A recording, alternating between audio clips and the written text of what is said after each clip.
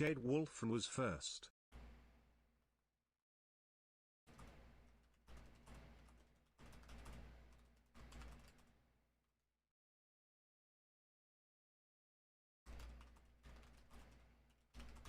Jade Wolfram.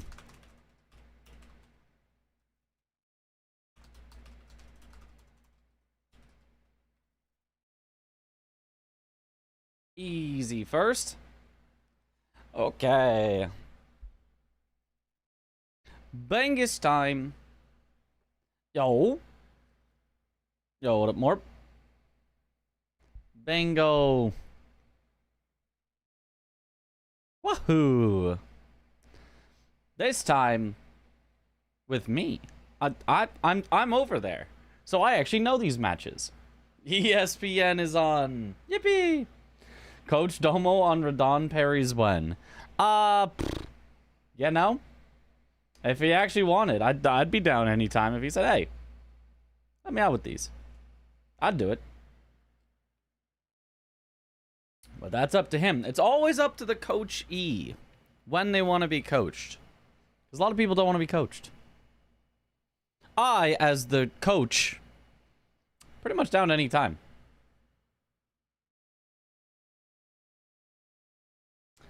But anyway, coach by force. No, you will get coached. 2 Mitras. Holy. Big fan of the shirt. Thank you. Thank you, Kermit. It's a good one. I really like the... I mean, the shirt I like. The vest I really like. I think it's always just about right looking on me. It's always... Yeah. But you can't always really do better that than without it on this board because I already spot a rush square that they might have to go for first before upgrading. Killigeel with a +0 weapon in that top left corner.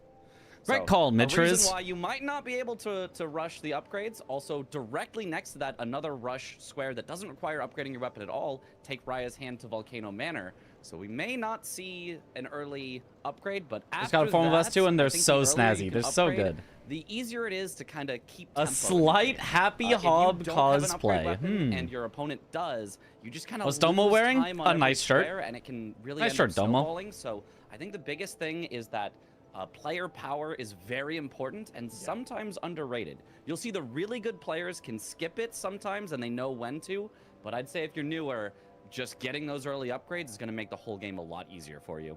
That was definitely a thing, I think, for the beginning of Season 6, like the format and everything, introducing the format, was for players, because there is auto-upgrade available, right? Yep. For these players. And for people that don't know exactly what that is, Yeah, what we're talking about here, auto upgrade, very important. We also discussed this as we were discussing previous matches. With auto upgrade being so important and so prevalent, you really do want to get your weapons upgraded early and upgraded all the way.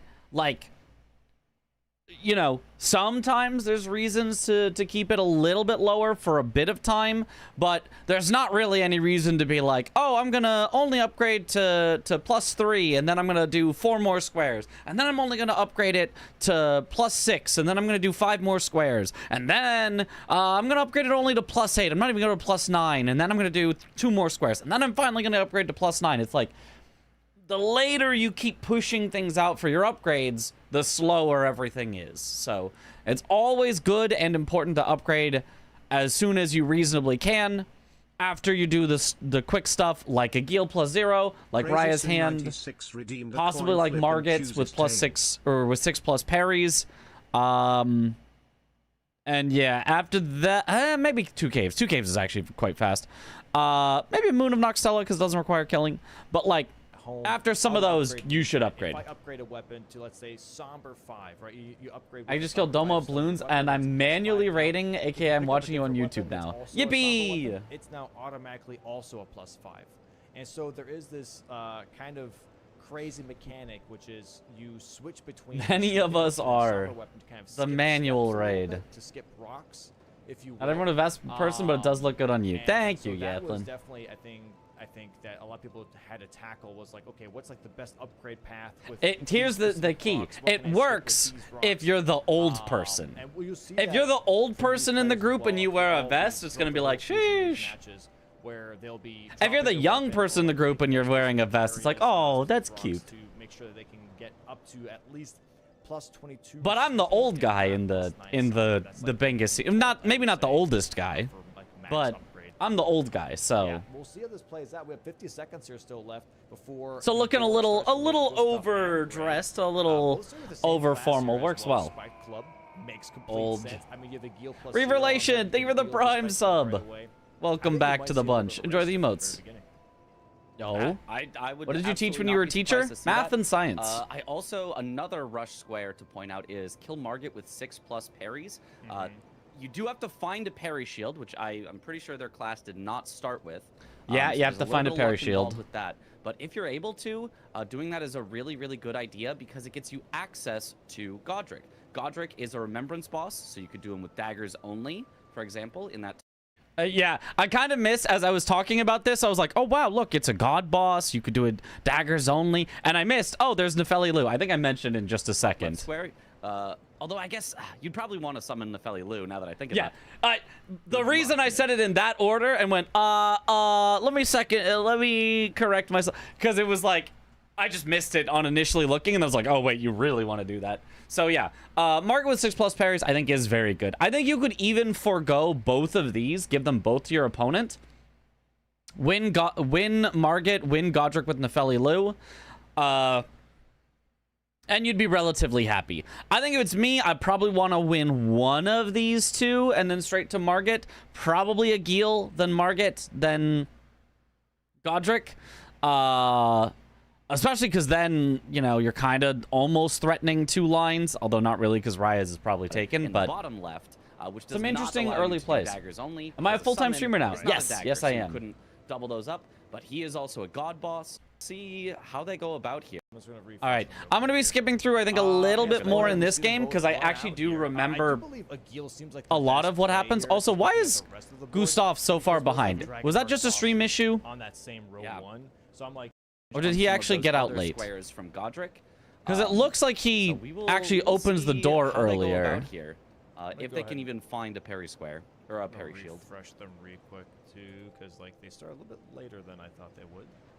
Oh, it's just a refreshing issue. It looked like Gustaf was ahead because Gray hadn't been refreshed. Then it looks like Gray is ahead because Gustaf hasn't been refreshed. Okay. Both run out here. I do believe a Gil. Why not cover your face cam with your face cam would be lore accurate. I could, but here also works. There's nothing I'm really covering over here. So I'm like, just even to me. And then if I make a really good reaction face, you guys can all see it. On Dragonheart bosses, I can kind of hold that over the other player's head, be like, hey, I already got a Gil.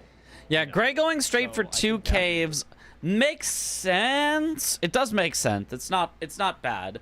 Rick doesn't take too long, but let's see how long it takes.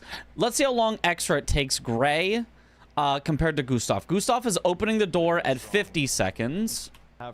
And Gray To kill Soldier of God upgrades, not even goes for Rick and opens the door at about 2:20. So that's about 1.5 minutes for half of the caves square off the rip.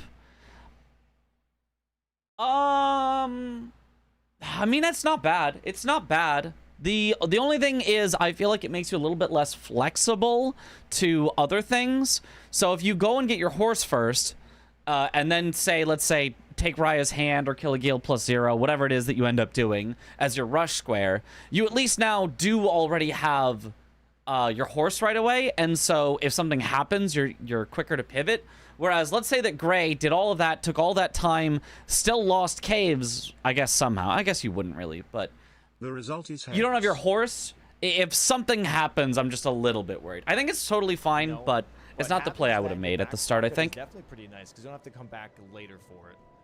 And this last message in chat before your week off. Enjoy chat. You gotta.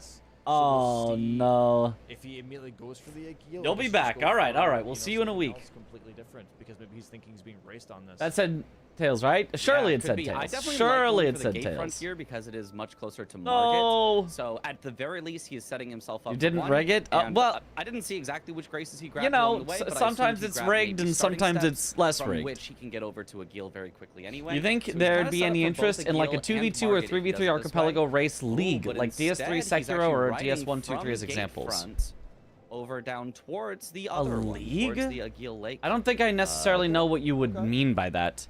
Like, you specifically...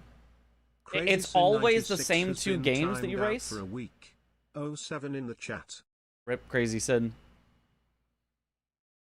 I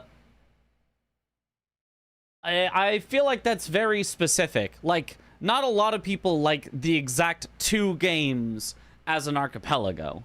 I mean, could I see a DS1, 2, 3 archipelago something happening? Maybe, because, you know, if you like DS1, you're probably likely to like DS2 and DS3 more than the average person. But I don't know. Even then, I feel like people have their preferences within there and wouldn't necessarily want to do all 3. Okay. It also would be very, very long matches.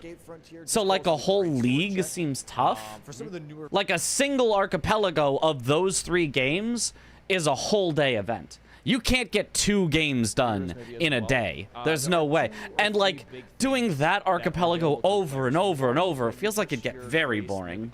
But I don't know, maybe. Anywhere where you find Melanum, you also get your horse, obviously, just like in the base. Like I like, but also you know, like archipelago races are cool and but it feels like archipelago is better as a one-off than as like keep doing the same thing over and over and over again, you know? And on top of that, there's auto upgrade as well.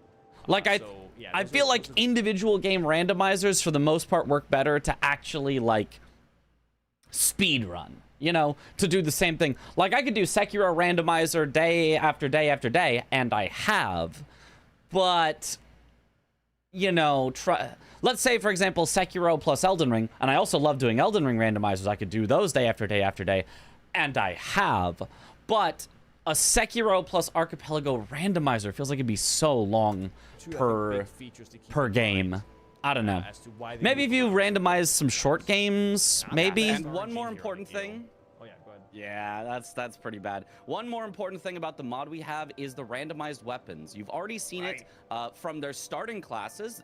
You don't normally start with a spiked club on any of the starting classes, but also every weapon out in the world will be a different weapon of the same weapon type. So when they go check the great Nice, sword, it's that on is a Gil. normally the Lordsworn's great sword, I think, in the chest, it will be any other random great sword, or Lordsword and great sword itself. Could be itself, but it'll be some type of great sword. And great swords, yeah, pretty good weapon class overall. So a very powerful possible check that they could do early.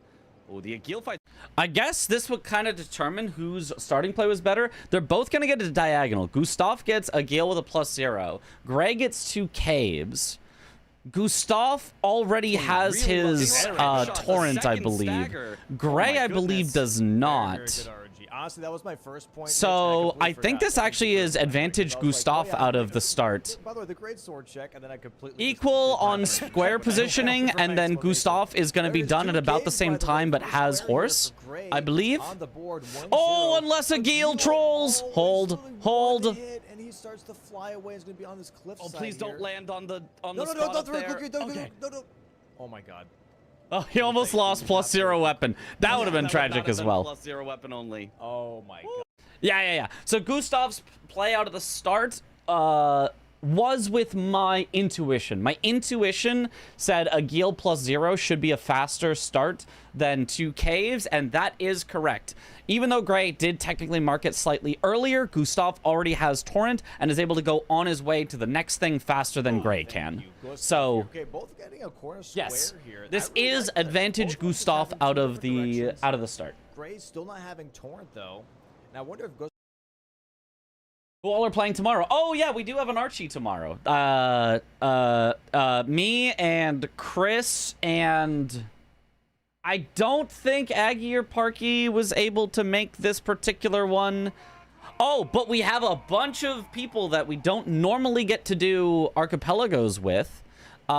We've got V-Swed, who we haven't gotten to do an archipelago with yet. We've got Andy. We've got X-Water.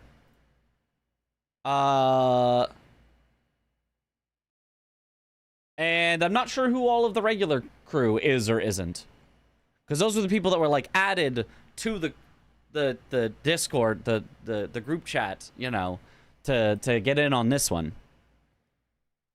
Andy. Yep. Swed, sounds exciting. It should be exciting. It's going to be a more low-key one. So I know that normally we do, like, no hints, and we go for, like, 12 hours.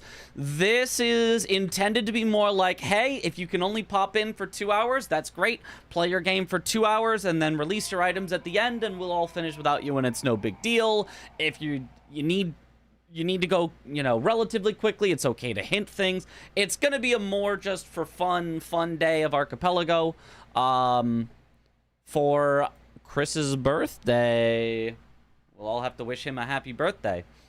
Chris said Josh, Domo, Grand Pooh Bear. Okay, so we also have Josh, we also have Domo, we also have Grand Pooh Bear. So it'll be a lot of people. I also don't think everyone's gonna be on Deathlink. I'm obviously gonna be try to be on Deathlink, but yeah, it may be less death links. It may be people finishing early and sending items. It may be like a 4 to 6 hour archipelago. And then everyone's done because some people have to release stuff early or go. But we'll see. We'll see. Should be fun. Yes, that makes sense. Yeah. Yeah, there will be some people on Deathlink, but it's completely optional. Other ones were like, everyone should be on Deathlink. That's the fun. But this one is like, it's up to you. If you don't have time for Deathlink, you do not need to put it on. Match was one of the best I've ever seen. It's a great match. He did 2 caves. He probably did not. Can't believe Aggie hates Chris so much that he made up some IRL friends, whatever that means, just to skip his birthday. True. Wait, I should have said I had IRL friend stuff. Then I could have skipped Chris's birthday. Oh man. Which Gray can't get to. Why didn't I think of that? Or he could go immediately for Margit. Why didn't I think of that? Shield yet either. So we'll see where he actually does go. Gray just has to catch up a little. Gray though does have a boss with God in the name, so it's a little bit of trade. Gustaf got out of there a bit quicker, but Gray. Oh right, the synergy that Gray gets is he does have a boss with God in the name. Actually, maybe Gray is off to a better start, now that I think about it. Third church here. Do we have paintings? Gustaf is more flexible out of the start here. You can see Gray is still getting his horse from Melina, but Gray with already Rick, if Gustaf has to come back for it later in order to get God bosses, then Gustaf should win that already having one of the 3 and not having to go back through the cave. Okay. Oh. So it's a very close trade-off. Gray going for Moon of Noxtella. I think this is great. Great positioning on the board. It blocks Gustav's column and sets up Gray for a diagonal, which diagonals are always powerful. So I would love if he went Moon of Noxtella, and then he could even go immediately into Tibia Mariners, because Elder Lions are hard to block with, Crucible Knights are hard to block with, so you already put your opponent in a bit of an awkward spot if you just get the Moon and Tibia Mariners. Need to disappear now? I have something I was supposed to be doing. All right, have a good one, Shia. Holy damage. Like, really, really good there. And then Moon of Noxtella here from Gray. So he's already in the Lake of Rot area currently, going up the elevator. Gonna go now, what is Gustaf going for over at Third Church? Is there anything in specific on this board that he wants? I guess... I mean, you're not going to go for Grail without status effects. That doesn't really make sense.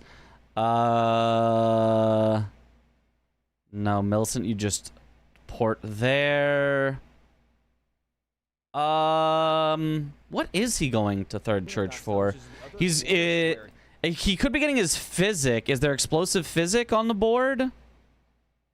Not that I see. I'm not entirely sure why he's going here. I also don't think there's paintings, so he didn't grab like a painting on the way. I'm not really seeing the point in the Third Church of America. Yeah, Moon of Noxtella, another one you don't need. Maybe he grabbed a shield along the way to test for Margit 6 parries. Haven't seen much of Gustaf, but seeing Gray in various practice matches, it's actually insane how fast he improved. I mean, Gray was kind of already really good at the DLC. The only thing he needed to learn was our specific format, because Gray has played in Bingo Club, which has a very high level of competition, but they have slightly different squares and rules and stuff, so he basically just had to adjust to the meta of Bingo Brawlers, and has always been goated. And then Yeah, they in actually terms of decide to base game, commit he to an did upgrade, learn it and when very, they very do, quickly. How much they will commit, because we've I seen do think that different once you amounts. know You know, one format the really well, it's a standard, little you know, easier to plus transition to 9 the other and, format. Like, Somber takes a really long Because you already time, know but how to plus 9 play super well and all non-Somber, that. which is the equivalent of Oh, maybe he just went for the Sacred Blade. Sacred Blade is really good. Maybe this is kind of Gustaf's normal standard starting upgrade route, is just always go to Third Church and get Sacred Blade. It is really strong. +3 Somber is not that hard to get. So we'll see. Do they stop at that lower In case end? of Do kill they Grail go without up to satisfaction, kill him directly the or kills higher end? minions. Do they go somewhere in the middle, like a +6 her, Somber or a she's +8 the mother of Somber? all So dragons, there's a and lot of it's to different upgrade kill paths that the you can little go dragons. for Yeah. here.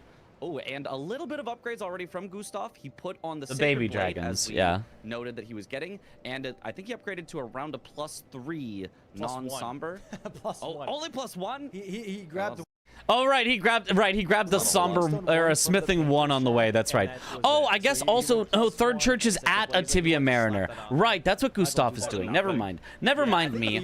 Of course, this is why he would go to Third Church, because it's you get your flask, you get Sacred Blade, and you get a Tibia Mariner. pretty quickly, and it is center square. Well played by Gustaf.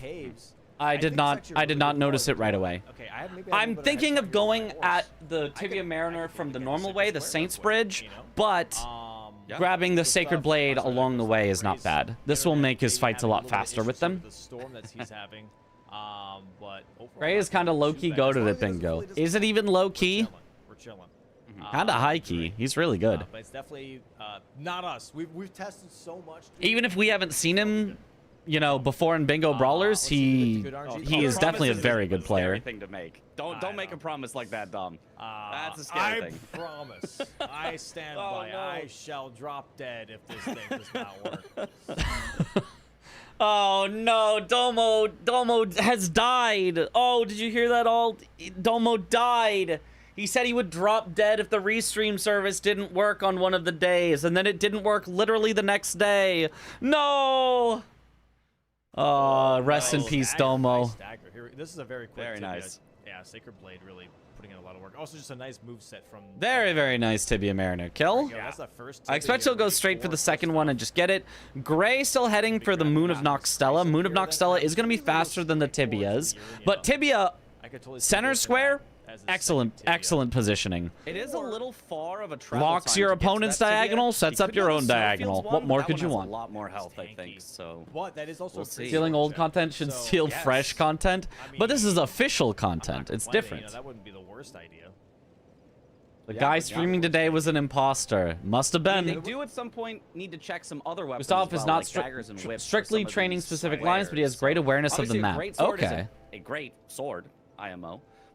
Reverse here. Yeah, I mean, very clearly has a lot of good stuff. Interesting that he's going... So, from the Tibia, he grabbed the Grace nearby. He grabbed Saints Bridge.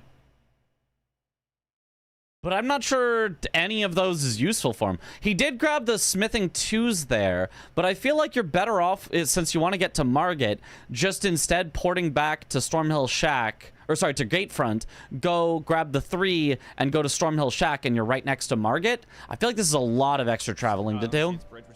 And I think he says in the post-game interview as well, he got confused and kind of went the wrong way. One section that he needs for rocks. I just need smithing 2s and 3s, and we are. Thank you for the reminder on Scritchy Scratchy. Oh yeah, I played that off stream and basically finished it. It was not going to be a good stream game. It's a lot of just do the same thing over and over and over again to make number go slightly higher. I mean, I basically finished it off stream. Technically, I have one achievement left to get, which is to get all the prestige upgrades, but like it just took a while and was like, I'm kind of bored now. I'll finish it later.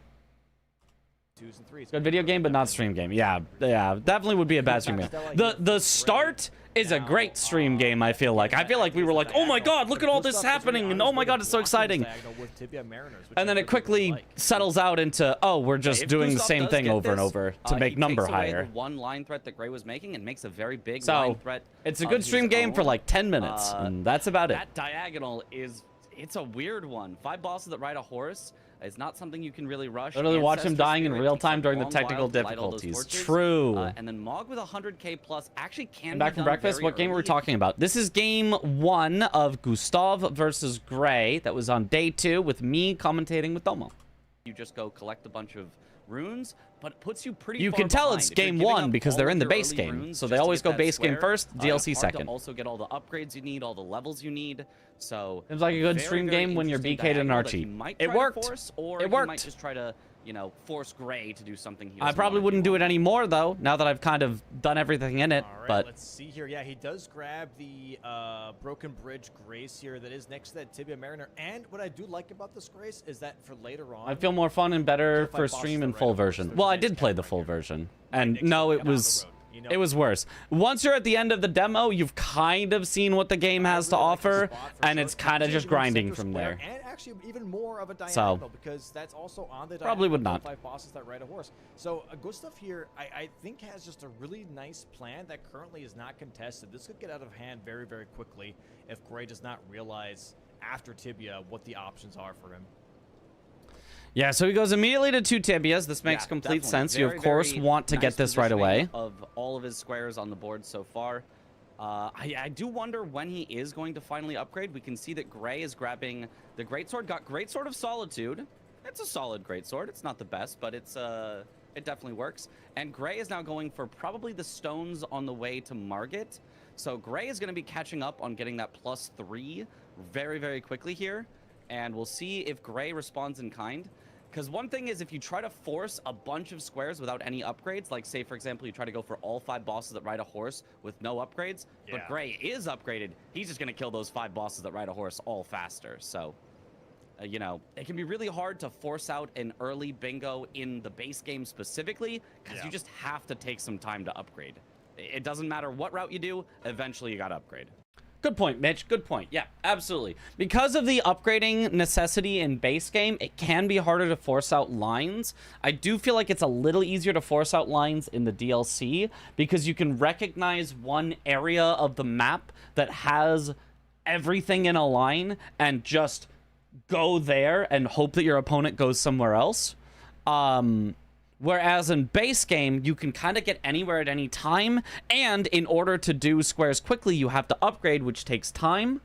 I would say that the way that you can win a line in base game is to upgrade super early before your opponent has an upgraded weapon, and then try to bulldoze it while your opponent with a non-upgraded weapon goes, uh-oh, I have to upgrade in order to fight them on this, but if I upgrade, I'm going to be too slow on the squares, and I'm going to lose. So the easiest way to just win a game of bingo in base game is to upgrade when your opponent doesn't and put all the pressure on them while they're still not upgraded.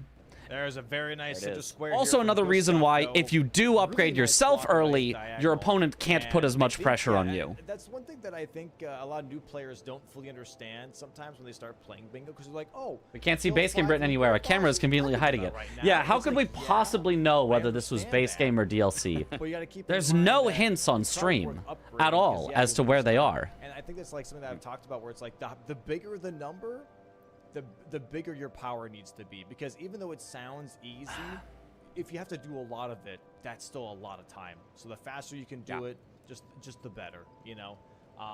It's a good game for sounds watching silly, stream. but it genuinely Play makes such Scritchy a Scratchy difference. while Because that's watching really a stream. shield That check works. Ooh, Gray with the shield check finds the parry shield. Here, that is a really good Gustaf also with a shield check. We just saw it. We kind of missed it because we were watching Gray. The Marred wooden shield, which is a medium that's a small shield. shield. Actually, too. So nice small parry frames. that apparently I for think does have Margit, parry which on is, it. On that row 1 still as well. So he might be going for that. This was definitely right DLC. away. Has a good Surely, chunk of money surely. here. Round table check, by the way. Oh, The Hugako. Dragon Hunter's great katana. Oh, there was also another small shield there that I believe had parry on it. It kind of almost feels like you should maybe just check round table before going to a shield check. Like, how long did Gray take to do this shield check? And did he do anything else along the way? I want to see. Right now, it's like, yeah. Because he heads here at a little over 13 minutes. Worth upgrading because yeah, you lose time, and I think that's like something that I've talked about where it's like the bigger the number, the bigger your power needs to be. Because even though it sounds easy, if you have to Well, do he's lot having a of little it, trouble with the that's skip, still so a it shouldn't have lot of taken time. So quite the this faster you can long, do it, but just the let's better, see. you know? Which sounds silly, but it genuinely makes such a difference. Okay, about 30 seconds. It took him about 30 He's a little seconds bit of a shield to check check the shield. I from guess that's Gray. not So very we might be going for long. parries here. That is a really good parry shield. Still feels a little wasted when you could just check round table hold first, and if round table hold happens to have a shield, you save those 30 seconds. I think that's a small shield actually too. So nice. And then if it doesn't, you can then spend the 30 seconds getting it. On that. Because you can see, even though Gray finds a good shield, he comes back to round table anyway. So if you were going to go to round table anyway, I don't know why you would check the shield spot first. Round table check, by the way. Oh, Dragon Hunter's great katana. The and Hugga. Watchdog Okay. staff. Two really good weapons. Who won in this matchup? That's spoilers. We're gonna see who won. If you want to know, the results are on bingobrawlers.com. Excellent weapons to find, and yeah, Also look very clean. small Love the parry professional shield, look. That's actually the one Thank that you. the samurai starts with. I like So I a like lot the of vest a players are gonna lot. be very, very familiar with that shield, with the small parry shield timings, because you will often see players start with a samurai class. So very, very nice one to find there, and we'll see if he can get the Margit with 6+ parries. Not too hard to do. Whereas Gustaf is also upgrading, and he also did a shield check, but I think he found a medium shield, and I don't know if Nice it's shirt, one that Midge. starts Heck with yeah. Parry even. It did not look like a parry shield. If you'll be commentating again, speaking, oh, it good. was Necessary, excellent to listen to. No, Thank you you. know, I hope so too. Also, I need to get my suit. I need to get my suit dry cleaned. I think I'm not. I can't like clean it normally. I think I need to get it dry cleaned, and yeah, it has not been dry cleaned since Parky's sister's wedding, which it really should have been. Parry from Bernal. Oh, I see. Yeah. Mitch looks more like the host. Right now, this might be a little bit of a Margit Got that parry professional race, look. And Gray is a little bit closer because he's actually. Stick around if you want to see an amazing game. Absolutely. This was a really good game. At Bernal, so he's running a little bit. No farther spoilers on the here. results, So but this it definitely was. gives Gray a little bit of a head start. game. Also, on, Shia Margit LaBeouf, plus 6 I think I maybe Yeah, said thank you for the sub, but I'll do the full sub because I think I didn't see your message. I mean, Gray Thank you for the should sub. take it Welcome if he back to the has no bunch. Enjoy the troubles, emotes. but, I mean, just Streaking, trying but to of a get those different parries kind. is something that Yep, can it's cause the a lot of 13-month variance. Sometimes you're just sub kind of streak. waiting for the right attacks. Sometimes you miss the right attack, and then he goes into a big combo, and it's a long time before you can get another parry. So Gray has got to do this well in order to not. Yeah, so Gustaf going the wrong way back over to Margit for kind of no reason instead of just warping back to Gatefront puts him behind here on getting into the fight. Behind on getting into the fight. So I do like that both of them are going for Margit. It of course makes perfect sense for both of them. That, but also Gray has a +9 spike club. If he does too much But damage, and goes Gustaf into is that just phase a two, little it's gonna bit be behind. He should have actually been ahead because Gray, like, I think did a slower shield check or something, or I'm not sure. But Gustaf, no, actually, I think it's actually just because Tibia Mariners was actually faster than Moon of Noxtella. Gustaf just, like, ran a bunch before going to the second Tibia Mariner, so he lost the time. Yeah. So Gustaf actually would have been ahead if he did not kind of run around the wrong way. He would be ahead on Margit. There it is, 2 parries. He's not taking the riposte. I was doing the hydrate minutes ago. Not sure if you hydrated or not. I don't think so. Damage before he goes into that phase 2 here. So he's just going for the parries without actually taking the riposte and just counting the. I'm a fan of your matches because, or the matches you commentate because of how clear your explanations are. It makes it very easy to follow what's going on. Thank you. Oh, misses one. That's what I focus on. He heals. Oh, now he's low on health again. Oh my god, 1 health, 1 health. He's got to run away. He's got to heal. Okay, he's fine now, but he is down to 2 heals, and Gustaf is now in the fight. 5. Okay, 5th parry. 6. 6th parry. Okay, Should be fine from here. Should be fine from Oh, here. Gustaf taking already the has 2 parries early as well. riposte, It's gonna come down a little but bit to honestly, it's fine for him. The back half of it, anyways. There is 3 for Gustaf and Oh, 4 for Gustaf. Oh, This is definitely Gray's gonna damage. be. Yeah, He might Gray's- skip phase 2 entirely. Yep, 1 more hit does it. Wow. Wow. Yeah, Gray with just an incredible fight. Woo. Gustaf still had a chance to win it if he got into the fight a bit earlier, but leave Margit at so that he could just get a stagger afterwards and kill him with no phase transition. Gustaf's still killing Margit because he still needs access to Godric eventually. Oh, There's still gets hit. Godric while summoning Nefeli Lu. There's still Remembrance boss daggers only or whips only. So a lot of reasons he still needs this. Very unfortunate that he loses out on that square that he was going for. Big snipe for Gray. He also should have at some point done Sacred Blade just to get the extra holy damage on his weapon. Margit might be pretty holy resistant, but it's just extra damage. There's no reason not to have it.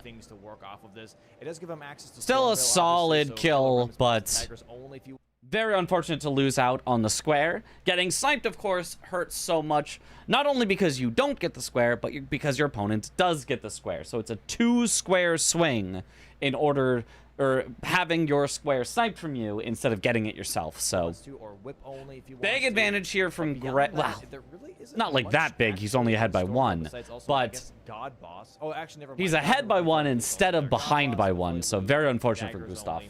It's okay. And Elder Lion, actually. Ray, the error phase 2 not found. True. The more I look, the more it makes sense, you know? It's just play-by-play is goated as well, like watching a boxing match.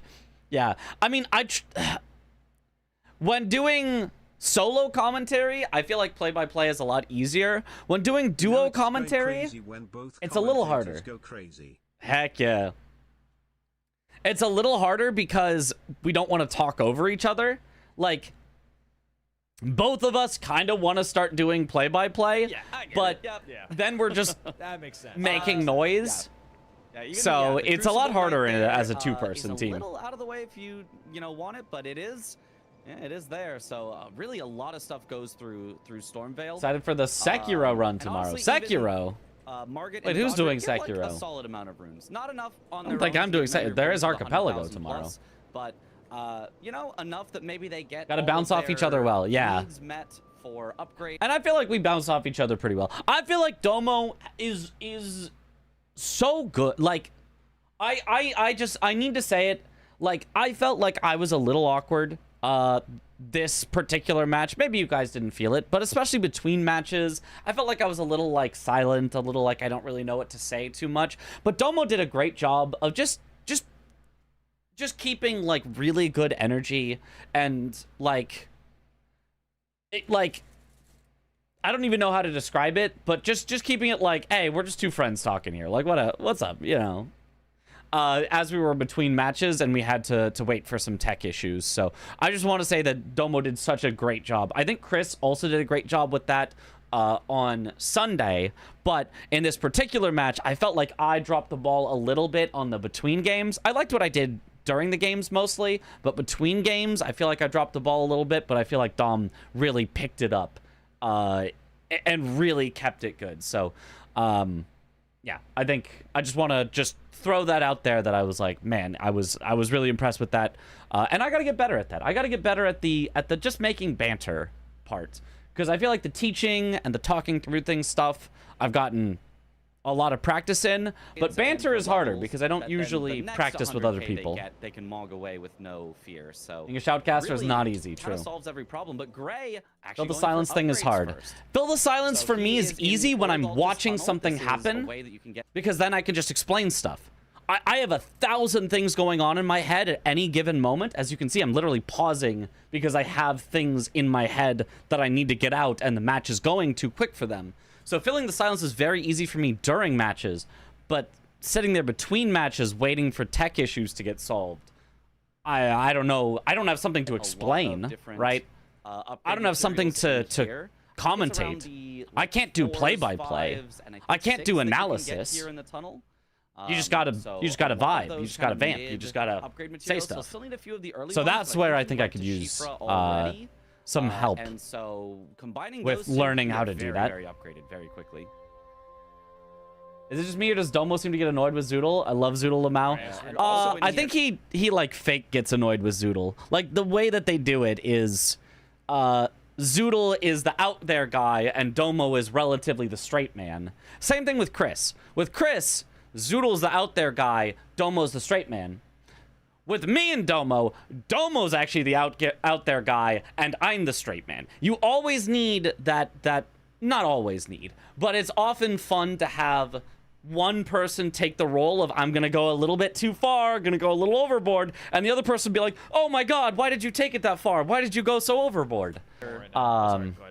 So that's just the Also in roles that here they're is playing. a colossal weapon check. He got the giant crusher, which unfortunately just requires so much strength. I really don't think he's going to be able to use it, but he's got the Hugaka, so he doesn't really need another weapon. That Play one's by good enough. play the tech support. That would have been funny if I thought of it.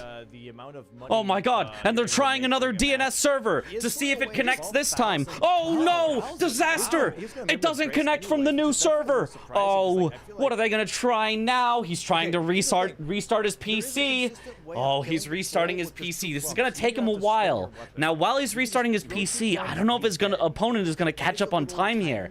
This is a big time loss to be restarting your PC for the tech issues. Okay, he does successfully restart his PC. Let's see if it works. Yeah. Oh, that's not gonna work. That's not gonna work, Blanks. Oh no. What a disaster. Aggie's just sitting there waiting for him.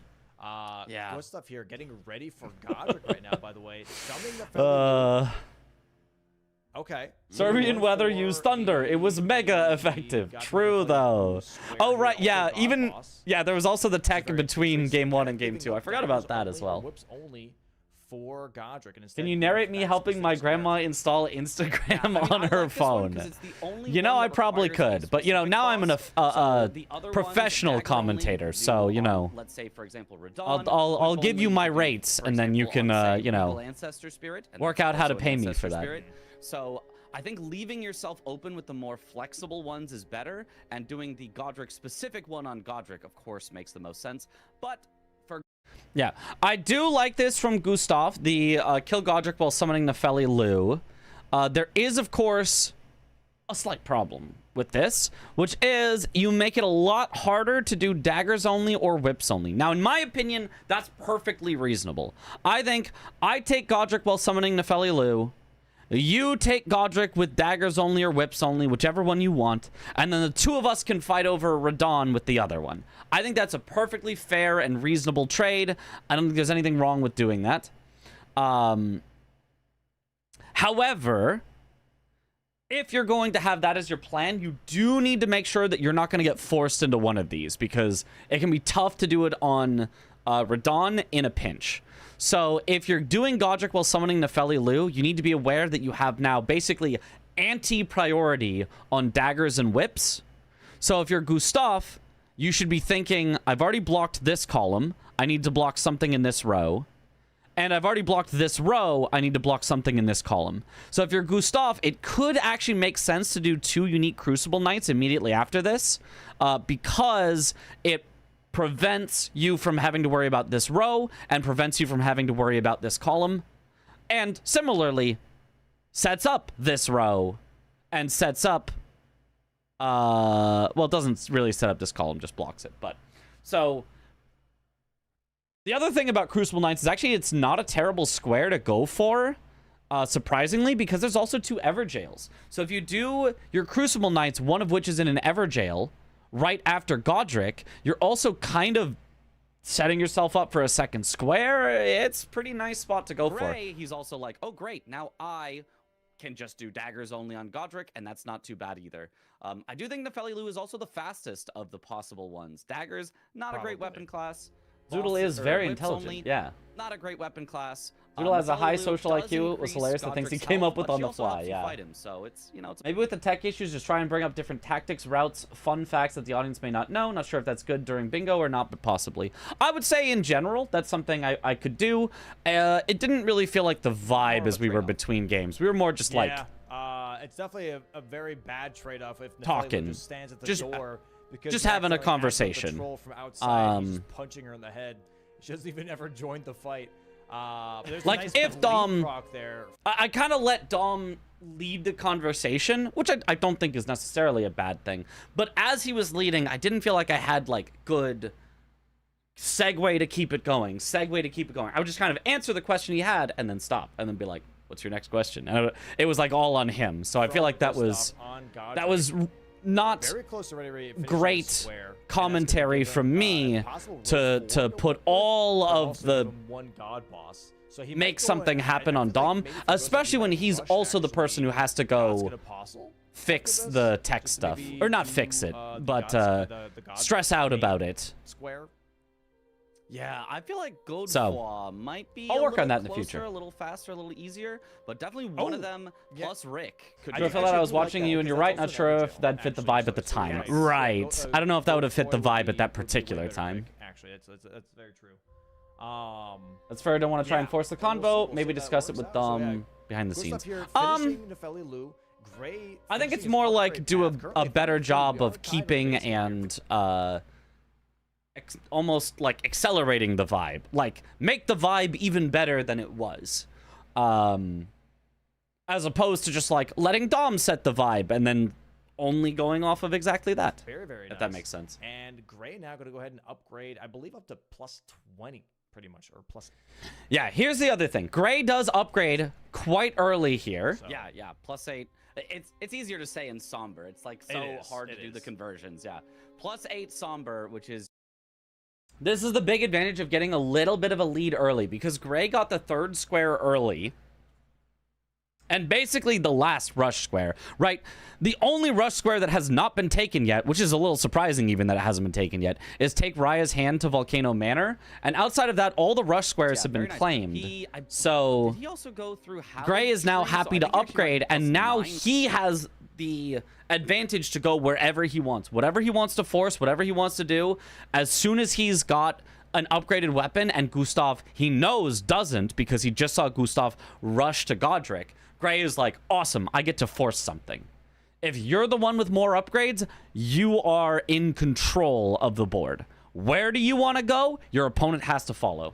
Somber here at the end of all of this. Oh, maybe. And the Dragon Hunter's Great Katana is like so One thing I'm kind of missing that could be a topic is what to expect from the same players for the DLC. Are they more or less experienced with it, or kind of favorite players if they're known for in-between games, that is. We do talk about that specifically, like in between games, like introducing them.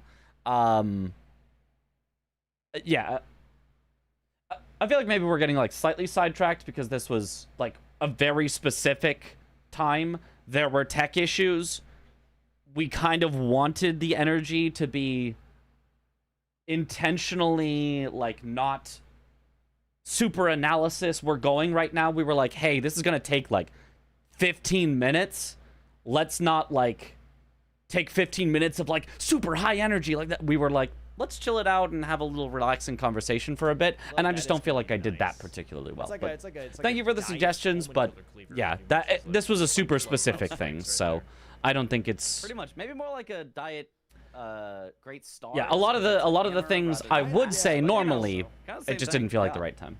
In the realm, we have. It's simple. Just read the chat and talk. Yeah. That was easier once we had it in real time. Just yet. It looks like Gray might be setting up for Radon though, going towards Erdtree. This is better to have a plan in case it happens, but hopefully no more tech issues. Yeah. So we might see Radon here soon. I think the plan is allow myself to be a little more silly.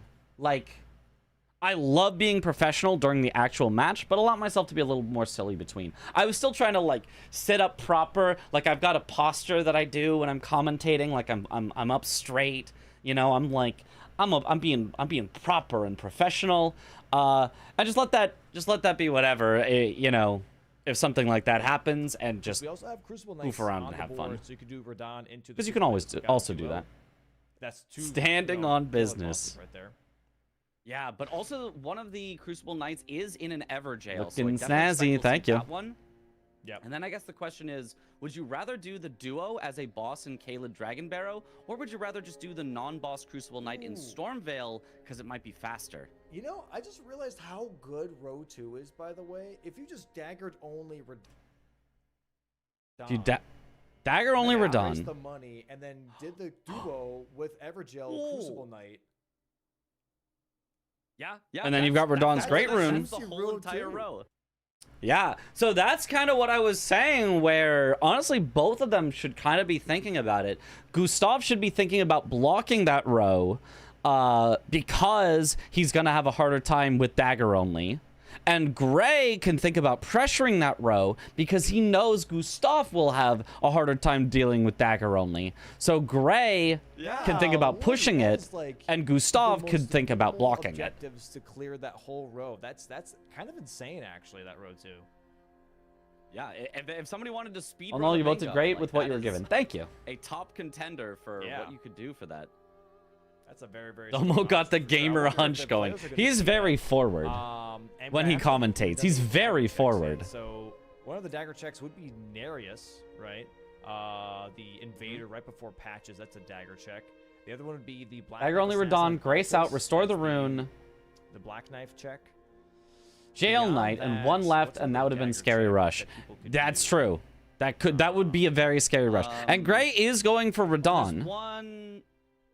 No. But I don't think Gray has a dagger here. So Yeah, there's not a whole lot. I think Nereus. you definitely could. The thing is, dagger only Radon sucks. If you don't have to do it. Unless if you know the CBD cheese where you just go behind him and you hit him over and over, it's honestly fine. But regularly dagger only Radon, it's not great. You get like no staggers on him. It's usually not too bad. It's really One rough. thing that they can do on Radon is try to get him into the phase transition and then try to follow around behind him and keep hitting him. What with up, the dagger. Chris? It's a lot safer, but is actually Chris, what should I play for Archipelago tomorrow? a lot slower as well. But make sure that you actually get Radon first try, because dagger only not as I was easy kind of as wanting it to might try seem. something You might more think, silly or how bad could daggers experimental. be? But really, it can drag the fight Bruh. out, and with no staggers. to help You know me. I'll interrupt set it up Radon's easily. moves, Make your own it can decision be a for very, once very in your tough fight life. with daggers No. only. So we'll see if either of them I want you to make the knows of that decision. loop. Or Sonic wants to on go for it, Deathlink. No, or if they that's would not just the fight it vibes. normally.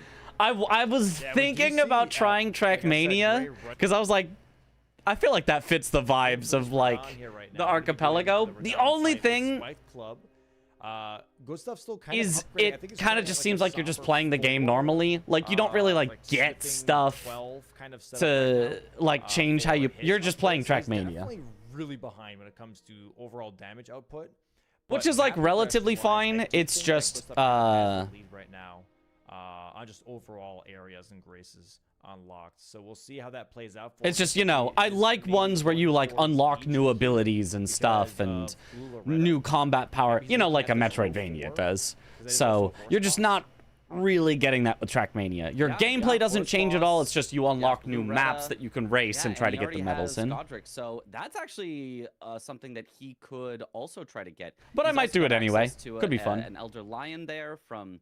How do you do item checks with Trackmania? Stormveil. Whenever you So get a medal, you quite send fast an item line. out. It would be very A medal, a specific medal. So for me, I could, for example, set it to only having to get, let's say, silver medals on tracks, because I'm not good at the game. Silver could even potentially still be very hard because it's like random maps. So items that you can get from others would be track skips. So I could use a track skip item to not have to beat the medal on a track if I just can't get it. If I'm trying, I just can't get it. I don't know if it has Deathlink is the other thing. I have no idea. very interesting if we saw kind of line for line. Gray going. You should for steal the row Insane 2 Aquarium and Gustaf speedrun going record for to assert row dominance. 4. I think row 2 is a little faster. Yeah, I don't. Even though Gustaf already has. I don't really one in want row 4, records that easy to but beat. both You know. Very, very fast lines for sure. Like, if they it's decide to not- Go for it. Like, if I could just do it on my first Very try, interesting. is it really going to be a John, world now record I'd be Grant's proud going on of, the you big know? screen here for a second. Because, I mean, obviously, so I yeah, he's would doing get the Insane Aquarium record on my first try. Like, how hard could it be? Stupid resolution. Hold on. Yeah, interesting to not note still he's there, not you going can for see him. dagger only. Want can see more him. Mario You can see him. trivia? He's Oh, there. God. Not Mario's He just missing wants to go for again. this kill as fast as Please, possible. no. And I don't think this is a bad call from Gray. He still has Godric open, so he can do dagger only after this, because he did not do Godric already with Nefeli. Yeah, I do think we were all talking about doing Radon dagger only for the synergy in order to set up the row, but I actually think that what Gray does here is better because it's more likely that Gustaf is going to block with anything else other than dagger only because it is so hard for him. So as long as you leave dagger only for last or close to last from Gray, I think this makes complete sense for him, where you're almost like dangling it in front of Gray, like, hey, do you really want to race me on dagger only? I could get to Godric before you. So if he wants to go for the line, it actually is still very tough for Gustaf to. So I think this is a good play from Gray. Gustaf has already killed Godric, so. A bit of a bad position there from Gray. He was trying to get behind him, but also some. That's a great video. That was a silly one. This strat, by the way, It'd be cool to try DS1 again, but with the right settings. Fog door keys or whatever you and Zoodle were discussing. Yeah, I'm worried about it being long still, because I'm still very bad at DS1. Like, I just don't know it. So, he'll just stand there and I'm just concerned that for, you know, people that maybe need to go or whatever, they've got 1,000 items blocked by me, not knowing what direction to go in DS1. Because I'm like, chat, where's this item? The map tracker says it's in this area, but I don't see it. I'll come back for it later, I guess. Oh, oops, it was the key important item that everyone needs me to get. On Radon plus bleed. Yeah. It's an actual speedrun strat. We just Celeste or Subnautica. I would love to do Subnautica. I feel like Subnautica has got to be long, right? Also, Subnautica seems like a really fun one though for like a more hardcore archipelago. I think I want to do Subnautica in the future, 100%. I could maybe do Celeste. I feel like Celeste isn't too long, too intense. I feel like I could maybe do Celeste. Although an archipelago, here, let me show you. It's not listed as Celeste. It's Celeste parentheses open world, and I don't know what that means.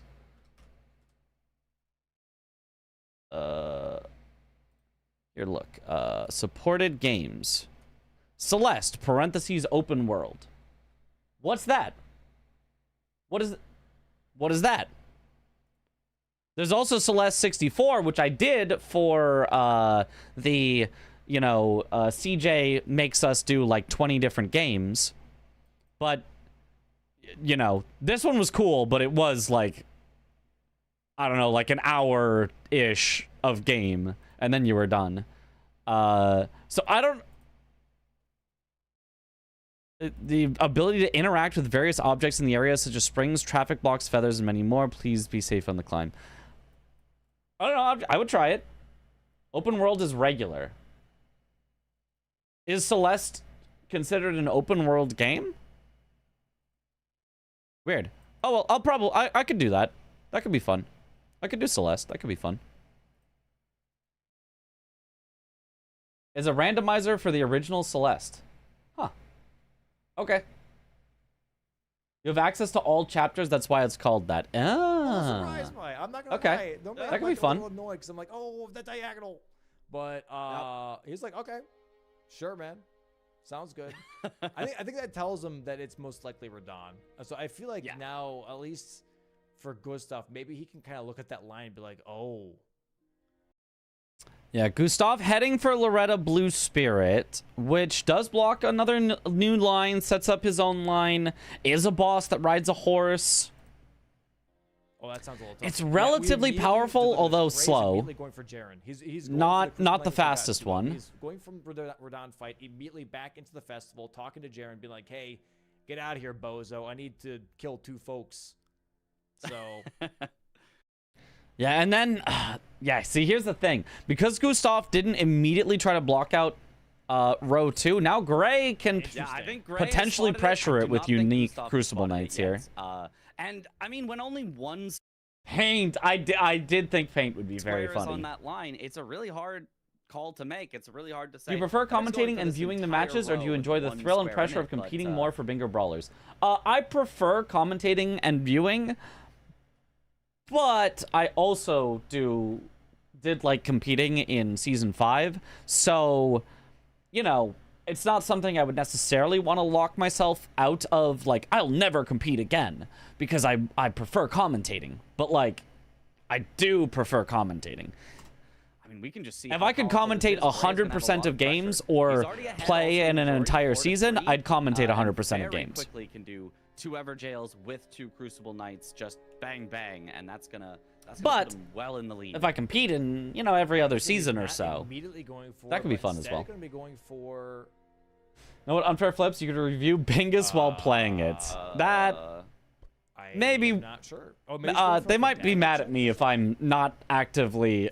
Oh. I guess there is auto flip, Maybe but doing a still. dagger check here first. There might be one Dagger more. We're happy to watch. Thank you. There's a twin blade. Do you prefer the right there, I season know 5 that, format or but- this season? I there's actually one, prefer like, the season somewhere, 5 like, really format. niche that I we think the don't season see. 5 format was really cool. Yeah, it could be. Because otherwise, yeah, I can't. I mean, I really do see think what I also can this be season is down cool, here. but Not seeing really anything else that is advanced by heading. my only 2 problems with this season's format, and I've said it before, is I think that it's hard to tiebreak in best of 3s. I'm happy that we finally get best of 3s for, best of 3 double elimination in the winners and losers bracket. But I think it's hard to tiebreak that when you have 2 completely separate formats. You can't do an even number of base game and DLC games, so one has to have one more than the other, which is unfortunate. And my only other problem is timing. I think choosing this complicated of a format, which I think is a good format, but it is complicated, on a season with a bunch of This brand new direction. players from different countries Nice is little really, fight. Oh, they're really Everjails. tough on them. There is an Everjail. This is Darrowil. Yeah, but Other than why that, though, I think it is guess also a because good it just- format for season 6. guess- I just think season 5 was like an incredible I guess format. He just wants to rush Everjail. So he is looking at this road too. I think that's him very much being like, okay, I like this road too. Yeah, he might do Darrowil and then Crucible Knight Misbegotten Duo to high progress on both Everjails and Crucible Knights. Then do the Crucible Knight Everjail, mark them both at the same time. Bang, bang, surprise! I've already got Radon. I can already go restore the Great Rune. Right. And then I can go get daggers. I'm kind of spitting there, am I not? So he might be going for a very, very sneaky. He could. Gray, it looks like, is first thinking about doing... Yeah, he's either trying to hide progress, or he's thinking about... Well, either way, he's got to be hiding progress. The only reason you would do Darrowil first, rather than the Crucible Knight, is to hide progress. If you were not hiding progress, you should always do the Crucible Knight Everjail first, rather than Darrowil. Because imagine he kills Darrowil, and immediately Everjails gets marked by Gustaf. Imagine that's what Gustaf was going for right now. We happen to know he's going for Blue Retta, but he could have been going for Everjails. If Gray kills Darrowil, then Everjails is marked. Gray has wasted his time. Whereas if Gray does the Crucible Knight in the Everjail first, and then Everjails is marked, Gray says, well, at least I have a Crucible Knight out of it, and he can still win that square. Similarly, the other way. If he does the Crucible Knight in the Everjail and Crucible Knights gets marked, he says, well, at least I have an Everjail. So line. the for only going reason to synergy do early to instead the non-synergistic one first is if you are specifically trying to hide progress to not mark the squares too early. surprise his opponent by marking 2 at once. Which is risky, but in this case, honestly, the board is so open, I don't think it's that. I hope Domo doesn't feel like he has to come up with a new format for every season. Revisiting previous formats would be nice. I think every season should have a slightly unique format. I think that is a good thing. I don't think there should ever be two seasons that are exactly the same format, but I think you can make little twists on it. I don't think it has to be something brand new. Yeah. Like, I think There we go. taking the previous season format and making it international like this Gustaf, season hasn't could have seen it worked. yet, went for Loretta, which is also a boss that rides a horse. So Gustaf has done a good job of threatening his own line here with row 4, but I mean, Gray's is just way faster. Yeah. No, this is definitely a very... No, he is... Okay, he is immediately going for the Crucible Knight here. That will be 2 Everjails. So he can't necessarily do... Do you think it would be better two if the squares players at once agreed on per which se, format to be played and the but yeah, he'll chance definitely grab these on two a game Everjails, 3 and instead of the then coin he's flip? gonna go Nope. straight for that Misbegotten Duo. I don't think there's any reason that players should ever agree. I don't think giving players the chance to sabotage themselves is that interesting when the choice is obvious. If you won the base game and you lost the DLC, and then you go, well, I want to go to the DLC now, you're just sabotaging yourself, you know? So I think a coin flip is just simpler and easier for everyone. I wonder if he'll do the restore right. Did I watch both new Marvel trailers? Nope. On to it because he just saw Loretta, so he's like, okay. Haven't seen him at all. Let me go do a dagger check first.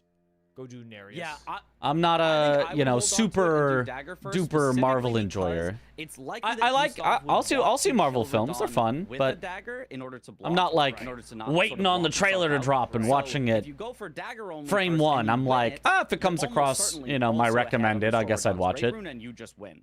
Whereas if you get sniped on it, you're like, okay, well, at least I know now. It wasn't going to work out anyway, and I don't have to go for restore. It's a very great point. Yeah. So.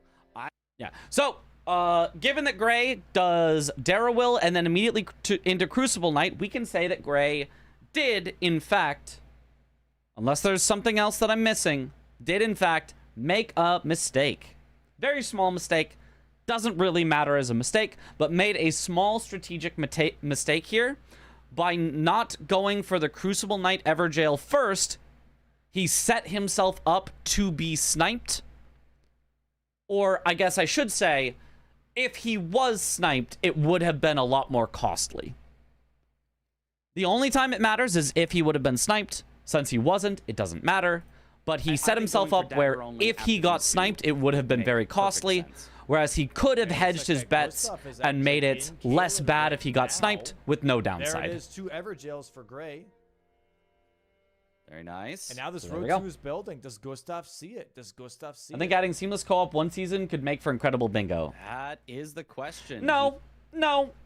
I disagree. Seamless co-op has a lot of seams. It's horrendous. It would be disconnecting every so often. It would be the team that wins might win because the other team disconnected from each other and had to reconnect and redo everything. It would be... oh, we stepped slightly too far apart from each other, so now enemies despawned. Unless Seamless Co-op gets a big update that completely fixes how it works, Seamless Co-op would be a horrendous idea for bingo. Just non-functional. He is still writing here in Caled. He's actually not writing down. It is not good for competition. Seamless Co-op is good for fun. I think he is not good for competition. Yet, so by not upgrading early, he now is having to get back into. Problem with that is Seamless Co-op is just not consistent. And that is going to put him further behind Gray, who is already fully upgraded. This is one of the big powers of upgrading early. A co-op in the same world, bingo would be fun. If we had the tech for it, I agree. Or has to take all this time to upgrade, and you get to get. But we just don't have the tech for it. Very, very powerful, dictating the tempo. Yeah, Gray's internet in the storm. We get to see a couple of frames. All right, well, in the couple of blocks of Night Rain bingo next season, it's been tried. It doesn't work super well, but it kind of works. Death by Dragon Hunter's Great Katana. Now Convergence bingo, you could. The same treatment. You could. The frame data. One frame at a time. He's dying. One frame at a time, dude. Jesus Christ. Good joke, Mitch. There we go, though. Really solid damage, I would say. Especially his name is Gray, so yep. Crucible Knight's weak to at all. Is it strike damage? I feel like it's strike, right? Dustblood's bingo surely going to be the new big hit. Almost zero chance of that even possibly happening because it's PvP. PvP bingo definitely not going to be that great. Doesn't really make any sense. Still did solid damage, but forced online PvP only doing a bingo game doesn't really make sense. What's the square going to be? Kill your opponent and teabag them? Like, yeah, like. What are you gonna do in a PvP game? It doesn't even really matter if they're. What is the Dustblood beta sign up supposed to be? Very nice. There's the 2 Crucible today. Today, tomorrow. Or it's like now-ish. Gustaf would be able to snipe him on it. Also, mods on Switch too. Looks like you could do it unmodded. Here, so You do Night Rain bingo generally unmodded. I think. No, wait. Actually, you do it modded. You do Matt's unrandomizer mod or randomizer mod or whatever. Definitely is a little bit of a time sink for him specifically, but maybe that's just all the time they need. Overwatch bingo. I think he's going straight for the Nereus. Teabag thrice before killing. This is also a boss in Caelid/Dragon Barrow for Gustaf, but when there's this much of a line threat on the board. Yeah. Going for 1 out of 4 on a square. Gray, the error was being name accurate. Gray error screen. So Hey, you know, Gray true. just goes straight for it, gets the dagger, gets the Godric kill. I think we may. Didn't know that I play on Xbox, so seamless co-op just seemed like it'd be a crazy cool idea. I had no idea it was so buggy. Yeah, I mean, it's a very cool idea. You know, and it gets suggested a lot, and it really would be cool if it worked, but yeah, unfortunately it doesn't. Very early 1-0 in Gray's favor. I hate to feel the Dustbloods is wasted years for them working on another game, but I do. I liked Gustaf's game plan, but it's slowly crumbling here for sure with that road. I do feel that way as well, but yeah, what a strong row. I mean, FromSoft, because Dark Souls 1 came out in what, 2011? So it's been 15 years. And in that time, we got Dark Souls 1, 2, 3, Bloodborne, Sekiro, Elden Ring,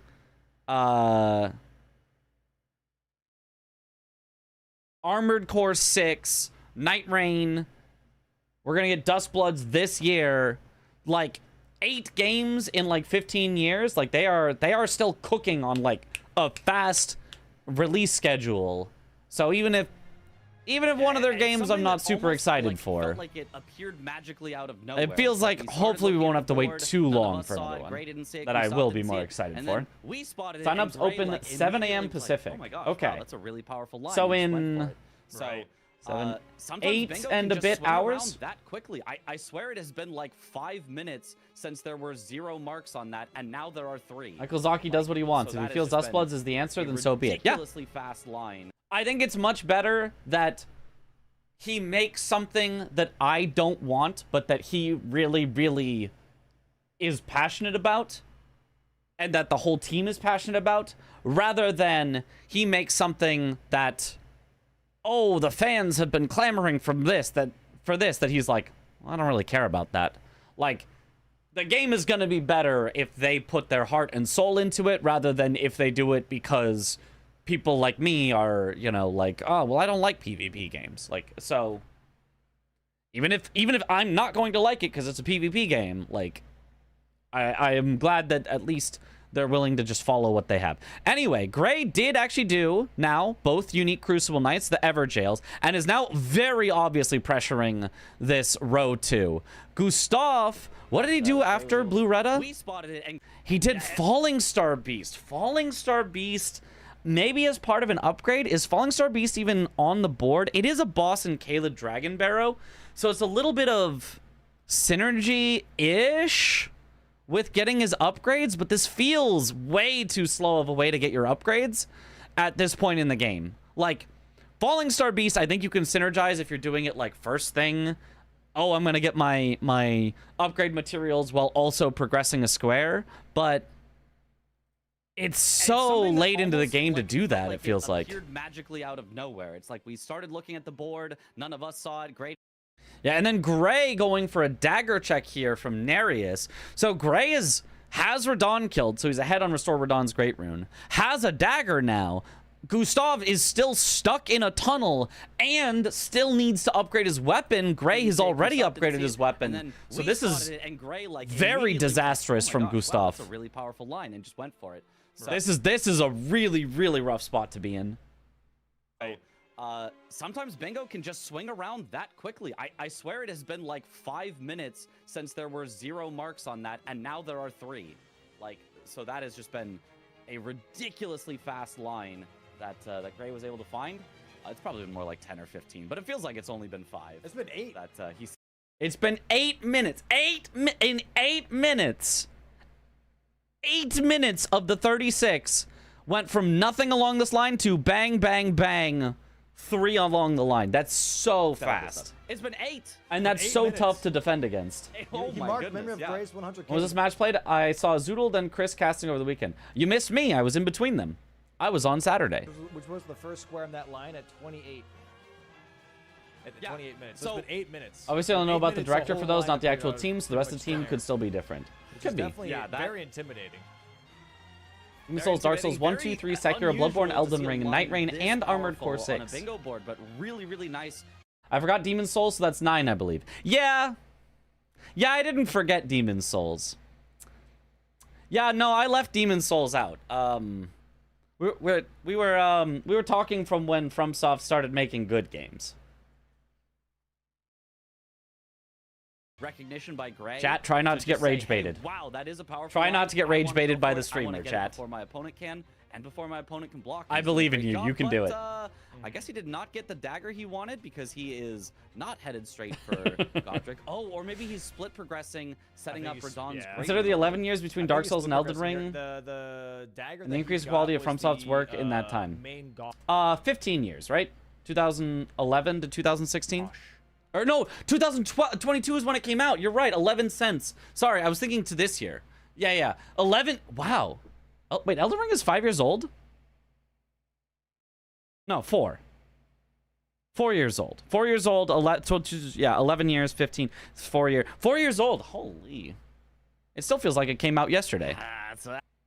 That's a pretty bad one. It Okay, has 4.5. Gray on it, which is nice, but The passage of time. Hear me out for a second. It's Okay, plus I'm hearing you out. 22 on Godric. yeah. I mean, on God, like, yeah, you'll be There are No, far you'll be fewer fine. Demon It's- Souls it's defenders okay. than DS2. It's okay. True.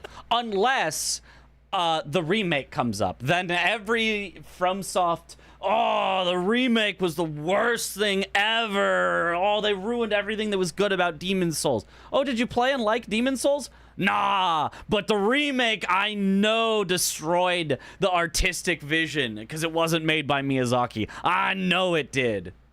Like, okay. You know, it's All not right, gonna dude. be like. I mean, even with Radon, I think a plus 22. Like, you're still kind of chilling. Just that upgrade level in of itself kind of carries a lot of these early game fights. You know. So Yeah, I don't think it'd for be sure. horrendous. But yeah, he's definitely setting up this dagger slash Radon. Because DS2 is sword better than combo Demon here. Souls. And I here we do have it, Gustaf unironically now agree running with towards that. river as well. Gonna go check for that dagger here, but Gustaf will have to do it with Radon. My two least not favorite of with the Godric. Souls. But if Gray fully The commits to the sword main, you know, first, Souls this might be enough time entries for plus Gustaf to actually catch up on Bloodborne daggers plus only. Sekiro. Because But- also, Yeah. keep in mind that he's actually. I close do to think the top DS2 is a where good Gray step up is from to Demon's Godric Souls. from the beginning of Stormvale Castle. That run to Godric is definitely, you know, that's a good run. That's a little bit of a marathon. Yeah, I'm surprised. It's weird to be a Bloodborne enjoyer and wanting a PC port so other people can play it. Why would that be weird? Why would it be weird to say, oh, I love this game. Bro, more people should play it. Yes, I would love for more people to experience this game that I really like. That seems like a very normal thing to That's want, great. actually. Even he skipped the Grace on the way Right. here. So I thought he was just going to grab a Grace a little closer, pivot out, do the dagger only. I but want he more people to actually play looks Sekiro, like he's 'cause heading all the I'm way to like- restore Radon's Great Rune first. I like And this. I- Would you like to I also don't like this? I think he wins doing both of those together. I think he's Yeah. got time advantage on Gustaf. I'm of the opinion that Godric DS2 is the obviously best lore. faster than Radon is, Maybe. but not that much Didn't super faster that you resonate can with take me, a full but, extra couple minutes in order to restore this If it Great Rune. resonates with you, So, totally. Maybe Gustaf can block with daggers only and really bring this back. It'll be tough, but it's definitely doable. Very tough. Yeah. Here also is, I'll point out another. I've kind of forgotten to hype up this match because I've already done it once. I already did it while it was happening live. But here is another, I believe, mistake from Gray, specifically relating to the interaction between these two squares. So Gustaf knows that Gray has killed Radon, and Gustaf and Gray both know that Gustaf has already killed Godric. So, given those two pieces of information, the question becomes, should Gray first do Kill a Remembrance Boss with daggers only, or first do Restore Radon's Great Rune? What are the pluses? What are the minuses of each? So, restoring Radon's Great Rune first is the one that Gray knows he has priority on, and Kill a Remembrance Boss with daggers only is the one that Gustaf could block with easier. For that reason, it makes sense for Gray to do daggers only first. Secondarily, and more importantly, if Gustaf is going to do daggers only, what boss would he do it on? Radon. This means that he would necessarily have to do this square before he does this square. So Gray, if he gets this square first, wins. Whereas if he gets this square first, can still possibly give up this square and allow Gustaf to make it back in. So because Gustaf's best and frankly only way to block is to do Radon dagger only, Gray should just do Godric Dagger only first and guarantee the victory. Gustaf there now does kill Neris, though. He's going to So we're done with only daggers. It's tough, but I mean, it's what Gustaf has to do because he's already killed Godric. Time he has. Gray still going up the tower. Gray Need to finish Sekiro, got stuck at Mr. Mayamo and never ground out the moveset to get good. I've got news for you. There's a whole lot harder after him. He's kind of considered the very easy starter boss that a lot of people even kind of forget to mention in the early game bosses, because even amongst the early game bosses, it's not that bad. So I hate to inform you this, but there's a whole lot harder in store. still has to take up the whole elevator. By the time I think Gray could have hid progress very well on that line. He kind of did. He could have hidden more progress with the Everjails and Crucible Knights, but Gustaf will be the thing for Gray is I actually like him semi-rushing it in the way that he did, because Gustaf could have and should have blocked one of these. Gray didn't see Gustaf mark anything for a while because Gustaf was actually heading to Blue Retta, which takes forever. So it was unfortunately a bit of a misplay from Gustaf going for something that takes forever when there is a very powerful line threat on the board. So Gray made the assumption, and it was a very good and reasonable assumption, that he might have been trying to block out the line with Everjails or Crucible Knights, or both at the same time. So Gray wanted to claim those both first before setting up for daggers only. So that's why he had to grab the dagger from Nereus after he did them. I think that was a good call from Gray. I think that was very reasonable. He basically said, if Gustaf is trying to block, let me cut him off. And if Gustaf is going for something else random on the board, like Blue Retta, I'll still be so far ahead that I'll win daggers only anyway and win Radahn's Great Rune. So I think it was a really, really smart call by Gray and a bit of a misplay from Gustaf to go for Blue Retta. Yeah, definitely. This is very, very good for Gustaf that Gray decided to do it. Radaahn is funny. Particular order. This is this huge menacing dude, and you just shank Leonard the whole fight. True. It is still going to be, it's a long fight. We'll see how Gustaf is able to do it. But he also, it looked like he was actually... My main flaw with Sekiro is the lack of outfits to give players a sense of individuality. Other than that, it's still the most fun you've had in all their games. Yeah, that doesn't matter to me very much. I have no problem with a game where you are the character. This is the character. This is what the character dresses as. This is what the character looks like. This is a game where you play as this character. Somebody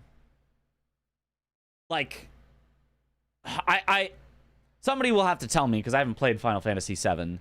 I should at some point. But I believe for most of the game in Final Fantasy VII, Cloud looks like Cloud, Tifa looks like Tifa, Barret looks like Barret, etc.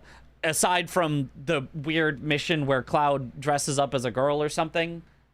As far as I know, one of the most celebrated RPGs of all time, but you are just playing as, this is the character as the character is, this is the character as the character is. To me, that's a completely fine way.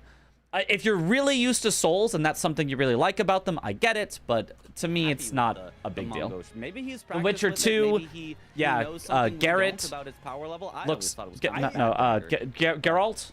Here's my feeling as to Geralt? why he liked it is Geralt because of Rivia strength and dex, there is no int or always looks like Geralt of Rivia. He did do the whip check and carry a manner. And Mario. Gareth. I was like, I'm confusing names now. Oh god, my brain, it's everywhere. I can do whip only and I can Gimme. do dagger only, as long as I just level a little bit Garu extra. of Rivia, that's the one. So, I'm assuming that's what's Makes sense with going on Sekiro having more of a focus story. Yeah. And Dex good for Dahaguka if he decides to use that as a main weapon from Roundtable Hold as well. I'm putting off Sekiro too long. I'm bad at stealth games, platforming, and parrying. Well, good news. It's not really a stealth game. You're allowed to use stealth, but you don't have to.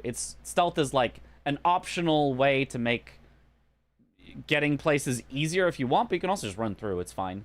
There is no platforming in Sekiro. There's a grapple point there. I'm going to press the grapple button. I'm over there now. That's about it. And there's no parrying. There is deflecting, which if you're treating those interchangeably, maybe you meant you're bad at deflecting.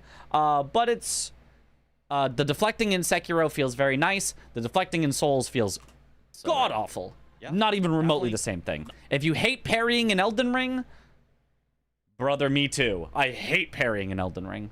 But if you have tried out like the deflecting hard tier in Elden Ring, that's more like what Sekiro is like, which I find very fun. Not bad ones to see Gustaf here. doesn't have an Altus Grace yet. Oh, that's gonna lose him a lot of time. That actually might mean I forgot that Gustaf didn't have an Altus Grace. Oh, that loses him so much time. able to enter the There it Godric is. I mean, he's fight.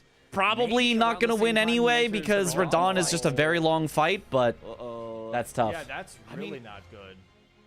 Yeah, Gustaf should still enter the fight first. You get more invested into Wolf and Sekiro than you do the Tarnish because of the story being more accessible than I Souls. believe. I agree. Even though he has to Personally, go at through the least. festival and all that, just the walk through Stormvale is pretty long. But I don't know.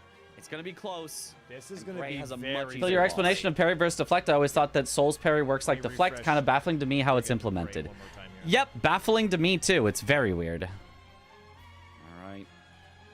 Is there a bigger delay than usual between the Mark's in gameplay and the little bit early board? chat, that's 'cause it's Yes, advanced because one. Gray was going through a thunderstorm. So So the board, marks Very immediately big. as soon as it happens. okay, so now at this point, right, Gray has given Gustaf a bit of a chance to come back into this. He is still ahead 7-4, but he gave Gustaf a bit of a chance to come back into it by doing Restore Radahn's Great Rune first. Very obviously making this the only thing that Gustaf can block with, instead of going straight for this first when Gustaf had no hope of fighting for Restore Radahn's Great Rune. As the stream that we're watching, it's a stream. There's always a little delay. Usually the delay is like 1 or 2 Lies of seconds. P strikes a good balance of but, explicit story every versus time he text has just lore. a little bit of an internet hiccup because of the Yeah. storm around Yeah. him. We get pushed behind by another I think second, so by does another Sekiro. second, I think till they both eventually do a we're good on, job of that. Like 10 seconds of I think they delay both and do a just better refresh job it. than Dark Souls and Elden Ring do. Oh, Gray's getting tagged here for the ballistas. He's got to be very careful. He's gotta be Okay, he's careful. getting through it. He's got to be careful. Yeah, he's got to be careful. He's at low health. He should be able to heal up here.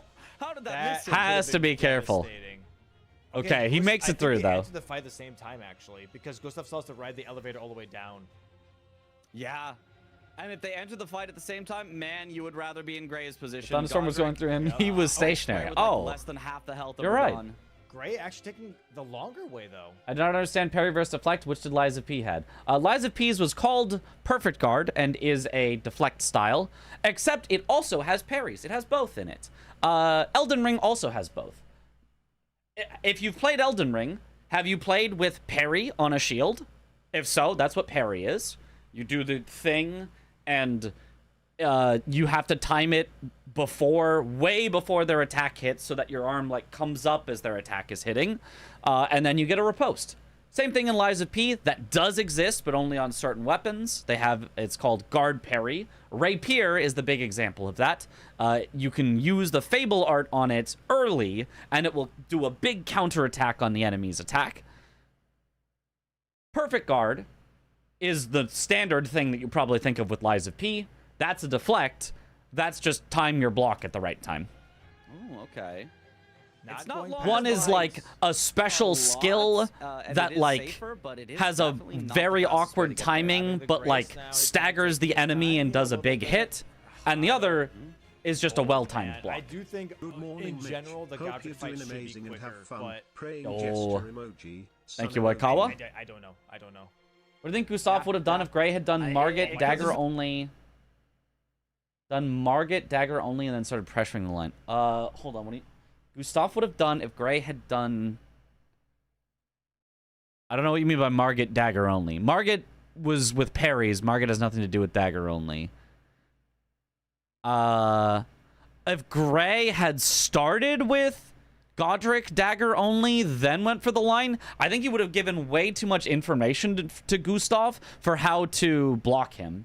I think that Gustaf should have, although it's very hard to see in the moment, but like a perfect play from Gustaf, he should have gone for Everjail's Crucible Knights before Gray did to block them. So if Gray indicated that even more by going Remembrance Boss with daggers only, before going the rest of the line, I think it's much more likely Gustaf would have blocked with Everjail's Crucible Knights, which would have been great for Gustaf because he wouldn't be in this very high pressure situation. Slow, man. This elevator is painfully slow. Was terrible at the perfect guard thing. Love the game though. Yeah, it's fun. It is really hard. It's really hard. Gray even taking the grace. He's taking his. I don't know why he's sad, but oh my god, they're as he has parries, it does. Literally the same time. It has some parries on specific weapons. Okay. Yeah, this is gonna be Gray running right up. Yeah. Mitch is commentating and stealing Mitch commentating content. Yes, sometimes you got to steal your own content. One-handed dagger moveset is actually usually better. Oh, look at that damage. Really, really. Yeah, did you guys know the one-handed dagger moveset better than the two-handed dagger moveset? I didn't know till like this week. I saw people doing it. I was like, why are they doing that? It's like, oh yeah, the moveset's better. It's like, wait, why? Why is it better? It's like, oh, because it costs less stamina. It does roughly comparable damage at roughly comparable speeds, but just costs less stamina. So it's just better. Good damage from him. He's just got to keep this up. Already has to use a heal. I did not know that. Okay. Gustaf didn't get Radon to deload reload correctly here, so he's still just trying to get him. Night Rain taught you that, yeah. Honestly, I kind of remember that from Night Rain, but I was like, that's probably a Night Rain specific, what's her name? Duchess specific thing. It's probably just because Duchess has a different moveset. No, that's just also true in Elden Ring. Not it. I don't think he's as upgraded either, so he's less upgraded against a tankier boss that's got harder attacks and a longer phase transition. I don't know. Gray already gets the phase transition. He's going to be into phase 2 already here. The animation for one-handed is also better IMO. Nice yeah, dodges, arguably so, yeah. Not nice damage. Gray's got him at 40%, 30%. Yeah. Ooh! Back, though. Oh, I thought Gray was going to die there. When I saw this, I actually thought Gray was just straight up dead. Hit. Rolled early, got hit. Rolled way early. I thought that dragon was going to hit him, but he just barely gets a second roll off and gets out of range. Almost got hit by so one-hand dagger is better than two-hand. Yes, correct. The dragon there, but he manages to successfully clutch it out, heal back up. 2 more hits should do it. And Gray will be the winner of game 1. He takes it. Very nice. Damn. Very nice. Dang. It's trying to commentator curse. Yep, on the match that happened in the past. All because of an Altus Grace, by the way. Also, I feel one hand you kind of stick the dagger out and swipe back and forth. Two hand you just kind of, I don't know how to describe it. The range feels worse. Yeah, I think I know what you mean. Oh, you know it could have been closer. What? Dude, on the way to Erdtree grazing, he could have gotten Bloodblade for Radon on the dagger. He could have. It wouldn't have made enough of a difference, but yeah. Bloodblade would have been really nice for Radon. That would have made such a difference. GG's to Gray taking game 1. GG's. Wonder if he had light roll. Not with the armor he has on. Definitely not. Yeah. I mean, dagger is very light, but he's got pretty heavy armor on. I would be highly doubtful that was a light roll animation. One of the fastest rows we have seen materialize from dagger only is like the only challenge run you've ever done. Let's see. It's not that hard of a challenge run, but 16 minutes. It's not a great weapon type. Isn't Reduvia's a dagger too, or are you misremembering? It is, yeah. To the last square it's the best dagger you can get. 5 squares, 16 minutes. Yeah. GG. Good example would be how you can reach further one-handed with a tennis racket than with 2 hands. Dagger 2-hand swing kind of feels like that. Yeah. That's actually a good point. Yeah. For the next one here in just a moment here, chat. Yeah. Domo saying Erdtree grazing every time is sending me. Oh, for Erdtree gazing hill. Yeah. Go next. No, great first game here. Definitely from. You definitely graze from the Erdtree. You just like pick fruits off of it and eat them. We'll see you in just a bit here. All right, stay seated.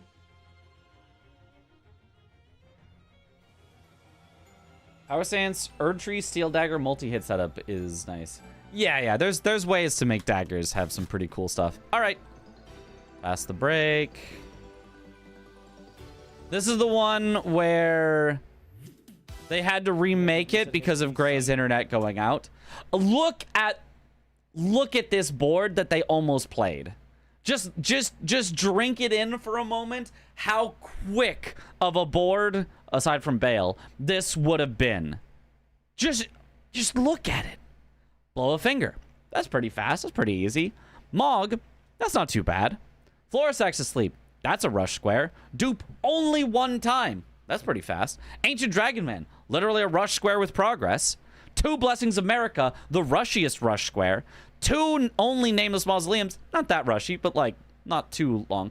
2 Hanging Pot Bell Bearings, that's a rush. Moonrathil, that's a rush. Cheap Blood Fiend, that's like a semi-rush. Okay, full Grey Bird Armor, that's pretty long, but like, you know, you had to have some. Drink Tiolier's, rush, also synergizes with Florisax to sleep, also synergizes with Ancient Dragon Man. Kindred Cookbook to more, semi-rush.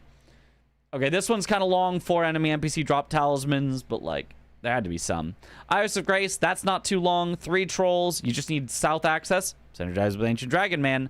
Bear, Lion, Hippo, synergizing with Scorpion Stew. That's your Lion. Synergizing with Hippo. That's your Hippo. Oh my god, look at the synergy.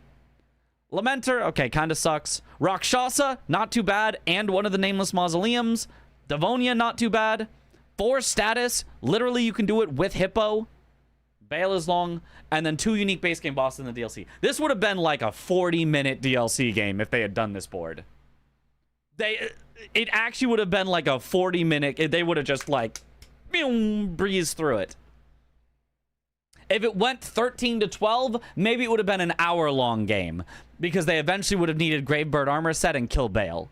But like, if this was even slightly lopsided, like 13 to 9, this match could have been over so quickly.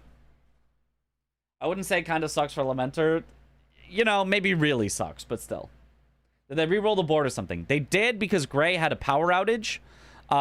Luckily, it was just during the setup time, so nothing really happened. But he had the storm in his area cut his power entirely, and so instead of like coming back with Gustaf having had all the time to analyze the board and find all the lines while Gray is trying to get his power back, they just restarted the match entirely. So it would be back to square one for both of them. Which I think was definitely the right call. You can see we have 20. Here is the new board. Gray with the strategic power outage. Yeah, for sure, definitely. No, I think Gray likes rush squares. I think he's good at rush squares. I think the first board maybe favored Gray a little. I'm not entirely sure. Also, didn't Gray have controller issues too, or did he get a new one? He did. I don't know how he fixed it. I think he said he ordered one off of Amazon or something, and it was supposed to arrive before his match. Presumably it arrived before his match, because I don't think he had any controller issues in this game that I know of. But I'm not sure. Seconds here before the match is about to start. We can see this cool thing, and I'm still so proud of this. And I think it's like one of the coolest things. Ilya! I think I said that right. I've asked you before. Yeah. I think it's Ilya, the Prophet. Oh, thank you for the sub. Welcome back to the bunch. Enjoy the emotes. Wall will dissipate for both players, giving them the go-ahead to start running around in the world of the land of Maybe it was Ilya. There we go. Timer has ended. Wall has been dropped. Players are going nighttime for Feel free to remind me. Yes, it is. I got it right. Let's go. It is Ilya. Actually, both of them starting with the same class here, the Rotten Duelist Axe, which is a very, very good weapon, I would say. Not, obviously, I'd give it like an A. It's an A. No. 60 stream streak for Junpei. Let's go. Weapon. Impeccable commentary as always. Yo, thank you. Thank you. But it's a dex weapon. It requires 30 strength and is a colossal axe. You're like, oh, obviously that's strength. Nope, dex. Yeah. You can make it strength, though, with a heavy infusion. So if you grab Savage Lion's Claw, for example. By the way, in the little break there, Dom asked me for a music suggestion to add to the playlist. What do you guys think about the music that he added on for the start of this game here? Which is over by the 3-path cross that they're heading to. That can make any weapon into a heavy weapon.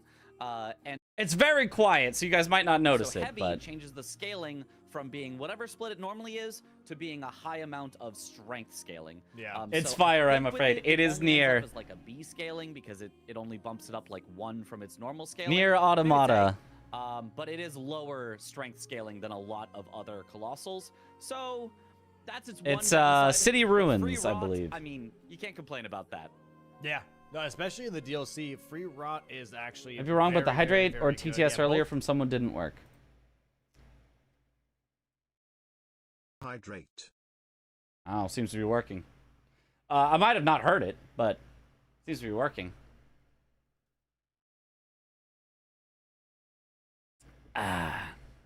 Gray's ISP struggling with the storm. Well, I mean, his full power Players went out as immediately well, going for Savage but Lion's Claw here makes complete sense. It's one of the early at that point, it's not really your ISP. I mean, it is a little, but And so this one here is just going to be a default. I wonder if they bought the Wet Blades just yet. Looks like they didn't necessarily. It does look like a Gustaf already leveled for the Rotten Duelist Axe, as he can already wield it. oh, Gustaf grabbed. Okay, so they both grabbed an Ash of War. Makes sense. Then Gustaf continuing along the path. What is he grabbing down here? Let me predict first. This feels like crafting a pot is the thing you would normally go for over here, but I'm not seeing that, so I'm not sure what he is headed over here for. Upgrades here before he goes anywhere else on the board. Giving maybe. Oh, never mind. Oh no, never mind. He did pivot out. He just didn't warp back. I thought he continued forward. He actually turned around. Never mind. But this is So he giving, just didn't Gustaf a warp, little bit which of time I here to get a little bit of head guess. start on the Great Bridge. I don't know if it's faster. I mean, we can see Gustaf clearly ahead of Gray, but he also was ahead of Gray before grabbing it. So I'm not actually sure if that was faster or slower than warping back, which Gray did. But they both just grabbed the Ash of War and then are now headed into Skidoo Tom Altus. and I were kind of cooking on a new strat Oh. for Ashes of War, which is you start with double explosive physic tier, and then you run in and explode yourself on 2 scarabs, and it's close to one-shots them. It's kind of sick. That's actually, by the way, if we see the double explosive tier, cinema. I would love to see a double explosive tier start from That's somebody incredible. to get Yeah. Ashes of War. That sounds I like that. hilarious. One of those scarabs was always so difficult to get, the one by all the little misbegottens. Exactly. And, yeah. Having a way to get that consistently, that's actually incredible. I had never thought of that before. Yeah, Dom did also cut off the music. Maybe he didn't like it. Maybe he thought it was not quite the vibe. I'm going to have to try that out now. But there's definitely no music anymore. There was the music earlier, but very, very quiet. But now it is cut off. Specifically so that they could put Florisax to sleep. That was a meta for a couple of squares in Lion Locked in Bingo Club. Yeah. The potion from That's probably where someone got the So, idea. I think that is why they both immediately went 3-path cross, and then now I think they're going to talk to Tiolier, Wait. and then they're going to head down through Ancient Dragon Man, if I had to guess. Never mind, he didn't cut off the music. It just got to an even quieter part. And so with it super quiet and the even quieter part of the song, it was Doesn't mean completely they need to upgrade inaudible. their weapon very soon, But I can would still hear it in the expect to see that background, from just both. barely. Yeah, no, I'm definitely expecting to see a lot of map progression from both players here, trying to make sure they can cover Yeah. every single corner to respond to anything the other player might do here. TLEA skip from both players right now as well. Both going the fast route. Very, very nice skips. Gustaf being up to date on the skips here. Very, very nice. Oop, Grace kind of froze for me here. Uh-oh. Uh-oh, uh-oh. Hopefully he's doing okay. Let me just Yeah. reset him for my... Yeah, he does come back here, but yeah, self unfortunately here. the gray... He didn't crash. Are we good? Okay, we're good. There he is. Okay. Oh, Might need another refresh. Looks like he's a little behind, but otherwise looks or good. maybe he died while I refreshed. I don't know. Yeah, it's still Holy night, so I schmoly, doubt Batman. it. I doubt that he died. Behind, but we got. Yeah, we can skip ahead a little bit. It's a little unfortunate that we don't get to see exactly where both of them is, so we can't, be like, Kindred analyze Cookbook their still. exact lines and be Could like, be oh, Shane this Pop person Bearings, gained but a few there's seconds definitely here by faster doing ways to this. rush it. Or both of them could be saying, I don't want to rush square. I just want to get map presence. Which So back only one, kind of. So I But yeah, if you're gonna get DLC Ashes of War, you either need to upgrade a weapon or you need to do Dom's explosive physic strategy. Because if you don't upgrade a weapon, it's really hard to get 3 Ashes of War. There are 2 you can just pick up. There's Savage Lion's Claw and there's Wing Stance. But a third one is really hard to get without a weapon. For the most part, you just have to get it off of a Scarab. And so a Scarab, you need to have some way to kill it. Like if you can push your opponent, This one his power went out. No, his power went out earlier. His power went out before the match. There was this long break here. That's when his power went out in this section. So his power was actually fine for this one. If you want to do that instead as well. So I don't know. I feel like, how would I do this? I think it's a tough question. I might grab the Grace right before Emu. When is the next bingo match that you'll be commentating live? I don't know. The commentators are kind of being scheduled week by week. You know what I mean? So have both a little. I will be able to tell you probably a day or 2 before the next time it happens. See what the first square my opponent marks first, and then I just have access for both. I can really make my decision. I would like, guess okay, well, they have this not now, they this want that. upcoming Okay, weekend. then I can I'd do guess this he in wants response. to I can feel rotate through confident even with more this square commentators. marking I'd guess the weekend after, hopefully. So, yeah, we'll see how that works. Yeah. Also, I just remembered the reason they went 3-path cross was, of course, for Savage Lion's Claw, which is a DLC Ash of War. So it's actually entirely possible both of them still are just thinking about that Ashes of War as their first rush square. Gray here heading up towards Letta and Hornsent, so he might be.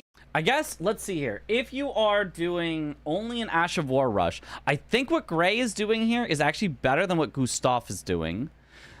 Specifically because Gustaf had to do an extra warp back in order to do the Scarab.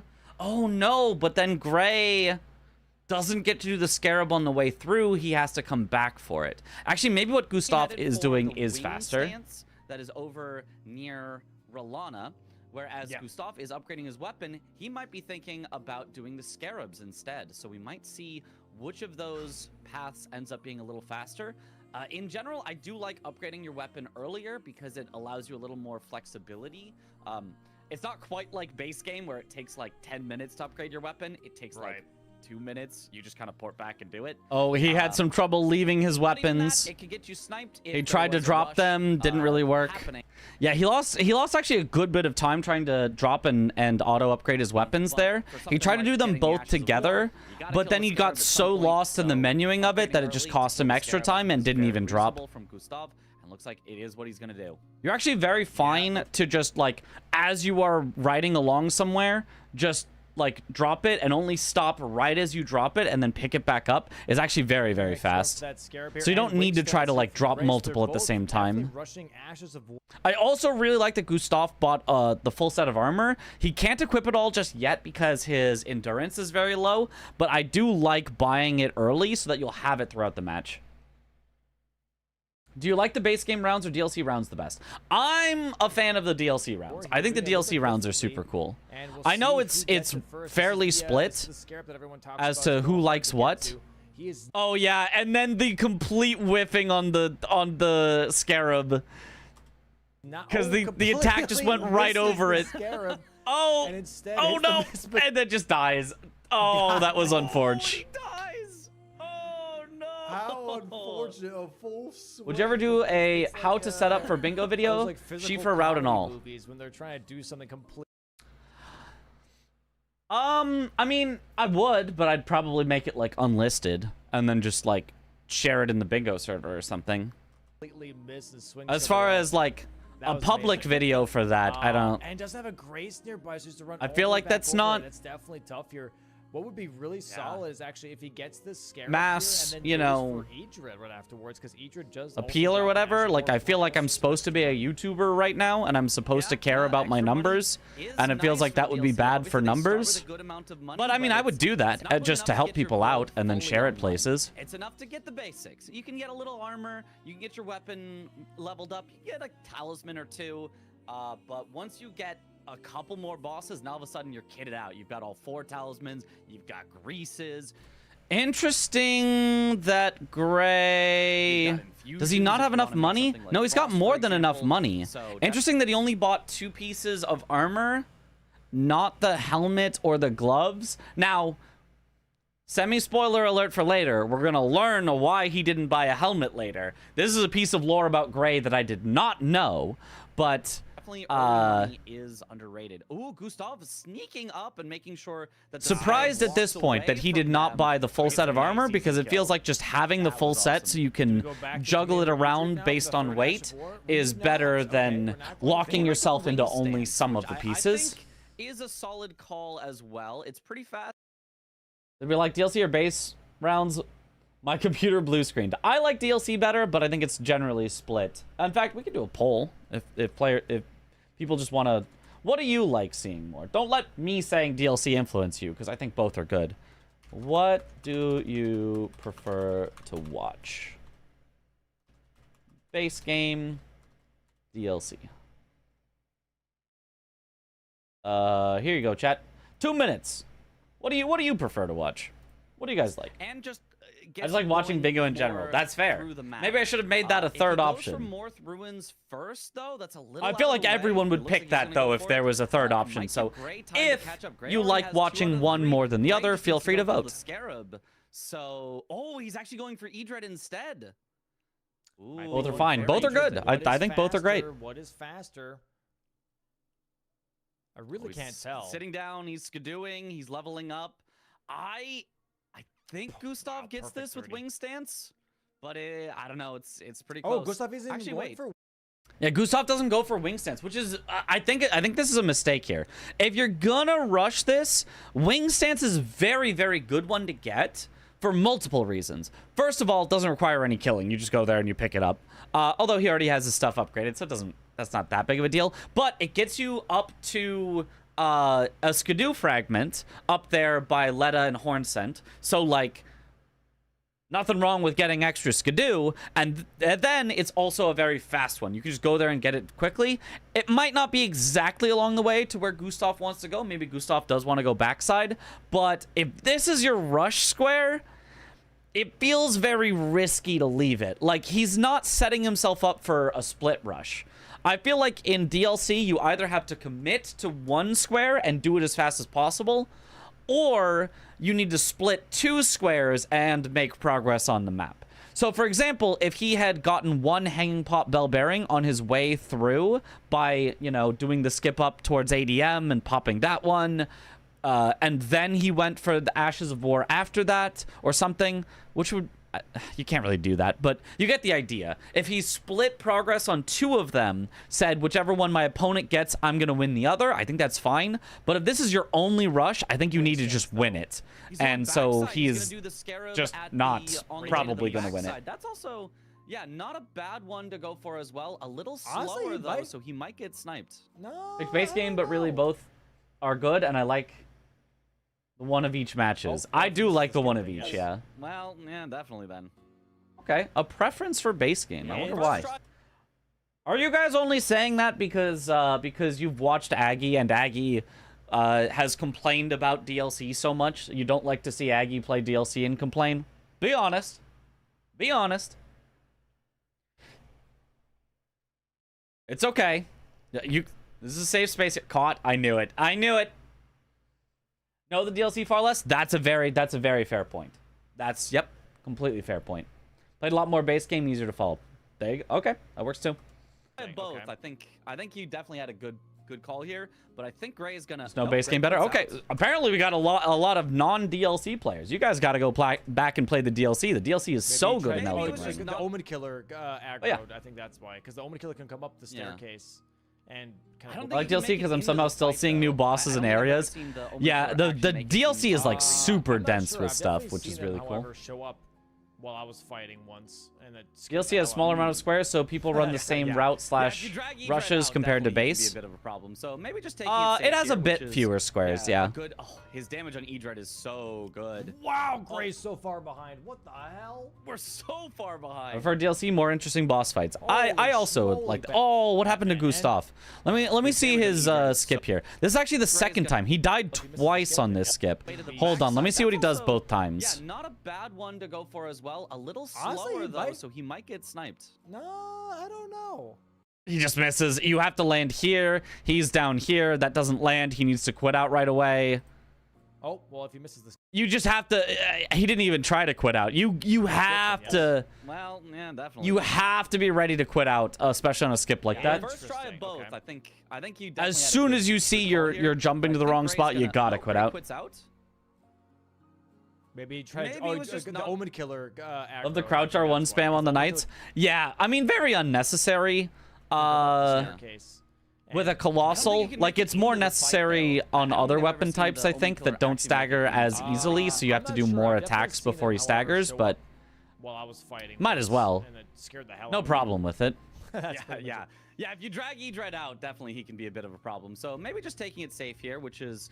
And then I'm assuming the his same damage thing on E-Dread happens is the second so time for good. Gustaf. Wow, Gray's so far behind. What the? This time he just doesn't make it by not going enough distance. He jumps out too far and not back enough. Because he jumps too late back. Yeah, that's why I really don't like this way of doing it. Personally, not a fan. I am always, from now on, going to do the version where you, like, walk off the edge and then you land on the rock down We're there. so far behind. Yeah, and he really does not even try to quit out, Gustaf, which is again, rough. Not getting the skip this time. I feel like the DLC routes are also less relatable. It seems to require a lot more hyper-advanced mountain climbing or dropping. I think that's cool, but I suppose if that's not your vibe. I like how tight the DLC games are, but vastness of the base game is really appealing for longer matches. I guess. To me, base game feels disconnected, if that makes sense. It feels like you go somewhere on the map and you do something, and then you port to one of the free graces you get, and you go somewhere else on the map and you do something, and then you port to one of the free graces that you get, and you go somewhere on the map and you do something, and it's all just like, I port somewhere, I do something, I port somewhere, I do something, which is totally fine. I don't think there's anything wrong with that, but I like better the DLC progress. I like a game where you start having nothing in some sense. Obviously, in DLC, you start and you can immediately buy a bunch of armor and stuff like that. But you start with nothing of the map, and you need to progress to get places. I think, to me, is more interesting than I port somewhere, I kill something. I port somewhere, I kill something. I port somewhere, I grab something. I port somewhere, I kill something. Just personally. Yeah, that's rough. Just watching your There are Sekiro a video, couple of ways to do this 10,000 skip. plus coin flip All of was ways insane. involve Imagine if you didn't get landing auto on some flip. sort of rock Yeah, it would have somewhere. taken It can either be, forever. near the cliff, DLC it can is be, knowledge like, and a little speed. bit Yeah, down the cliff on the that rock, is true. Or at the very Yep. bottom of the cliff, there's a rock That's the issue with the DLC. It's too structured. I feel like that's what makes it cool. Like, it's not structured, because it's not structured that there's only one way to go. It's structured that there are many ways to go, but you need to figure out which way to go. It's the difference. It's almost the exact thing that people say that they like about Dark Souls 1, right?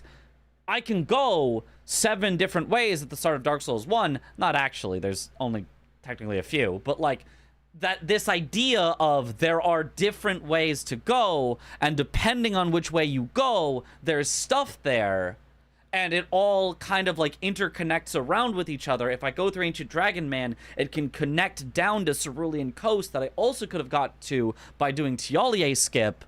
You know, this like, okay, what's the cool path to get there?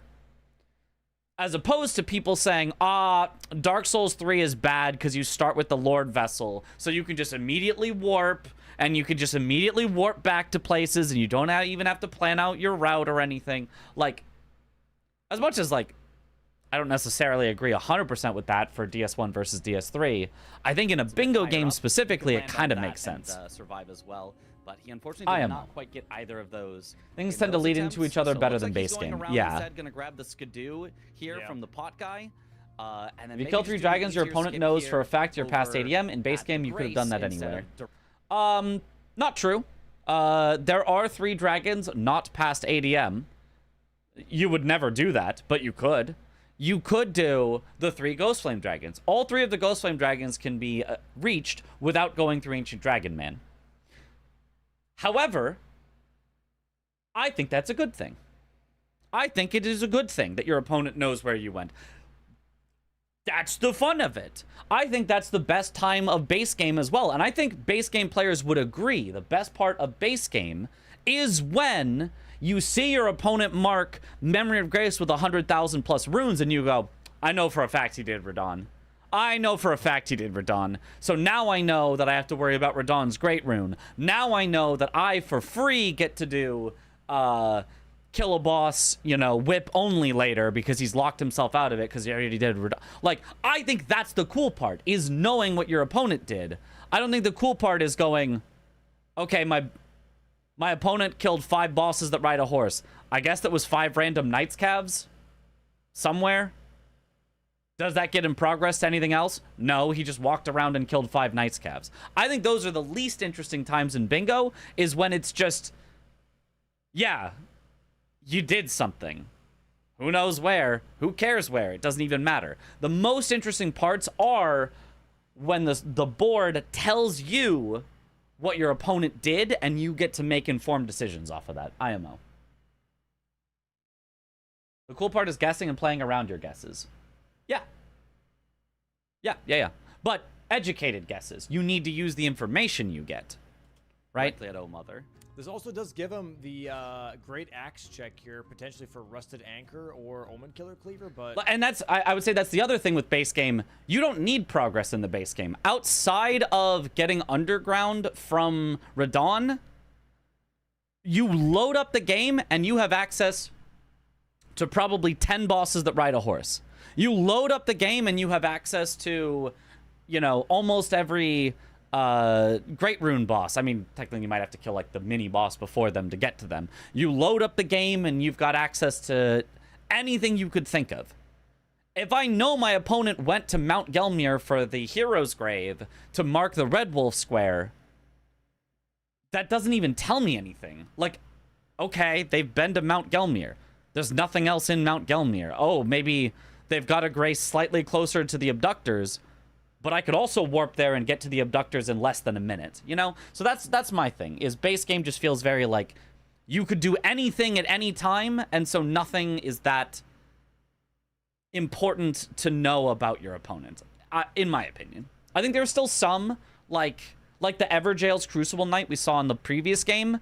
When you see Everjail's marked, you should assume one of those Everjails was a Crucible Knight, but, you know, I think it's less than the DLC. IMO. Nope, he's skipping it, actually. He's not. That's why I think base game is more engaging. You're always thinking. But I just don't think that's true. I think that is just the opposite of the case. I think you're making the argument for why DLC is better and then saying base game is better because of it. I think the things that you like are more in DLC and less in base game. I don't know. Gets knocked off his horse. Oh, he didn't even have to quit out. The curse blade fell. Because, like, as soon as I see somebody mark something in the DLC, I gain information. In the base game, it's often like, oh, cool, they went over there and did that. Yep. You know. There is another Revere Dash in the river in Bonnie Village. Two Mitches in a video. Hooray! Nice for setting up for the potential Revered Spirit Dash. Would block out that row 3 from Gray. Same here. I like the strategy of having to decide between rushing or map presence, for example. Yeah. I like in base game, my favorite thing about base game is having to decide between upgrading or rushing squares. I think that's the coolest part of base game, and the part that DLC is slightly missing. I don't necessarily think we should add it to DLC. I think it would make DLC way too complicated, but I love in base game that at some point you have to take the time or route in upgrade materials, and so you can just do that off the start. But if you can find a way to, like, oh, I'm going to get my materials while also killing Falling Star Beast. I'm going to get my materials while also doing Old Altus Tunnel, which gets me a colossal weapon and gets me a tunnel kill and a boss in Mount Gelmir, or sorry, yeah, Altus or Mount Gelmir. Right, those are the cool moments in bingo, when you can, like, make these strategies. I think those are the greatest parts. And then after that, I think base game... it's still fun. It's still a lot of fun, but I think DLC is, like, incredible from the mid-game on, and I think base game is better in the, like, early game. To do relatively early. I am up. But in order to get level 5, you do need a lot of You sub for one Mitch, Usually but you get involves going to two. Bellerot, because there's a big collection. That being said, would you want to see more specific squares to make the board more readable, or do you think juxtaposition of DLC base game is good? See more specific squares to make the board more readable. You mean like in base game, add squares that show progress? The problem is there's just no progress to show in the base game in a lot of cases, so I don't know. Oh, there it is. That's a big pickup. That's a big pickup for sure. Yeah. I mean, it is just a weapon with bleed, and it's a great axe, and great axes are just a really good move set, so you Oh no! My camera lagged slightly. love to see I'm it. desynced. You can also apply frost to it. No! You can apply, I mean, other greases. Doesn't have to just be frost. Obviously, Oh, frost no. is a good one. You can apply rot grease to it, so you can easily get to. The problem is less the squares and more the unlocked graces. Yeah. If there were no unlocked graces, then getting to the squares would take more effort, and so you would know where your opponent has chosen to go, because you'd have to choose to go one way and not another way. But then base game would be way too slow. Base game is way better with the unlocked graces, but it does take away some of the strategic can be particularly mean knowing where your for opponent has entering the gone. fight. So it has to just go again. Meant to specify Luckily, base I think game. you Okay. sit down. I don't think you can. Base game is very open by design, and that's its greatest strength because you can go anywhere, and it's like fun if you're playing base game to know I can go anywhere and I can just do things. That's fun. But also its greatest weakness, in my opinion, in terms of the strategic decision makings. Okay, yeah, we have also, by the way, the heavy on the Rotten Duelist axe, so he has it to where strength stat is I bored with DLC because sometimes most games trend to end up in the same squares, bosses, and loops as everybody is so good at the DLC meta right now. I think actually, yeah. Also I mean, I would love to see a few more DLC squares for sure, but I mean, I kind of feel like that's just bingo. Like, yeah, in the DLC, you're gonna see, you know, a lot of times Hippo's gonna be on the board, so they're gonna kill Hippo, and they're very good at Hippo. But then also, in every single base game, you're gonna see Radon, because he's always necessary for something. In almost every base game, you're gonna see Margit into Godric. Like, has that same setting. I kind of just think that's bingo. And we should have a stagger here. There it is. Very nice. Nice. Let's bring him up on the big screen. Like, I kind of get what you mean, but I kind of also just think that's bingo. Nice riposte. Taking and the the rock riposte. proc on that now too. Yeah. Yeah, honestly, very nice. One stagger and he's already got Hippo at half. Oh, His I think if damage he is R1 there, he actually could have quite staggered solid Hippo. here Yeah, with he this. could have. And another stagger. There you Good go. dodging Very, around the very needles, solid. though, Oh, to yeah, get very much the half other health stagger at this without point. Nobody taking has damage, Blade of because if he Mercy. had R1'd, he would have taken a lot of damage, Blade of Mercy, possibly even fantastic died health there, which would have been for really a rough. lot of these DLC fights because the health pool is so large that Whoa! you How can did he take stagger no off. damage from the That needles there? damage is I always was pretty sure he was going to live, but I thought he was going to take damage from the needles, but no. Really nice kill. Also, strategically, let's talk about this. Why is he going Hippo? I guess we'll wait till the board is back to normal. Can he get the Duelist riposte axe. from the wrong side? Actually misses it. It's a little tougher. You can get it from this side of the Hippo's face. The riposte box is on both sides of his face, but it's just a little bit closer, a little tighter in on that one side, so it doesn't quite And get it's it. in the armpit. Oh, and he tried to... He kind of should have died for that one. Yeah, That was a very the greedy riposte box is on both roll sides of his R1 face, or but crouch it's just a R1, little bit closer, whatever a he little did. tighter in on that one side, so it doesn't. This one, like, I think he thinks it's going to stagger, and maybe it will. I don't know. But he whiffs while Hippo is doing his most dangerous move that can straight up one-shot you. And instead of getting one-shot, he gets hit for less than half of his health, and then is just fine and laying on the ground. That was really, really lucky. Maybe not really lucky. I think it probably doesn't kill you most of the time. But he could have gotten really unlucky, but he does not get really unlucky. That could have been a full death. He just dies right there. I have seen it happen. Very Interesting nice though Hippo that he kill. decided to go front side. I don't really see a great. The amount of people that were focused on your cam instead of the match is wild. Well, yeah, people like to point out, hey, something's wrong, fix it. Okay, now that we're back to the board, can anyone tell me why did Gray kill Hippo on this board? Can anyone tell me what would be the purpose of Gray killing Hippo specifically on this board? What is the purpose? Pop quiz, chat.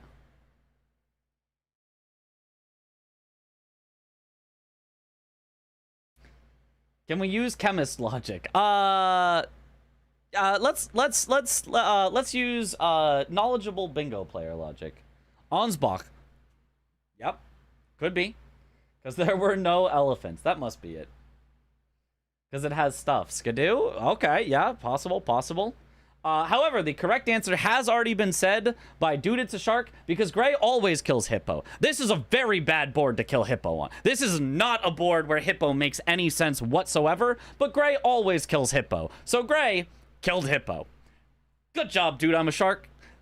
You knew your players well. Gray does not go backside of Shadowkeep.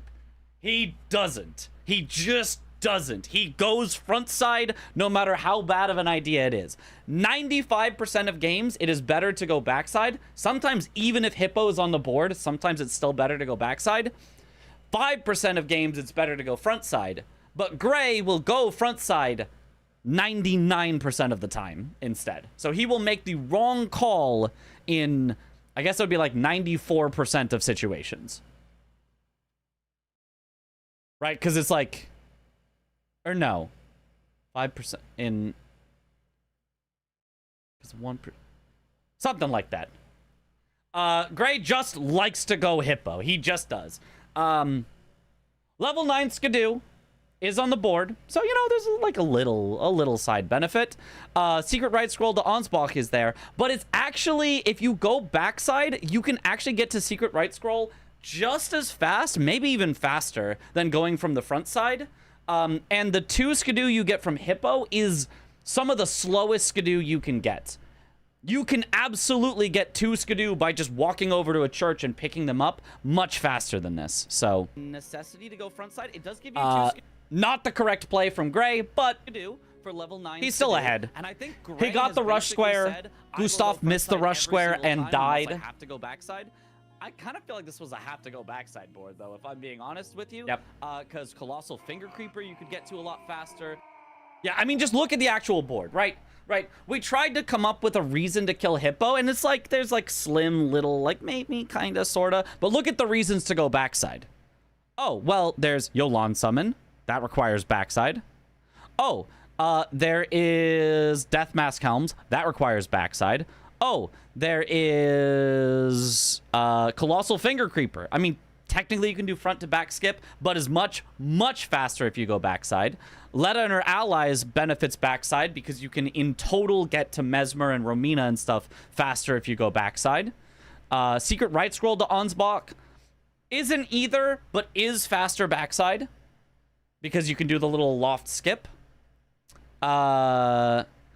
Duplicate is a backside or southern coast, but you have to do one or the other. You can't duplicate from the front side, really. So there's just a ton of reasons to go the backside of Shadowkeep, and there is basically zero reason whatsoever to go front side.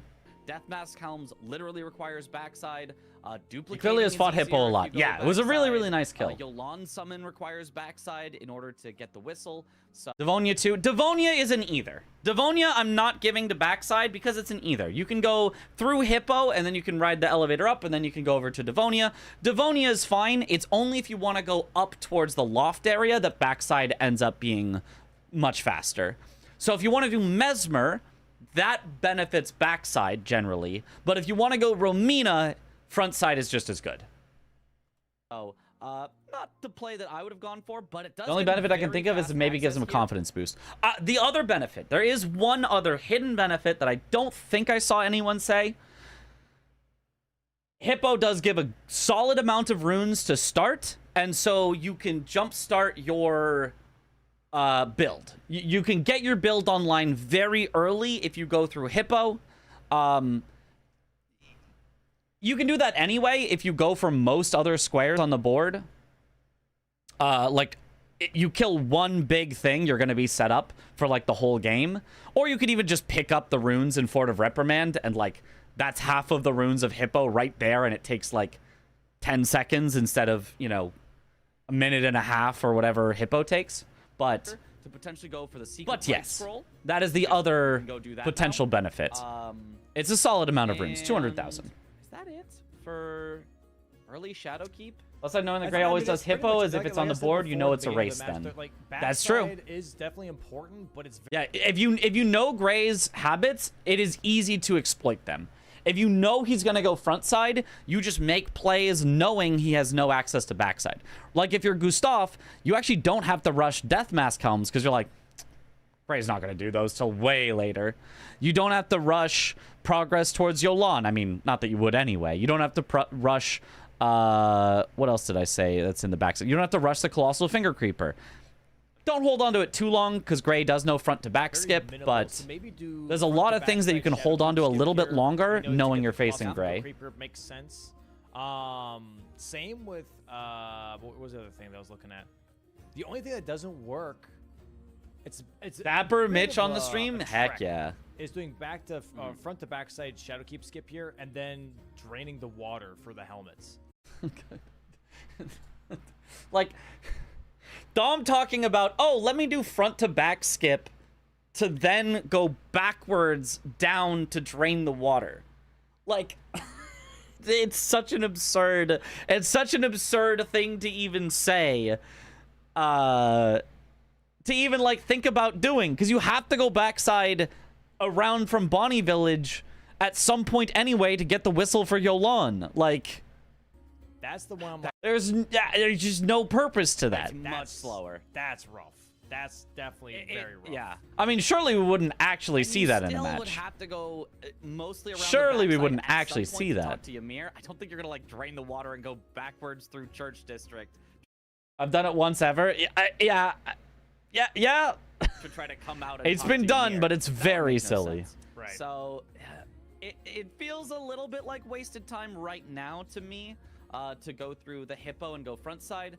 But we'll see what he actually, wants to take with this. I'm not entirely sure what he's going for, unless it's secret right scroll, which makes sense, but feels like it's just one square. Like, it just doesn't feel like that important of a square to get Shadowkeep access this early and give up Southern Coast, which is where Gustaf is headed. He's headed to Ancient Dragon Man. We pointed out just how many squares. Yeah, Gray does grab the right scroll, so he does kind of rush it.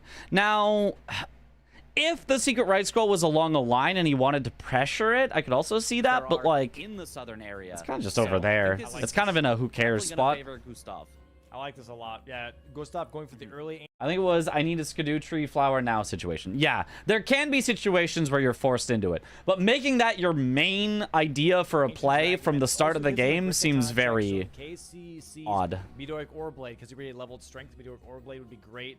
Rakshasa's great katana. Which would called you still be very solid silly, here, of even though he has course. some strength. Also, Swed, you're joining us for Archipelago in like 11 hours, right? You are silly, indeed. I am. Let's go. Right leveled. That's gonna be fun. Even go honestly, Great Katana would be the best one because you can put heavy on that. So like even though you Yeah. put a What game are you strength playing? Already, Great Katana can still use I haven't that 100% very decided on my effectively. game A yet, really but good weapon to see here. So we'll playing see a fun what game. happens during this Ah, fight with Ancient Dragon Man. it can't be Dragon Dark Mans Souls lately 2 have been then. Rough. Dude, I don't know. NPCs lately have been kind of pissing me off, man. They've been Minecraft, jumping around for no damn reason, looking at me. Mm-hmm. That's it. What's tomorrow's Archie? It's Chris's birthday, Archie. It's a for fun, drop in, drop out ish. I mean, you have to be set up in order to possibly drop in. No Deathlink if you don't want it, but turn it on if you do want it. Like, just a fun, chill hangout time. Like, can you swing? With the Can I boys. dodge? I don't know. It's like you're psyching me out. DS2's name out of your mouth. It's so easy to One rage good bait. thing about having a colossal weapon The for more you guys NPCs take the is rage bait, the more I'm gonna crouch do R1 it. on It's just too easy. You do this like downward slam with it, and you can kind of loop that and sometimes get them over and over again. But it doesn't quite work if they keep rolling out. When is of it happening Right? again? Again, there's It's rolling a lot happening for roughly Gustaf 11 here, so a.m. not too Pacific, great. He does have the rot which on it, probably so he will means there's the loop, at least an crouch hour R1, after crouch that, R1, because crouch that's R1, how it crouch happens. R1. Here we go. Oh, does get tagged though. Has to back off and heal. Oh, wait, where's Gray? Has Oh, he Gray. healed yet for him? I Okay, is think he getting the has, secret so I right think he's got scroll. no- He had to go back to Onsbach first, talk to him. Then he came back to Shadowkeep, goes around to get the secret right scroll, Heals left and is should now be able to dropping loop down him to to it. death. Okay. Even catches him out That of the works. air, which is really, really nice. Very 2 more hits will do it. nice. 1 more hit. Bang. Bang. Very, very good. What's the Streamer rage baiting. Yep. Let's see. Dragon Scale Blade. Dragon This is a Scale. very slow way that Gray goes to get down to Onsbach. He like actually goes down the stairs the intended way. You can just jump down. You can just jump down. Like you don't have to take the stairs. It's not necessary to take the stairs. That's all right. I am still of the opinion it's one of the lesser katanas here. Ansbach. Oh, we're secret right scroll to Ansbach. Very Ooh, nice. there it is. Is Bingo Brawlers like a tournament style thing? How do you decide a winner at the end, or is there not one? It is like a tournament style thing. You decide a winner at the end based on who got more squares on the board. So Gray is blue. He currently has 2 squares marked on the board. Gustaf is red, has not marked a square yet. But if you get a full line, you win instantly. So if you can get 5 in a row, you instantly win. Otherwise, whoever has more on the board at the end of the game is the winner. Yeah, a little synergy with him. And then, yeah, there's a full website, bingobrawlers.com. Has all the information about it. Going for if 3 you are path curious. cross early, let him get to Ansbach a lot earlier because of it, and so now just gets to give that. So very, very nice. 2 squares to 0, but Gustaf with maybe the more advantageous map presence at this particular point. But the snipe of Ashes of War was really, really big for Gray. Going ahead. Yeah. Imagine if Gustaf actually had the Ashes of War square right now, and it was 1-to-1, and Gustaf had set up backside of Shadowkeep some. He'd set up South Progress with NPC boss. 2-0 He'd be is a cooking. lot Unfortunately, better he than is still a being bit tied behind at now, this point. but And now I think we do see he was Florsax relatively sleep here, by cooking the way. Gray if he is had talking to just Piolier here, decided to but finish Gustaf off that already square has before Ancient going Dragon backside. Man dead. So this might be actually a really nice opportunity for Gustaf to buy some time. Someone should back move it to now. Gray has taken 2 bingobrawlers.gov squares already when his from empire gets Gustaf, big or enough. 1 Yeah. square.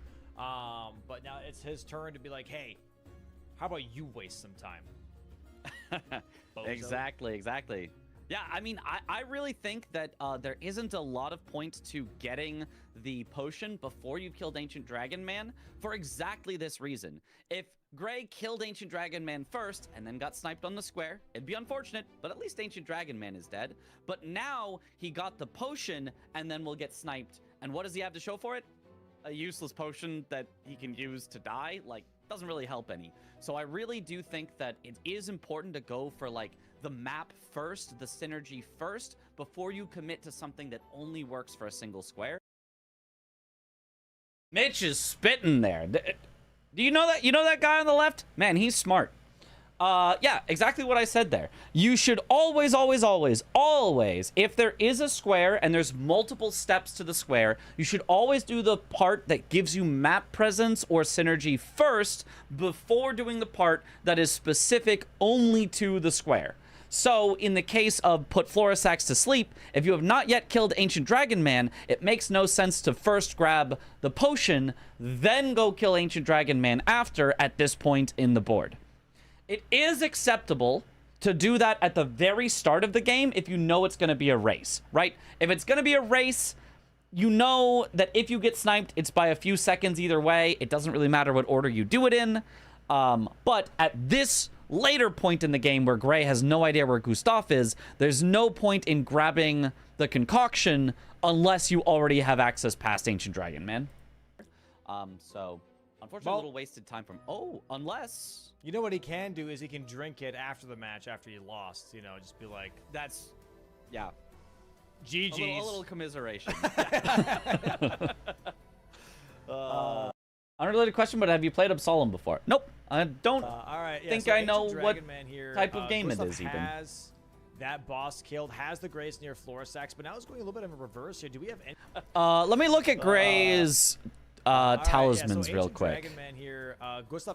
Okay, do I like this talisman setup? So, obviously, Ritual Sword and Rotwing, it's what everyone uses every time. They're the goats. Axe Talisman with a Colossal. If he sticks with the Colossal, I feel like it's really hard to get charge attacks off. He did get some on the Hippo, because Hippo does have some pretty big openings. But most other bosses in the DLC, that's a tough call. I would say the Axe Talisman isn't bad. It's not my favorite, but it gets the job done. And then Dragon Crest Great Shield. It's your standard defensive talisman. My only concern here, I think, is look at what he had equipped already. Look at what he had for killing Hippo. He had Dragon Crest Great Shield and Cat Talisman.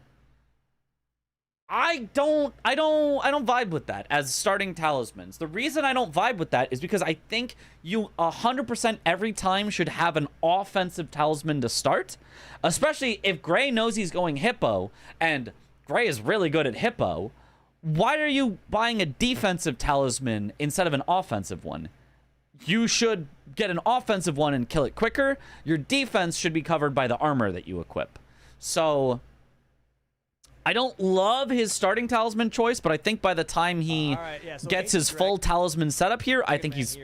this is fine. This is good. The only thing that I would have liked more to see from Gray... Guess which talisman I would have loved to see? Sakatana already got it. I would have loved to see Blade of Mercy. If you replace Axe Talisman with Blade of Mercy, or even Dragon Crest Great Shield with Blade of Mercy... Ooh, you'd be cooking with this talisman setup. Both of those, I think, would be very solid options. But Axe Talisman is a little awkward, so Blade of Mercy would be a lot better. And Dragon Crest Great Shield is defensive, so if you wanted to replace the defense with offense, going Blade of Mercy would also be incredible. But outside of picking up Blade of Mercy, I think this is a solid talisman setup. That boss killed, has the Grace near Florisax, but now it's going a little bit of a reverse here. Do we have NPC? If you're using Winged, why not Prosthetic too? You can't... Is it you can't buy both or you can't use both? So Millicent's prosthesis is... Okay, it's you can't buy both. Yeah. The one that you could stack, you cannot buy both from the shop. The shop only has Rotwing available. It does not have regular wing, because there'd be no point to it.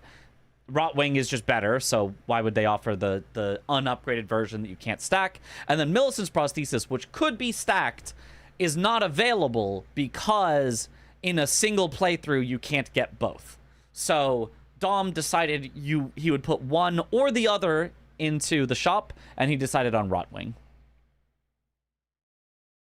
The best defense is offense. Kind of. I think the way that the DLC works is damage is so important in the early game in the DLC. It's so important in the early game in the DLC. Defense is also important. You don't want to die. I think, you know, you should get some defense on your build. But... excuse me. Whew, sorry. But I think that that's mostly covered by your armor, which gets you like 20-something percent, 25% or something defense to like basically all damage types. That's generally good enough if you combine that with a bit of Skidoo, that a defensive talisman is nice, but I don't think is super necessary. Whereas, in DLC, the boss's defenses are relatively high. They're not, like, incredibly high, but they're relatively high. So having enough damage to overcome their defenses makes a big difference. So getting talismans that increase your damage, I feel like helps a lot in the DLC to overcome the enemy's defense and keep a good amount of damage on them. Oh, what up, Insidious? Dropping off the lurkers. Let's go. Out here on the tunnel. So that's why I'm a big fan of... Yes. I mean, also, I'm a speedrunner, so, you know, all offense all the time. But if Gustaf doesn't actually commit to it soon. But yeah, the Hang Pop Bell Bearings is, you know, is a pretty fast square. Yeah, this is very... It's interesting from Gustaf. I think he might be cooking too much. Right? Gustaf did 2 of the Ashes of War and then didn't do the 3rd one and kind of let Gray take it. And then Gustaf killed Ancient Dragon Man to possibly get access to dragon bosses or NPC bosses or put Florisax to sleep. He even ran all the way over to Florisax and grabbed the Grace. And then decided I'll go for hanging pop bell bearings.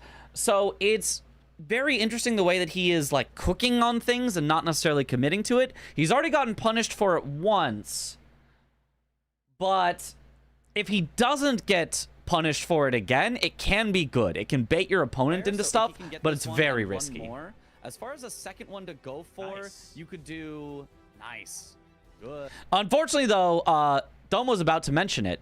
If you are going to get this hanging pop bell bearing, you have to do it on torrent if you want to warp out afterwards. Otherwise, you get stuck in combat. If you're on torrent, your character is literally just above the spot where the invader would invade, so you don't get invaded and you're fine. But if you're on foot, you're down in the invasion box and you get invaded. You can't port. You have to be on your horse. You have to go fight him now. Yep. You can't quit. You can't. If armor covers almost all of your defense, it sure would be silly for someone to forgo some purely for aesthetic reasons. It's not for aesthetic reasons. Some people forgo it for using the Blue Dancer Talisman because they want to go even more for offense. But yes, I do think armor is the optimal way to get defense because it's effectively free. I mean, it costs like 15,000 runes to get a full set, but that's not a lot, and a full set of armor is a lot of defense. And it doesn't take up a talisman slot either. So I think armor is by far the most efficient defense you can get for the DLC. Maybe not the highest total defense. You could probably get like 3 defensive talismans and have more defense, but it's the most efficient without taking up slots that could be used for something else. Not the worst thing, but just unfortunately, NPC invaders not on this particular board. Is this quit out about to be drama? No. A little bit of a time waste. He tried to quit out in order to get away from the invader, but as soon as you load back in, you're just invaded again. So it lost him a lot of time there. You know, one hanging pop bell bearing form right now. Armor is good? No way! I mean, apparently it's really bad in Dark Souls 2. I don't remember. I think it was really, really good in Dark Souls 1. I don't know how good it was in Dark Souls 3. I think it's effectively cosmetic in Bloodborne from what I understand. So some of their games it's really good, some of their games it does almost nothing or is actively harmful. To get down this waterfall, there is also a skidoo there at the bottom of the waterfall. I really appreciate how both you and Chris handled the restream issues and Gray's internet issues regarding the storm. I know Domo was stressing, but you guys made it very entertaining and watchable despite the technical difficulties. Oh, thank you.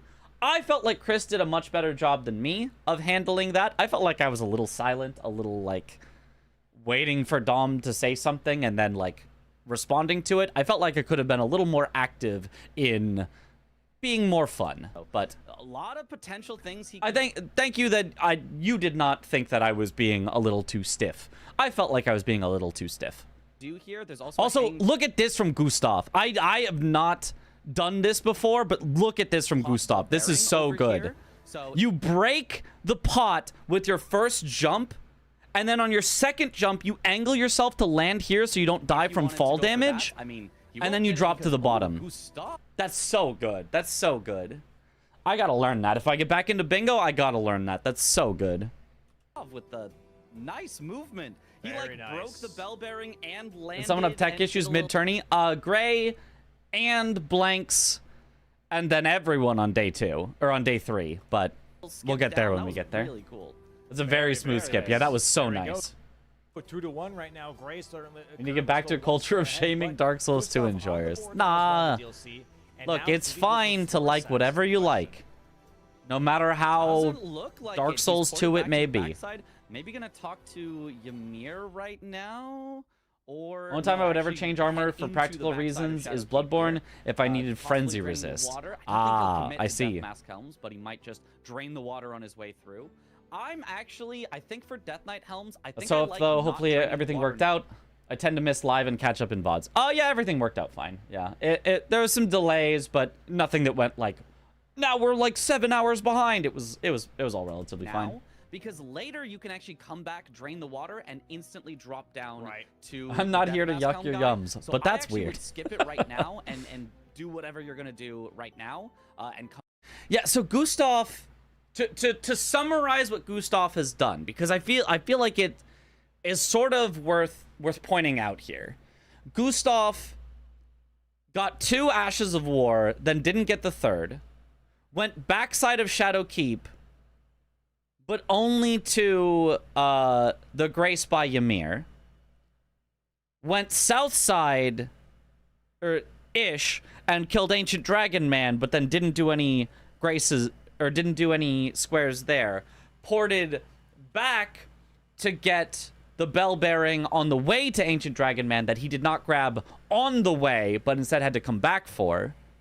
Then went back to the Hang Pop bell bearing by Ymir. It all just feels a lot of warping, a lot of maybe indecisiveness. Like, I can't imagine that was, like, exactly what he had in his head at the start. Like, my route is going to be, I'm going to get partially backside, then go kill ADM, then go do Hanging Pop Bell Bearings. It feels like maybe he's a little bit flip-flopping on what he wants to do. And I haven't seen anything from Gray that really feels like it would point to Gustaf, has to, switch for something right now. Feels a little odd, the way that he's played. Come back for that later. Good to hear you guys always put on a good show. Thank you. Rakshasa here, so very early Rakshasa. I think Games are so good that despite the delays, they were still on schedule. Is that a thing? That too, yep. Rakshasa into NPC bosses? So far, I think the tech issues we've had definitely beats the US prelim tourney tech issues. Transformation. So some of it has been kind of similar, but yeah, I think overall better. Really strong line here. Cookbooks. Okay, Gray, in fact, has now headed down towards Rakshasa, which is very powerful. Rakshasa, it's a corner. Doesn't really have any synergy with his current squares, but does block out Gustaf. But what else is it? It's an NPC boss. That's great. It is a square in itself. That's great. It gives you armor that increases your damage by 2% per piece. So going for it early can increase your damage by a lot for the entire rest of the game. And then, is there any other even more reason to be down here? I guess that's kind of it. I'm not seeing Midra, unless I'm blind. I'm not seeing Jory. So there's not every reason to be down here, but honestly, those reasons are good enough. I really would like to see Gustaf go for cookbooks because that blocks of that. I love to see an early Rakshasa because if you're confident and if you can get it, it's a hard call the damage increase for the rest of the game is so good. It's kind of like the same thing of like, we say in base game, the earlier you upgrade your weapon, the more you can dictate the tempo of the game. Kind of the same thing here. If you go for an early Rakshasa, you can dictate the tempo by just killing things faster. On the board. It's scary though, very scary. But his damage is solid. His damage isn't bad. Just appear out of nowhere. I think Gray really good at spotting very tricky lines that he can get without giving his opponent information. So really very strong potential play. Yeah. Oh, yeah, the crouch R1s works really well. Yeah. Not too scary when you just crouch R1 Rakshasa over and over. Exactly what I was saying. If she specifically two-hands her weapon and does Weed Cutter, she will go through it, but otherwise you can actually... Okay, also, tech that I learned doing all bosses for players. If you have a colossal weapon versus any NPC boss, and you hit them with an R1, maybe it's a running R1, maybe it's just a regular R1, always follow up with the second R1. So do the 2, the hit, spin it around, hit, but never do the third one. Instead, crouch and do an R1 after the second one. After the third one, it delays your crouch by a really, really long time. But after the second one, you can crouch almost instantly, so you can much more easily combo it into the crouch R1. So that's tech I learned in all bosses for players. Do 2 R1s, then crouch R1, instead of doing 3 R1s and finishing out the combo. So neat little bit of tech that I happen to know that Gray, I guess, did not know because he went for 3 R1s there. Weed Cutter with a colossal weapon, as long as she's only one-handed. Wow, we're a little bit behind here, but he did get the Rakshasa Interesting, kill. yes. Very nice. Wish I knew that when doing my normal playthrough, the NPC bosses could be a little tough sometimes. Yeah, for sure. And that gives him a full R1, R1, charge R1. No, or I guess that's crouch R1. Yeah. R1, R1, then crouch R1, crouch R1, crouch R1, crouch R1, crouch R1 till the end of forever. This is how you get in on an enemy. Everyone knows that the crouch R1 is a great loop. You can just do it over and over. But how do you start that loop? You start it with doing 2 R1s, then crouch. Each piece increases your damage dealt by 2%, so he gets 8% more damage. That's basically like having an extra talisman slot for a very, very good talisman. Right. So doing that early makes the entire rest of the game faster, as long as you have the endurance to be able to actually wear it. Yeah, he is heavy load here, so he does have to increase his endurance a little in order to be able to Right now he's heavy, effectively but I use expect the next time the he whole levels thing. up, he'll try to get some endurance so he can actually wear it. He's doing the little fat walking, All right. Yeah, which cookbooks honestly is here. perfectly fine for going through this section. You don't really need to roll. Is a lot of cookbooks. Yeah. The Iris Does grab the Iris of Grace, which we almost missed there. Oh, I guess he needs that eventually for Yolan summon. Oh, for Yolan, yeah. Right, fix your goddamn internet, man. Let's go ahead and refresh him again before we miss another square mark like we did before. Plus 6% damage boost? Yeah. So, we're going to mention it in a bit, but I guess I'll cut it off here. Gray is not wearing the Rakshasa helmet. He also did not buy the Knight helmet. And as we're going to see later, he's literally going to delete the Rakshasa helmet. He's going to delete 2% extra damage that he could have for free.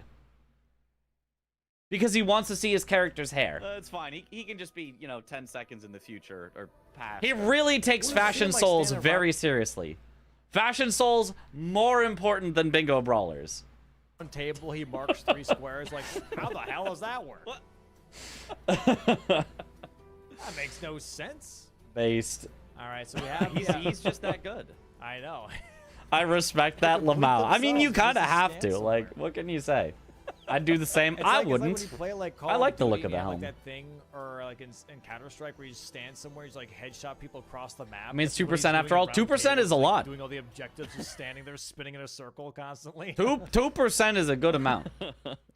So we Or see like when here, it rubber bands and your opponent just suddenly is like all over Have you ever had a boss live at low health? If you had 2% more damage, they wouldn't. the map, and then you just suddenly you're backstabbed Just saying. and you're like, what the heck happened?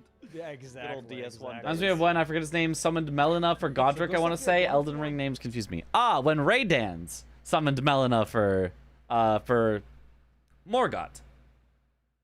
Yeah. Maybe Pentacle Well, Rewards, I see that was a as slightly different potential scenario, here. but also Down. funny. Kind of catching up to some of the Not in an progress official that match. Gray had, because Gray just marked Rakshasas already. On the stream, he did say that was not why he did it, but I don't remember the actual reason. Really? That has to be the reason. That's the only reason you would literally delete the helm. Make his Ooh, way actually to Gustaf Ancient does Realm. have... What other reason since could there Gustaf be to does delete have the helm? south Not access, wearing it it goes for the makes painting sense for reward weight. early. You could be like, it doesn't have a good defense to weight ratio, so it's not worth my endurance to level up. Like, okay, yeah, no, I get it. But if you were going to do that, if you're going to worry about the weight to effectiveness ratio, you would actually not wear the chest, because the chest generally is something you like to wear because, it's got a lot of defense, but it's also heavy. But because Rakshasa armor you wear for the attack bonus, less defense and less weight means proportionally the 2% damage is a greater benefit on the helm and the gloves. Proportional to their weight, you get more damage per weight with the gloves and the helm than you do from the chest and the legs. So it's the exact opposite of what you normally want from armor. Most armor, you usually want the pants and the chest if you can, but Rakshasas, if anything, if you're forced to give something up, you almost kind of want the gloves and the helm over the others. it would block out that scary Honestly, line you from Gray want all four he could because, use a you know. transformation from the painting reward. And so if Gray is trying You would to rather synergize have with 8% than Gray 4%, has not gone but still. Southern Coast yet. Radiant said he had low vigor, so he picked her for some safety, but it didn't work out. Yeah, it does not ever work out. He didn't know that summoning Melina is never helpful. Could actually do Lamenter. It always makes the boss harder. Maybe that line, you know, looks like it could be fast, but Gustaf has the ability to stop it very easily. Okay, and then Gustaf... Where's Gustaf going? So Gustaf, after seeing his opponent mark Rakshasa, follows him downwards, grabs the painting reward, but then continues down and grabs the grace at the watering hole. But is there anything left down there? Is there anything left down in the watering hole? I guess there's a revered spirit ash down there, if you really, really want it.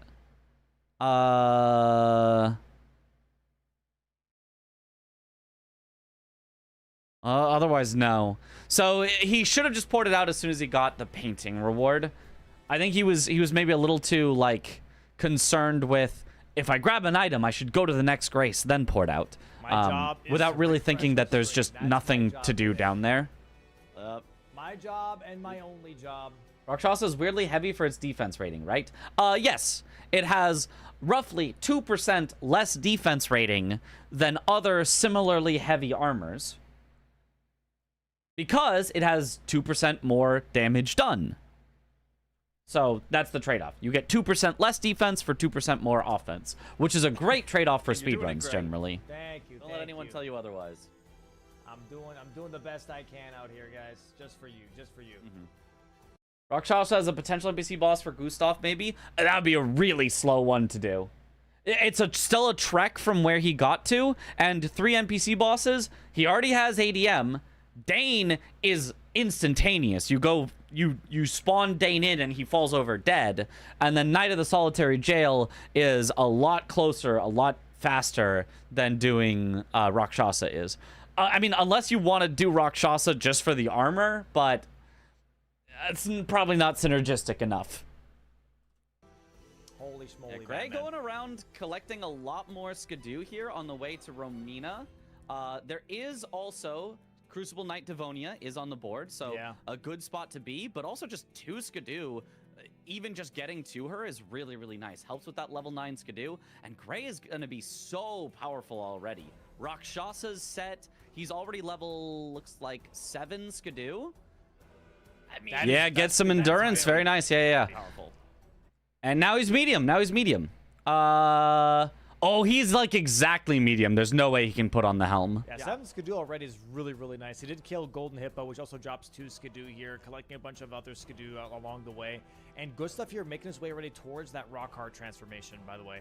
Really, really smart play here from Gustaf. Kind of doing a little bit of a 2-for-1 deal here. Really playing. Yeah, I do like the painting reward for Rockhart here. In order to get the transformation, there is no Lamenter. There is Lamenter. Never mind. There is Lamenter on the board, which is an NPC boss. But there's also painting rewards, so you can kind of do either one to take away transformation. So taking it away by doing the painting reward lessens what Gray could do. Gray, if you wanted to kill Lamenter, would only get 1 square instead of 2. So safe, I would say. You know, you could synergize both of them together, but you can also synergize it with painting rewards, so you get synergy either way. Recognizing that column 5 and playing safe is just justified. Fashion Souls play in that case. Yes, in this particular case, very justified. Very nice Devonia fight here from Gustaf. I mean, so from Gray. Oh, get stomped. Oh! You jinxed him, Dom! That was a jinx from Dom. That was a big jinx from Dom. Oh, the caster curse. Bro, I love. That also means not doing Lamenter, which is a win in my book. I love the fact that his camera's delayed by like 3 seconds, so he's already dead. Blame Domo. Can you review this review tomorrow, please? Yeah, I got you. Ah, man, that Mitch, he keeps pausing so much. Can't he just let it play? I cannot believe Mitch keeps pausing it so much. Terrible review. Just like raises his hands. The John Madden of Elden Ring already got Elden Ring 2027 on pre-order. Just to hear his voice doing the commentary. Perfect. Pausa? That's gonna be very Devonia, funny. man. Yeah, we're gonna see the square mark, then we're gonna see it happen in Yeah, I'm game, just then doing we're a gonna see Gray manual celebrate. super It's gonna be commentary. Like a 1, 2, 3 domino Yeah. effect. Exactly. Rewatched. He Devonia keeps can saying be the things such the a commentator meanie, man. says. He Can you be believe it? So tough to deal with. He's not gonna get a stagger here. Oh, he does get a stagger. He just is in gonna get a time. stagger. Wow. Yeah. Yeah, he needed that stagger, otherwise he was gonna die. But I guess he calculated it out. He's got to be really, really careful with that. No He's got to be stamina. careful. There we go. Oh, Yep. Oh, he's jumping just a little early on those stomps and Yeah. getting caught as he lands. Unfortunately, there it is. as you land, you do not have those iframes. There it is. Now we see it happen in game. Sweet Jesus. And now let's see the celebration. Which Mitch is which? We'll never know. He just looked over at the board. Yeah. Okay. Mitch and Domo and Pop Mini off Mitch. there. It's my first No, phase. He's one of those guys that look like. Which crystal tiers are most Bingus players grabbing? Green Burst and Thorny Cracked. Yes, those are the exact two that most Bingo players are grabbing. CBD is grabbing Green Burst and Opaline hard tier in order to make up for the defense of not having armor. There are other players that are also going Opaline, maybe even in addition to armor, just to be more defensive. I think I saw Raydans doing it. I'm not sure. I couldn't tell you exactly who, but that is the three common ones: is Green Burst, Thorny, and Opaline hard tier. A bit of an underrated, in my opinion, though, can be quite solid early pick is actually to just go strength. If you just start with a strength hard tier, it will get you more power than the Thorny on early bosses. It does fall off late, so late game you'll need to switch back to Thorny. But if you do strength to start out and you kill, you know, Hippo with it or something, and then after Hippo you were gonna travel back to Kale anyway in order to, you know, buy more talismans and stuff, you can then buy Thorny at that point and make the swap. So it is a possible play that I've not seen many people do yet to actually just start with a strength tier. Explosions kind of moves. What are my three evolutionary stages? Yep. Mitch Riz. Past NSX here. It's by the way, for Gustaf, still The name traveling gets through slightly Jagged longer Peak each Drake, time. or Jagged Peak Mountain, I should say. Gray currently 3 squares ahead. Unga can Gonna be bunga grabbing at this some tier. more Skidoo fragments Unga here can from always these Shadow bunga. Men. And I think after that, maybe. That was a good Shadow Man there. What about the secret 4th evolution? Well, it's a secret. I can't tell you. Focusing on column 5. I could totally see that Mitch win. Okay, maybe I did tell you. I But could. It's just, you know, he doesn't have Southern Coast access yet. True. Definitely Southern Coast is what he really it's crazy to think that Gray had only done one bingo match like 3 weeks leading up to possibility. Bingo Brawlers because of travel and controller issues. Testament to his skill, knowledge, and drive to get good. Yeah. But it doesn't look I mean, like he's that's also where been he's doing headed it to. for I a think he really just long wants time. level The 9 longer Skidoo. you've been doing Maybe it, he the wants to go easier for it the is to take a diagonal bit of a instead, break and still get it. Will be blocked by Gustaf doing the transformation. Or Like, he I think could a be lot of thinking other about players actually that doing have column just 2. started learning this So season that also is probably gonna be blocked by would Gustaf have having painting more rewards, trouble so with that. Although I Greg's guess setting Gray up a also lot just of started threats, learning but base Gustaf game this actually in a season, really so solid spot to basically surprising that he block did all of that them out well with here. it still. So very, very nice from both of them. Did Gustaf get sniped? I missed the first few squares. He got sniped on DLC Ashes of War, and after that, he's kind of just, like, gone places. Like, Gustaf went backside of Shadowkeep and got nothing there. Has gone Southern Coast, and so far has gotten nothing there. He got the Hanging Pot Bell Bearings, which, you know, is sort of relatively early that you can get it. And now he is finally getting his second square of painting rewards, but it is a double square. Painting rewards with transformation.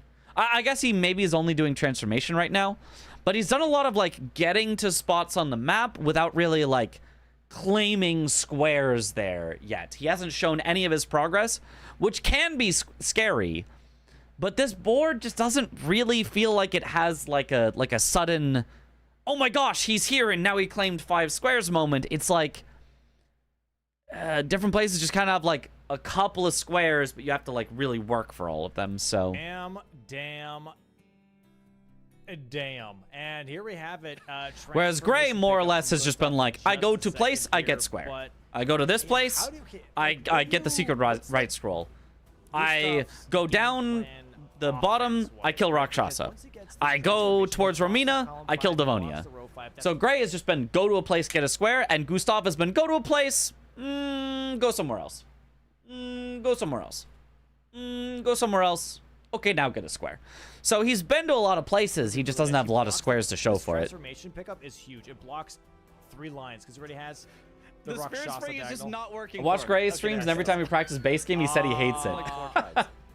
I think genuinely column 3 is his only line left open from all these squares that Gray already got. Your words from Column 3 Gustaf is had you the only line. screaming at your Road 2, monitor. sorry, Road 2, Really? column 3. I mean, I don't hate it. I like taking away the transformation. I think it's in the perfect spot on the board, right? It takes away the column from Gray, it takes away the row from Gray, and it takes away the diagonal from Gray. So I do like this. Available. I just don't like that he hasn't done Florisax to sleep yet, because he could just have that. It would have taken him very little time. I don't like that he, you know, didn't, let's say, commit somewhere and go up to Colossal Finger Creeper, or finish off the 3 NPC bosses after he got Ancient Dragon Man, or something like that. It feels like there's just a bunch of squares that are just kind of hanging out here that, yeah, he's got priority on, but Gray could take any of them at any time. He does also have potential of bottom left to top right diagonal. Not the fact of the pain reward, but the fact he stands next to it for like 10 seconds before doing anything. He has better access to Death Mask Helms. He's gone south, so he has better access Isn't that... to Lamentor. You mean like it drops and he still doesn't pick it up? And he, you know, could get to let No, he does that right away. On that because Gray is a little closer to Romina, but he does that right away. Took him like 4 tries. He goes over to it. I think genuinely column 3 is his only line left open from all these squares that Gray already This is got. technically not the most efficient way to get to it, but this works. Are the only 2 lines. Does the pain reward just take a while? Yeah, it just takes forever. You can't do anything. You just have to wait. Has 1 NPC boss down. You have to wait until the clouds clear up. That's just how it He works. does also have potential of bottom left to top right diagonal. So base game coded? I haven't done it yourself. Yeah, yeah. So he has This better one access is to Death Mask Helms. very He's weird gone that it south, takes so so he has long. better access to Lamentor. He has gone south, so he has better access to Bale. And What's up? How's the rundown? I missed the match. I mean, it's a good match. The rundown's been fun. He, you know, could get to let on our allies. He's not exactly ahead on that because That makes more sense. Thank you for the clarification. Yep, no problem. Wouldn't be too bad. Nice block there Very from nice Gustaf. transformation. Huge block, genuinely. Column 5, row 5, diagonal, all blocked. Also, Dom with the mouse on screen. Yeah, very premium position on the board there. Gustaf's for facing sure. it is like, All oh, three. okay. Okay. I feel like I've done now that as we- well when now we commentating know, matches. That was a good pick here. Gustaf, I think, now focusing maybe on Revered Ashes as he's making his way towards Bellerot. Okay, Gustaf grabbed... Or sorry, Gray grabbed a Skidoo there. So it looks like he is setting up for level 9 Skidoo. I don't mind going for level 9 Skidoo relatively early because it's power. It makes everything go faster. Power, very underrated in this bingo format. Gustaf is definitely on a head start here for Skidoo level 9. So... Road 2 We've seen Elden Ring bingo, but when is Elden Ring Yahtzee? So true. That's the real competitive format. Might be his win con. Does it seem like people split too much in DLC sometimes, or just week 1 nerves, you think? I would say a little of both. I can't speak for Gustaf. I can't speak for Gustaf. I think he said he was nervous in week 1, and I totally believe that, but I also don't know if the nerves was not about him splitting, but was about, like, some of the fights that he had. He was like, oh, I was nervous in this fight, or whatever. So I can't really speak for him, but I think splitting is a very dangerous game. I think splitting... You have to be very sure and confident, and you have to... like, know what you're doing very well for splitting to be effective. If you are not very experienced, splitting on a bunch of squares in the DLC will lose you games. 100% splitting a bunch of squares in the DLC will lose you games. You should, in general, if you don't know it, if you don't have like a super 5-head plan in mind, get squares. You should not split a bunch. Basically, you know, the very, very basics of it is if I get 1/3 progress on 3 different squares, but don't finish any of them, and my opponent just goes and in the same amount of time grabs 1 square, right? You might say, well, we're even, right? I've got 1/3 of 3 squares. He's got all of 1 square. But if your opponent happens to, just randomly, the 1 square they get is one of the 3 you're working on, now you only have 1/3 progress on 2 squares instead of 3. And you might still think, well, oh, wait, no, this is good for me because I'm ahead on 2 squares and he claimed 1. That's like a 2-for-1 for me. No, you only have 2/3 of a square in total progress. Your opponent has an entire square for it. It's much better to be the person who has a square than the person who kind of maybe in the future could get a couple squares. So Yolan is very that's late, why splitting but, is very dangerous. It can work, but it's you dangerous. know, he does have backside and southern coast Do people ever practice with less squares, like a 3x3, so you get a quick match? Definitely ahead on Dragon bosses. Killaball. No, because it would change your strategy, so it wouldn't be as good of practice. You want to practice in the same conditions you're going to play in. I would actually say he probably is ahead because Mariga is usually the easiest one to do that with. So he's got that. And with backside and southern coast, he could duplicate. So he is ahead. Okay, Gustaf is now doing put Florisax to sleep, but he's confused about what to do. He should say remain sad forever and then immediately talk, like stay in the conversation, talk and grab the thing. Grab the stuff. So Gustaf, you can see here, very confused about this. The order is you must have talked to Tialier beforehand. Then you come to Moore, you tell him to remain sad forever. Do not leave the conversation, otherwise you get locked out.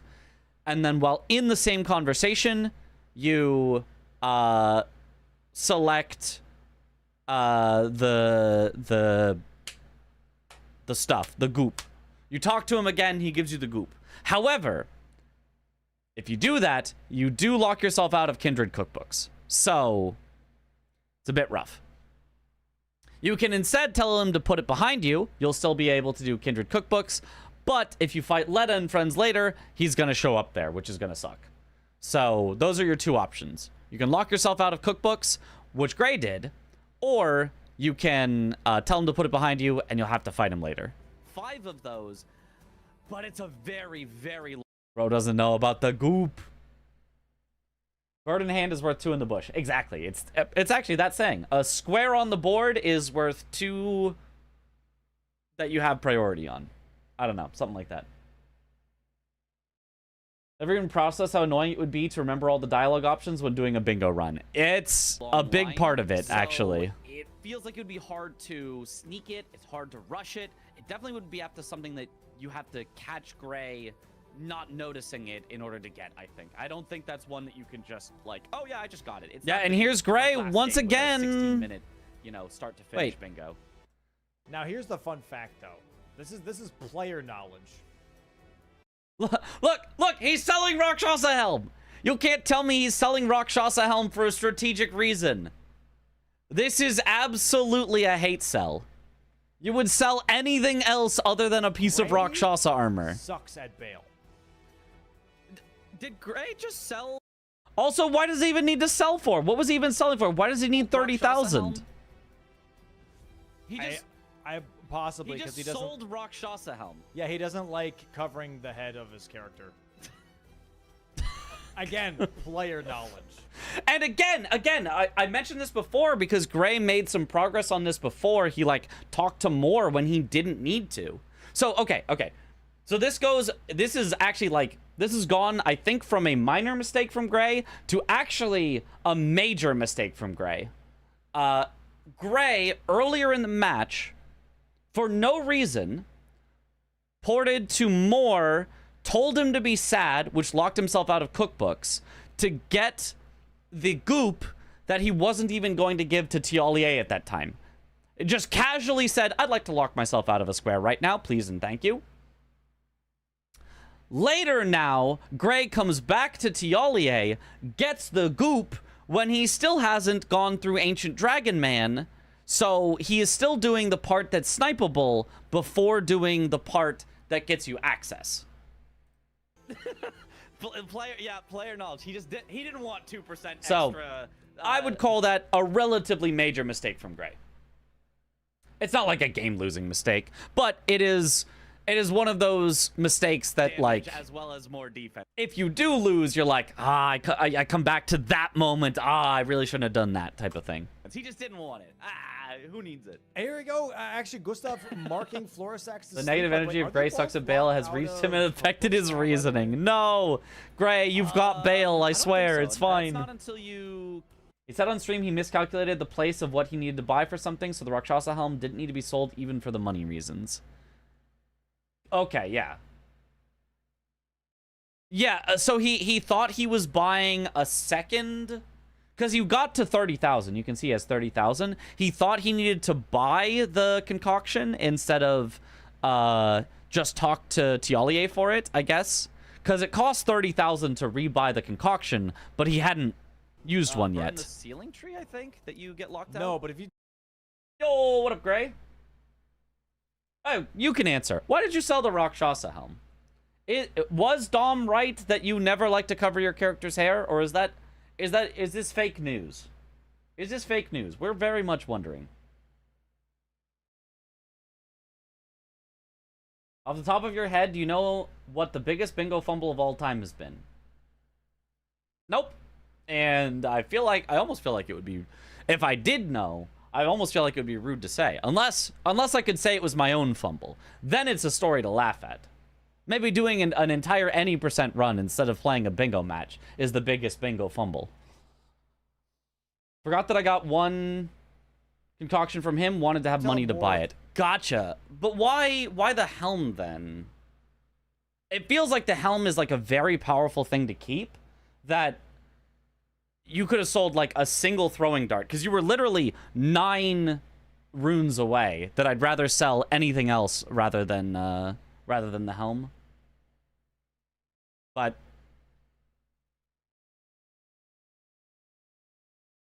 yeah, there is a square to drink the concoction, but it's not on this board. It was on the previous board that was generated, and I know Gustaf said he still thought about the squares on the previous board.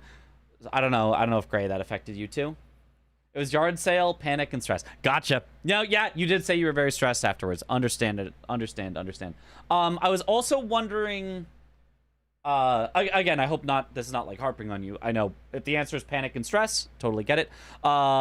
Did you lock yourself out of Kindred cookbooks by telling more to be sad forever? Because I think we assume you did here, or Dom said that you did, and I was like, oh, I guess he did. And if so, was that on purpose?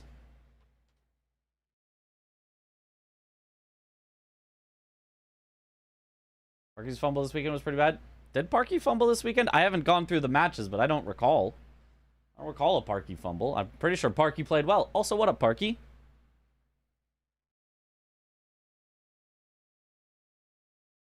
Season 3 finals was quite a fumble. Oh, I don't recall the Season 3. This is why I feel like trying to say the greatest fumble is just... It's almost a rude, like, question to ask, because it's basically like, hey, let's shit on someone. Like, and that's why, like...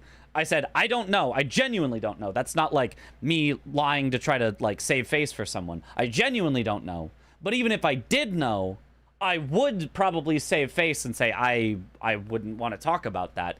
Unless it's me. If you want to shit on me as streamer who is currently streaming, go for it. But if you want to shit on someone else, like I will just... Let's avoid that, I think. I did, not on purpose, but didn't really care about that square, to be fair. Yeah, so my question, I'll move on after this, but this is something that I actually just brought up, so I just want it fully like clarified. My question is, what was the purpose of locking yourself out so early when you weren't immediately doing put Florisax to sleep? And why do any of the gathering the concoction stuff before having killed Ancient Dragon, man? If you remember what you were thinking at the time, if it was, you know, stress, nerves, whatever, like, totally get it. Absolute Sparks, that's my bad. That's not what my intention was. Yeah, you gotta be a little careful. You gotta be a little careful, because some chatters just want an excuse to, like, pretend that they're better than someone who has practiced this for a lot of time. Some people like to just go, remember that time when that one person did something wrong? Oh, they're so bad at bingo. It's like, come on, dude. Sometimes.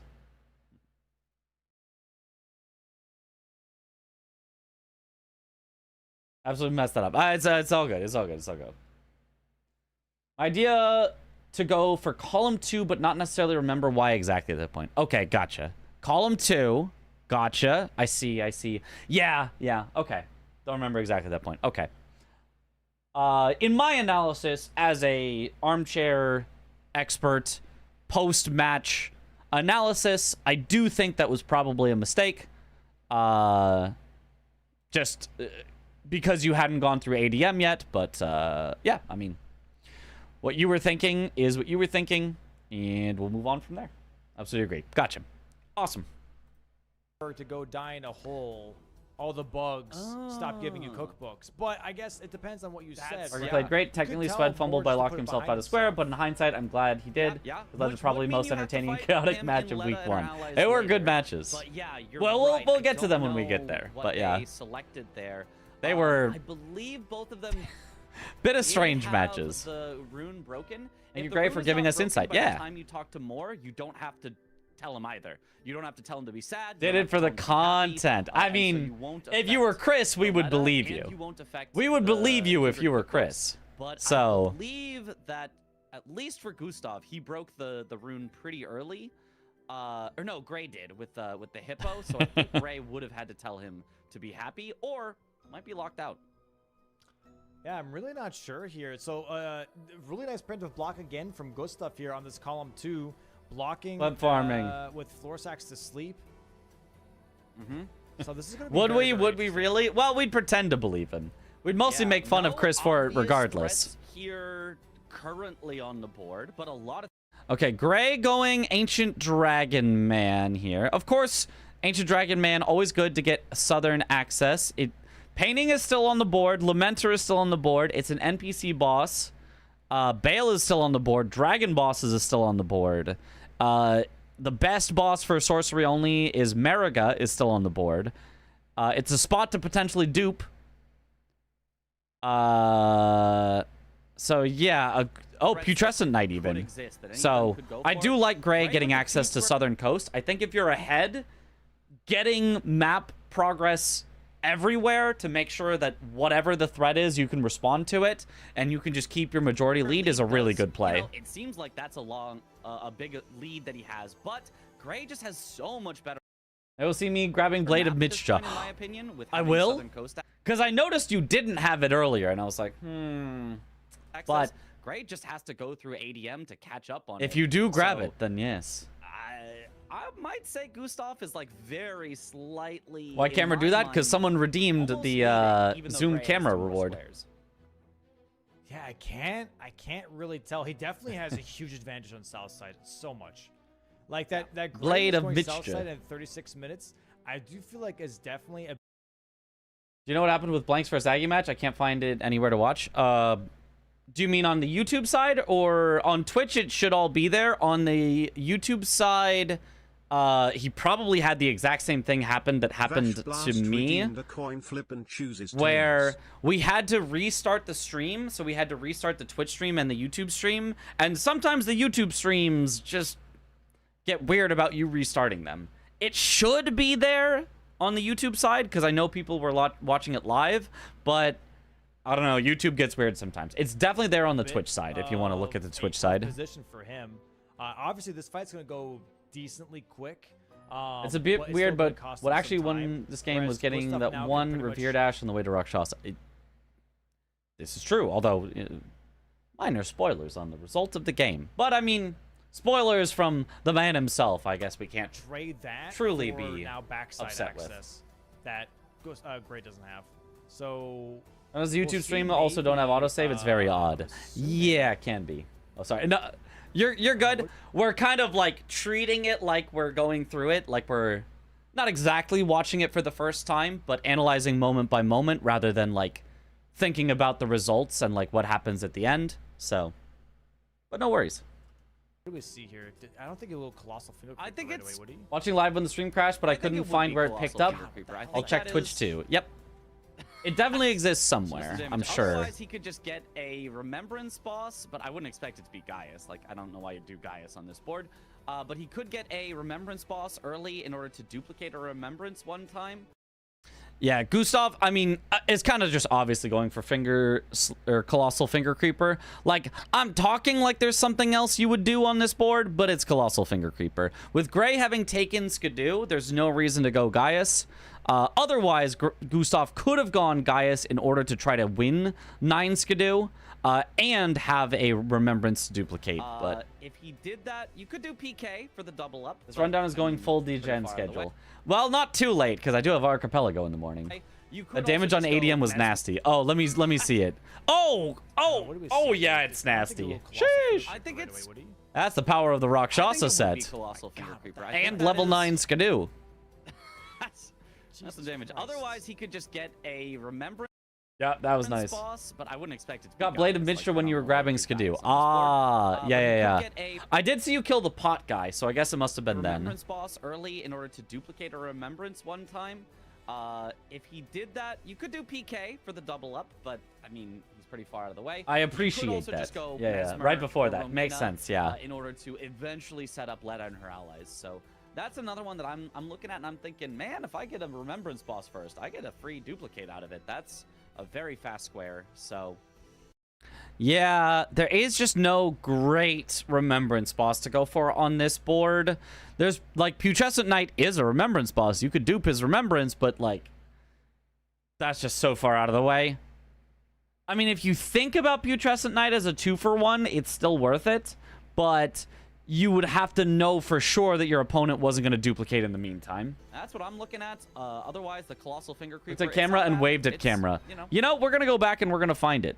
We are at 243. It would have been after there is a Rakshasa. lot of cook. That makes Hey, go, but also After Devonia, I believe. Maybe it would have been before. moves, you know. No, you're grabbing Skidoo now. all of them out. That's more Skidoo. Transformation Aha, Picker, Gravesite right? Plane. Here it is. Experience freeze. Is the only Yeah. line. Oh, row 2. Sorry. We're watching. Are the only 2 lines that Gustaf has available. He has 1 NPC boss down already.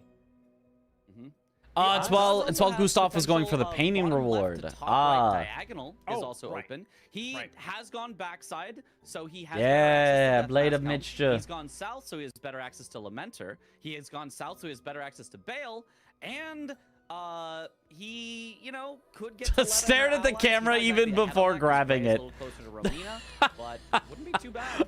Nice block. Let's there. go, Nice Gray. Let's go. Huge I'm so block, sad I missed genuinely. that. Column 5, row 5, diagonal, all blocked is really, really, really nice. And It's a bit of time, then but it's not too bad. Mostly, it's just. we're back to here. If So you did Gray, that, after you could do killing PK for the ADM, double up, but, oh, I mean, does it pretty immediately far for away. the You could NPC also just bosses, go actually. Mesmer or Romina in order to eventually set up Led. I finally watched all matches you missed, so you can come for the reviews. Round. Aha. That's another one that I'm looking at and I'm thinking, man, if I get. I was gonna try Sekiro AP with some friends next week. Watch your solo Sekiro AP video. Do you know if it's better now? Tried looking at it, but couldn't really tell. It has not really been updated since then. No, it will still crash a bunch. It will still have issues. I would not recommend doing Sekiro Archipelago with your friends currently, It's you go unless there and you you're kill it. all willing Takes a bit to of time, suffer but through. It's not too bad. Mostly, it's a bit of. Does extra ADM time. count as a dragon boss as well? No, because he's a man. It's close to the blow a finger. He's not Ancient Dragon. He's Ancient Dragon man. for So the he's a long man. summon, So good synergy from Gustaf. Gray going to be doing NPC bosses here, by the way. After Ancient Dragon Man, going to Yep. complete The the result rest of is that square. He Tails. already has Rakshasa dead, Ancient Dragon Man dead. Fails, Danes is never third. fails. And why does Red Bear NPC count as Red Bear? Because he's not Red Bear man, he's Red Bear. Right? He's just Red Bear. He is in fact a Red Bear. You can't tell me Red Bear is not a Red Bear, but you can tell me Ancient Dragon man is a man.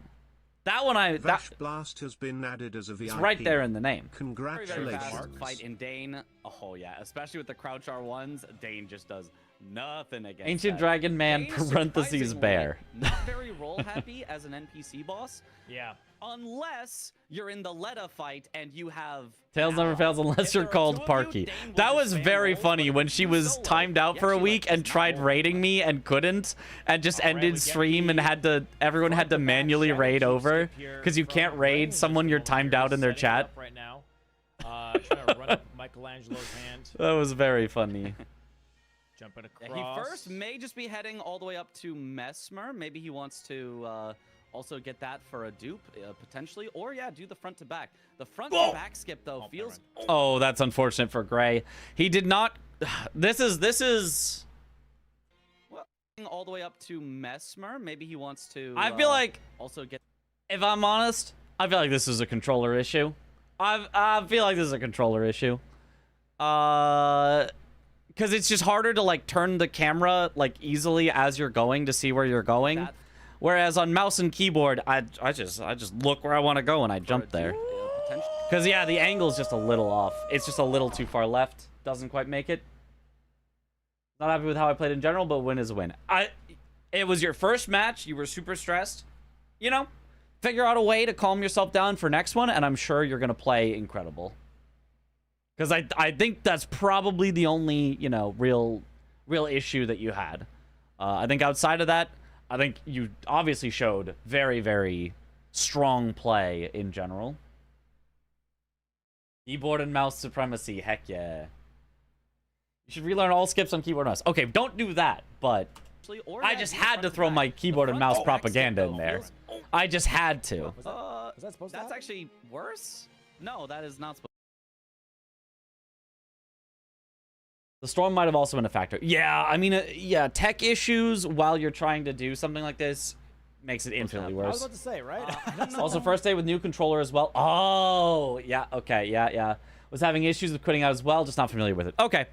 Yeah. Makes complete sense. Man, first day with a new controller and it's the official bingo match while there's a storm going. Oh, yeah, okay, yeah. I don't know where his stable ground is going to be. That's- I mean, that is- Up, but otherwise he's going to port back. An down. incredible does. amount That of is unfortunate things to happen all at once. So I think you should not be unhappy with how you played Yeah, it and all. He didn't grab any grace along the way. Not There playing is a bingo for grace 3 weeks right before that as well. throwing up Yeah. that hand. Be kind to yourself. All of this all together, you played incredible. And Let's no, just say, sorry, you he with grabbed that all of earlier, that you in can see mind, right you played scroll. incredible. So he does have this one. He can try again. Okay, Won't maybe be too except for bad. that jump. That Okay, jump was or not he so can try, incredible. he'll try it You a probably third time. could have done better on that one, but The delayed reaction is so good. It's You so see him die funny, and then, dude. like 3 seconds later. What was that? Bro, I like how he's like holding his controller, scratching his elbow, but he's full sprinting in the game. Like he's like, how the hell are you doing that with few one mistakes, but thank you. hand? Yeah, I mean everybody makes mistakes. So yeah, don't get too hard on yourself, especially with all the stuff you were dealing with. What Man, Gray you is saying, this can- isn't even his final form. That's crazy. Yeah, Gray is scary. Glad I'm not See in if the he can season. get it this time. Looks like Gustaf grabbed the grace there over. Nice. Next to the Good angle Brawlers this start time so on he the can come jump. back later for blow a finger or dupe, and I believe is heading now towards the colossal finger creeper. Which Yeah. it's Which a is fast okay. square. I mean, it blocks the column 1, it blocks the row 4. He's playing for majority, and I really do like that, to be fair. Yeah, I think Gray playing for majority from here is definitely a very reasonable call of what to do. Like, if we look at the lines and we look at what he could reasonably pressure, the only one he has 2 on currently is row 2, unless I'm mistaken. I don't see anything else that's not blocked. But Gustaf has backside access for Death Helms. Gray does not. Gustaf has south access for Dragon Bosses and Putrescent Knight, which Gray knows from User Transformation and Flora Stacks to Sleep. So trying to win both of those would be tough. So it doesn't really feel like there's any line that Gray can actually push here on this board. The middle line as well feels a little hard to fully push, especially with Bale at the center. So it does just kind of feel like, yeah, just go majority game. Block what the opponent can do and keep the lead. Starting to shape up into a probable majority. Did I try for the season? board. I did There not are try for the threats, season. but a lot of them are just. I don't think I would have made it anyway with Tom and Blanks as the top 2. I don't think I would have beaten both, or I guess only would have had to beat one of them. I think I maybe could have beaten the others. I think I have played CBD and beaten him. I think I have played Chris and beaten him. Tom and Blanks is pretty tough. Tom and Blanks is pretty tough. I probably too slow. could have. Yeah. It was probably possible, but I wouldn't put myself as a This favorite. is likely to turn into a majority game here. All right. Kindred Finger Cookbook's Creeper easy. base- Oh yeah, Gray's locked out of Kindred Cookbook, so we actually can't do row basically 3. only knows I forgot two about that. moves. It knows try to flick you, and it knows sprint at you.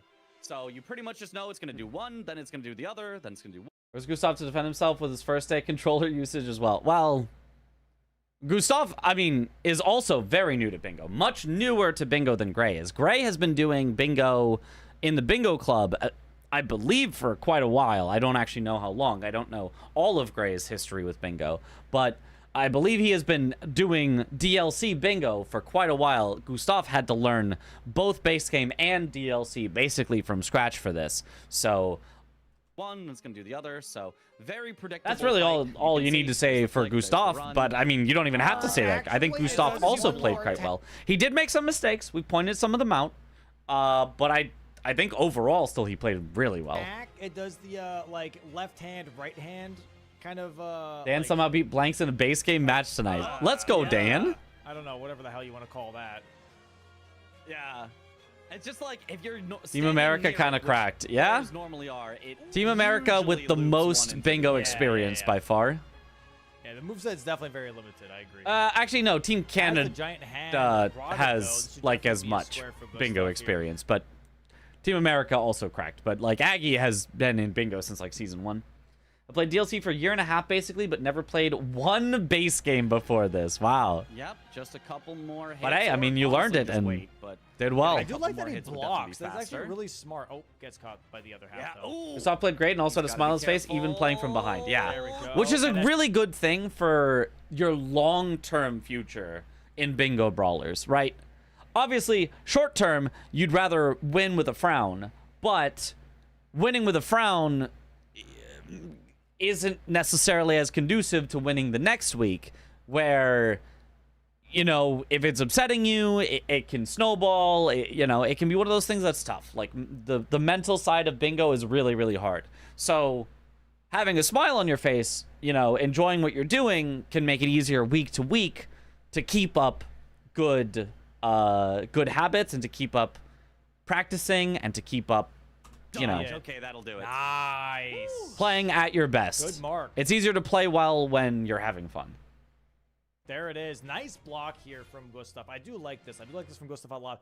Technically, 6-4 Blanks right now. conceded Brace at with 11 two to squares 7 or ahead. something like that But because based Dan on had cap the access and Blanks map didn't, but a presence win is a win. here. Yeah, that counts. That obviously counts. Kind of in a really good Gray here, something I point out. Yeah. Gray surprisingly skipped the skidoo on the way Skipped up the to skidoo. Mesmer. He's already level 9, so he doesn't like need more, but I always like grabbing them. Oh, he's actually going to go back down for it. So he was just scared of the Fire Knight and really, really wanted to... Nope, he skips it. He just... There's a skidoo right there. not worry about it. Oh, no, actually, never mind. He skipped it again, and he's doing front to back skip. Yeah, it's going in front to back, yeah. Yeah, I could never. I could never. I am a skidoo goblin. I could never just skip a skidoo that is... It's 1 foot off to the side. It's 1 foot. You just grab it and you go. It's right there.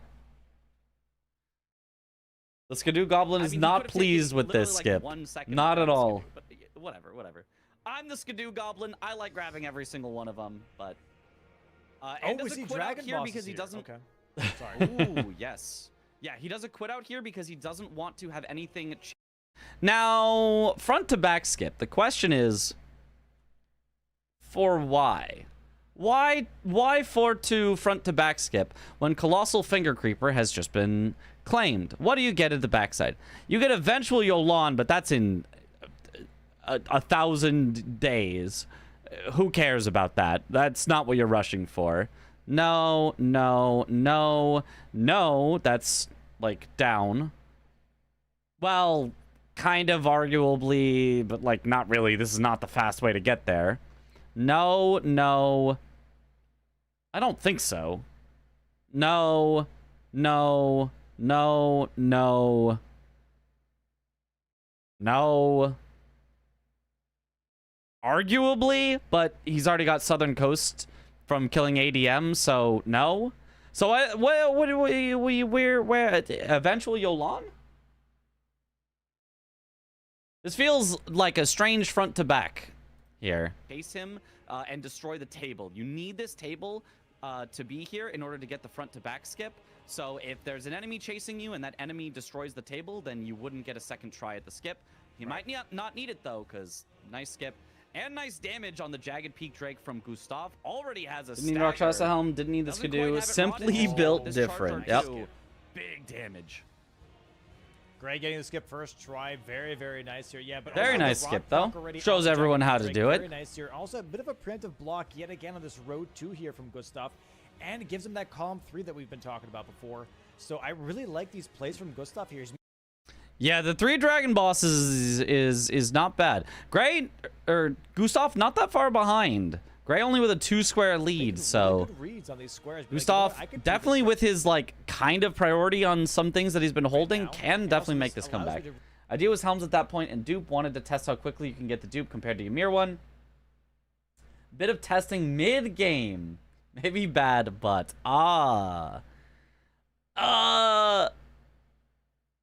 but why this dupe instead of the one past ADM? The one past ADM would surely be much faster.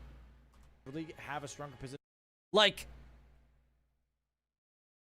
were you timing it? I mean, I guess, you know, as you said, you're experimenting.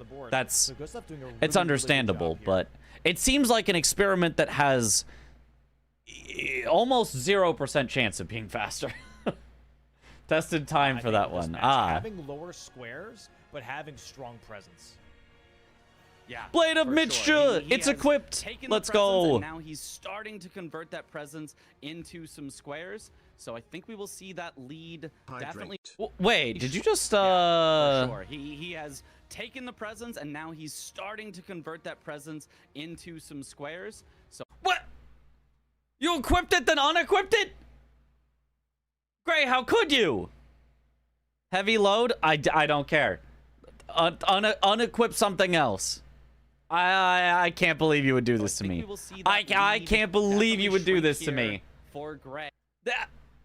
This is a betrayal of the highest order. I cannot believe this. Even reverse in the near future. Gray is, though, still very, very... Also, Gray, do you know the new, faster way to get over towards Gaius? Going around the right side instead of around the left side.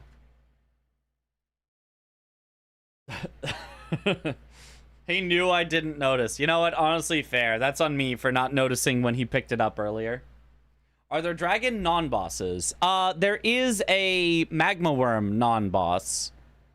No dragon non-bosses in the DLC that I can... Oh, I guess there technically is. In the dueling drakes, there is one of the dragons is a boss and the other dragon is a non-boss. So, technically, yes. Is it actually faster? It is faster. It's... So, the order, the hierarchy goes... The fastest thing is right side, but you jump off the elevator early onto the second, like, time up out of 3. Like, the third thing up is, like, the final platform that the elevator lets you off on. But the second one up, if you jump onto that and go around on the right side, it's about 3 seconds faster. I timed it myself. I didn't time it very rigorously, but at a 3-second difference, I was like, yeah, that's definitely faster. Then the second fastest is the left side, what you're doing here. And then the slowest is riding the elevator all the way up, then going right side, where it's actually about 3 seconds slower than going the left side. So there's about a 6-second difference between jumping off early and riding it all the way up to the top, where then as you go along, you have to drop back down. You lose about 3 seconds waiting for the elevator to get to the top, and then you lose about 3 seconds dropping back down again. Maybe it's not quite that. Maybe it's like 4 seconds waiting for it to come up, 2 seconds dropping down, whatever it is. Does Magma Worm count as a boss? Someone asked if there was a non-dragon boss. Magma Worm is not a boss, no. And also not a dragon, but... Offering another possible dragon non-boss in Magma Worm if it was a dragon. It is not a dragon, and it is not a boss. Powerful. That is, I think, the one thing that Gray definitively has. It does have a dragon heart, but it is not got the Rakshasa armor set a dragon and boss. Level 9 Skidoo, so whatever he tries to fight is going to be quick. Bro. He is now actually heading over towards Gaius. Let me tell you something, though. What if, I'm just saying, Okay. what if Okay. Gustaf has the balls, the gonads, the cojones, to do Jagged Peak Drake right now, the second one, Yeah. and then do Bale as his third dragon? Would have been cinema. Would be cinema. You go for 2 dragon bosses, and then your third one, Bale, to do bang bang. Bang, bang. Ooh, I would love that. Bang, and bang. then you really are setting up that middle column. Ooh, yeah, then the middle column. Wait. Yeah, because the dupe... I mean, neither of them has a reason to have a remembrance yet, but if you do, you can dupe right there. Yeah. You really are actually threatening it. That would be cinema to see. I would love 2 to blocks see that. and column 3 pressure. Yeah, That'd yeah. be fantastic. I kind of doubt we get it. I mean, Ghost Flame Dragons are How many so tiles does easy, the you can DLC just board kinda roll from? It rolls from about 90, and it picks 25. go over and Right. kill one. in But he not that has much the time. grace, you know what I mean? He has it up Did you there see the pretty Domo much. CBD YouTube video we released? He got a does. 3 He for could 1. I even did see that some part. Egon for I haven't Bale seen if the he whole wanted to, thing, 'cause but I he's saw doing that part the Jagged where he Peak got a Drake 3 duo for 1. first. Not a square anymore. You do not have to summon Egon for Bale, but he could anyway. Give us some more cinema.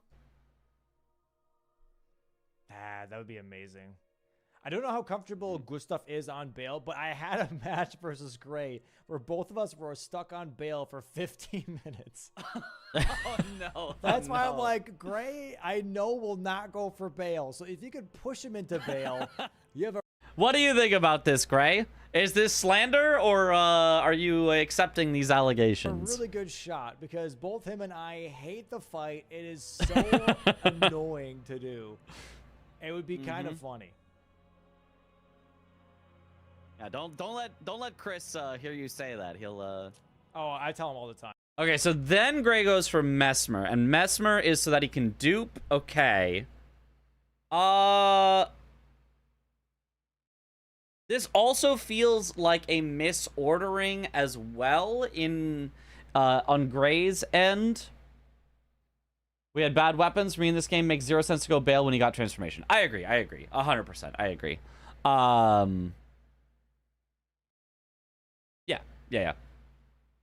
I do think this is a misordering, though, to have gone part of the way to the dupe, then come back to Mesmer, then go to the dupe for a few reasons. One, of course, that's just extra warping you didn't have to do. You could have, when you got to Mesmer, just killed him, then went over and done the dupe. And then second, again, is doing the non-synergistic part first. The only reason to go towards the dupe is for the dupe. I guess arguably Yolan later. But Mesmer right now, if you got sniped on dupe right now, but you have Mesmer killed, you're like, well, Mesmer killed still helps me get to Letta later, and also is a bunch of money that I can use to further set up for the rest of the board. So I think doing Mesmer first rather than going to the dupe first makes more sense and would have saved some warps. So I think that would have been the more efficient way to route it. I do too. Yeah. I was thinking of Gaius when getting there, but then realized that Mesmer is better. Gotcha. Makes sense. So, yeah. Yeah, the hindsight efficiency play would have been Mesmer first. Okay, Gray is heading into. Were you thinking about Gaius just because you're like, oh, that's an easier fight for me? The coin flip and chooses tails. Because obviously you already have the Skidoo, so you don't need the Skidoo after him. And there's nothing else really for Gaius. So just for an easier fight, potentially? Surely it doesn't fail you again. Surely the coin flip doesn't. Yeah, just quicker, I think. Okay. Yeah, Gaius is probably a little quicker. Fight, so I don't know about a lot quicker. Mesmer's not particularly slow. Later, which will also block the diagonal that currently is unblocked by either of them. And it gets him a remembrance in order to duplicate. And I know that you said you never like to summon Horn Scent, so I won't ask about that. I do like to summon Horn Scent when Leda and her allies or consort is on the board. I do like this call from It Gray is, I here. believe, Getting Mesmer, on average, it's a not good bit the faster fastest and easier remembrance you and can safer. get, but honestly, he's having a really, really nice fight here so far. I Hitless think so he's far. hitless at this point. Yeah, he's doing Yeah. really good. Ooh, the rot takes him into Rot phase pushed 2. Pushed it into him. second Yo. phase. Yeah. I'm surprised the Okay, now attack he just has to doesn't linger avoid the explosion. after. Yeah. Oh, nice. Yeah, the double hit with the immediate charge stagger. start That's such a 2. nice opening to phase 2. If you do a charge or two at just Yeah, the right Mesmer's time, not you even can taking the that long at snake, all, and taking then- way less time than the Jagged Peak Drake that Gustaf is fighting. I hate this Drake. Yeah, it is a good block from Gustaf, but I've changed my mind. I no longer like Gustaf going for dragon bosses, because, man, this fight sucks. He should have just done like a Ghost Flame Dragon the or something. Snake despawns and Mesmer spawns. Man, I that hate hit him that as fight. well. Okay, Ugh. good dodges. Nice. Nice. Avoids it. Very Excellent. nice. When you had the same reaction to the rot pushing him into phase 2 while casting as So reviewing. far. Yep. I would love to see him summon Hornsent at the end so that he doesn't have to fight Hornsent and Leda and her allies, but it doesn't look like he's going to. I don't think he even has the access to summon Hornsent, so his fight later on Leda will be a bit tougher. He might also have more depending on what he did to try to get the Florisax to sleep. If it's a 4-on-2, those are That'll not be tough. great odds for Gray. Apparently, Yeah. Gray said to Moore to be sad forever, so that's not gonna happen. Okay, Dom said apparently, so maybe he learned it from chat that Gray said to be sad forever when we were talking about it earlier. Cookbooks. But I think Oh. Can't believe I died to Mini Drake after killing Big Drake. Disappears if you kill Big Drake and die teleports, so no revenge for you. No, that's not true. He should still be there, I believe. I believe Egon's still there, even if you die after killing the Big Drake. Hitless, by the way. Gustaf said Holy. that he should be happy, so he might have to deal with more later, and that will be definitely very tough. Okay. Hitless Mesmer. So We're both of them commentating may on end this up week's with matches as 3 well. Enemies, Gray ending Yes, but not today, because I gotta get to bed up with kind of your standard at some 3. point, because I got an archipelago in the They got morning. the invisible- Also, Definitely very actually, Gray, not hitless. Watch this. Okay. So both of them may end up with 3 enemies. Gray ending up with kind See, you got hit there. See? See it? of You got your hit. standard. Not Might have to hitless, deal by with the way. more later, and that will be definitely very tough. Okay. So both of them may end up with 3 enemies. Gray ending up with kind of The invisible lingering hitbox after enemy felled. I don't know. We're gonna have to take it up with the rules committee here. I don't know. That's clearly a hitbox from the boss. I don't know. your standard 3. Oh, he got the invisible hitbox after the fight.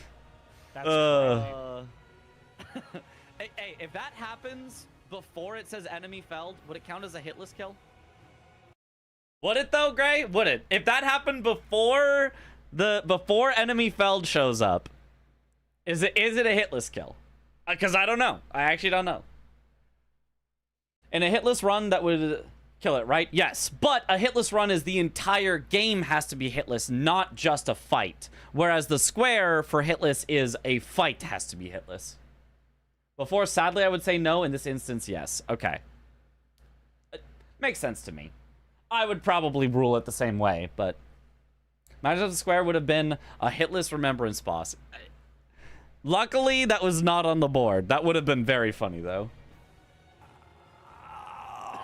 He's thinking. You know, I'm put him in a tough spot. that is it.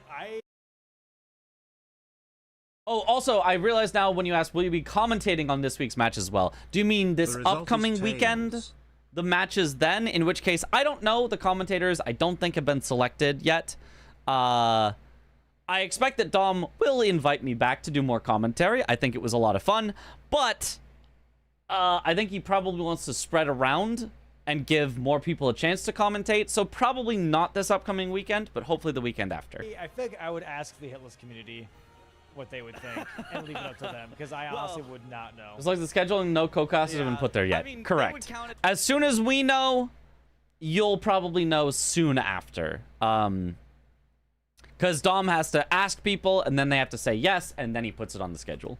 It as a hit for like a full game run, but yeah, if you're just counting for a boss, I don't know. Is it before? After Oh the my boss? god, this dragon landing on Gustaf's head. Ooh. Nice skip by Gray. I like that way of doing it. Way easier than the way Gustaf did it. Landing at the little lip at the top, I feel like is very scary. It's easy to slip off, and I've seen so many people die. Congratulations. But if you just land on the rock at the bottom, like, it's still possible to miss it and die if you just miss it. But like, I feel like it's much easier to land on a rock that's further down because you have more distance to jump at it. We'll see if he actually goes for Can I ask a question? Depends what the question is. As long as it's, you know, not something that is particularly rude or anything like that, you generally could. You already did. Oh, got him. Why is he killing? This one doesn't give you a dragon heart. What are some best advices to beat PCR you would give to a first-time playthrough player? Ah, that's a great question. And there are multiple answers. If your goal... I mean, my advice would be don't take advice. Figure it out. Figure out the roll timings. Figure out the roll directions. Play around with it. Figure it out. Eventually, you can do it. I believe in you. He's not that impossible. However, if you're asking because you want advice, you don't want the advice of don't ask for advice, shields are very good. Shields can be very good. If you find attacks that are... I just can't figure them out, blocking through them with something like a Great Shield will be totally fine. You can add some Great Shield in. There are even strats where you can just hide behind a Great Shield the whole time and just poke him. That can work. Or you can even try parrying. If you really like parrying can be effective against him. So if you're actually looking for some advice, I would say considering a shield is a good way to make the fight a lot easier than it is just through dodging. That would be my advice if you're looking for it. And outside of that, I won't like spoil like specific stuff because I think he is kind of a neat boss to eventually figure out. New square, beat PCR after 6 parries. That's my square! I get that square. I'd beat him after 60 parries. Maybe he just really hates this boss. Oh. And honestly, because he's aggro, he was trying to port. Okay. I broke my Elden rule using block button. I honestly, for a second, I was thank you. stressed. And I was Yep, like, no ain't worries. No way he thinks this is also a dragon boss. He's gonna mark it. It's gonna be a mismark. I'll be depressed for the rest of my life. Drama. Yeah. Okay, Gray actually heading here all the way back into the hinterlands. Yeah. Probably, I guess, for the dupe. Yeah, I think still from having that grace that Gray had, I still think this is the longest of the 3 dupes. Yeah, maybe Ymir is longer from this point. But definitely, I'm pretty sure the one by Florisax is shorter than this one, I think, if you know the skip down. So this is also I feel maybe not. Maybe I'm wrong. Maybe I'm wrong. Is this not the slowest of the 3? It is slower, but now we know. All right, cool. He already has passed ADM, so he could have gone to the one over by Florisax. Maybe he doesn't know the skip. I don't know. He could have just gone backside and just done the one by Ymir, because you have to go to Ymir and whistle anyway. Right. I feel like this one. Remember I beat PCR after days of trying on the first try in the morning. It was so hyped. It's actually, it feels way easier when you're fresh. Like going to bed, waking up, and then doing it feels way easier than going, you know, 7 more hours at night. I don't know that I love this particular. Looking very sharp. Yo, thank you, just some rando guy. The revered Ash. I do quite like the suit I have for commentary. I mean, not really suit, the kind of like shirt and vest. As a majority game, he is going for cookbooks here as well, and also painting rewards. So he's kind of doubling up a lot of things here. I really like. I live in the dimension where waterfowl is not BS. Quite a few squares here, actually. Now that I think I'd be the number one glazer of the fight. open. Yeah, outside of waterfowl, the fight's pretty solid for sure. Yeah, yeah, absolutely. The Kindred cookbooks. I don't Change the think he channel will profile know that picture. Gray is locked out because obviously Gray His did business not whenever he actually wears a successfully shirt. put Flores True. back to sleep. So Right. he has really no way at all of knowing that Gray.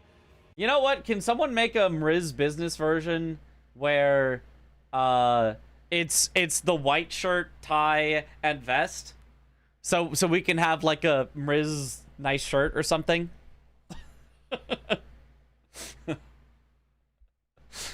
That's what we should have. Did that at all, so he has to kind of go for it early here.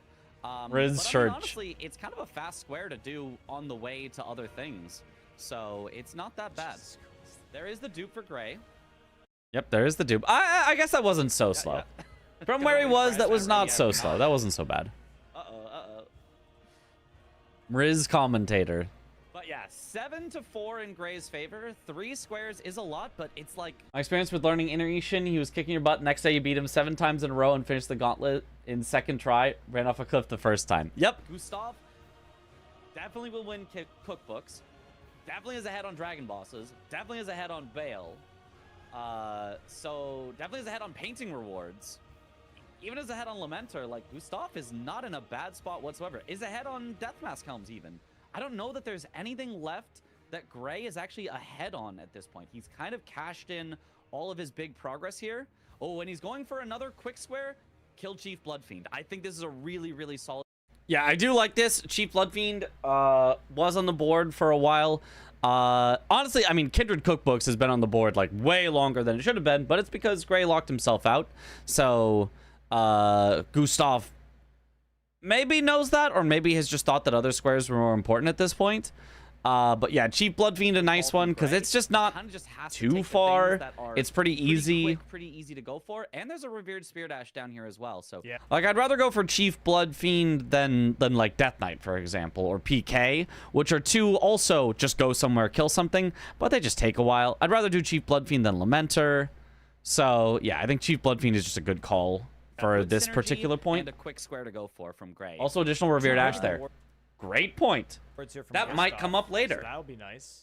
Bang. Oh, Second very painting nice. reward for and he wins Gustaf. final- Which I think, yeah, this makes sense. He just saw you dupe. Technically, you can't be at the painting reward right now, but Dragon Boss. I don't mind Gustaf just Yep. cashing that in, not having to worry about, like, Good when do I synergy warp from back to it He found later. The cookbook on the way to the painting. There was the Revere Dash on the way to the painting. Him just and hitting then these just gets skips the with what painting seems and like great the ease will never dragon. not Very amaze nice. me. Lot of practice. Like this Lot of practice. Yep. I would like to see the dragon katana check takes- here just in case. But Yeah, you might as well. Honestly, I probably would have picked Nice it up like stagger. as he was standing up. Because Yeah. while the dragon is standing up, he takes like no damage. He does still take stagger, so that's why the stagger happened very early here. But you don't really do damage until he fully stands up and like starts roaring. right. Already at well, that's Yeah, running away I think is also a good idea on the Ghost Flame Dragon. In theory, you can sit in it and then get hit by one tick and it'll knock you down and then you iframe and you live.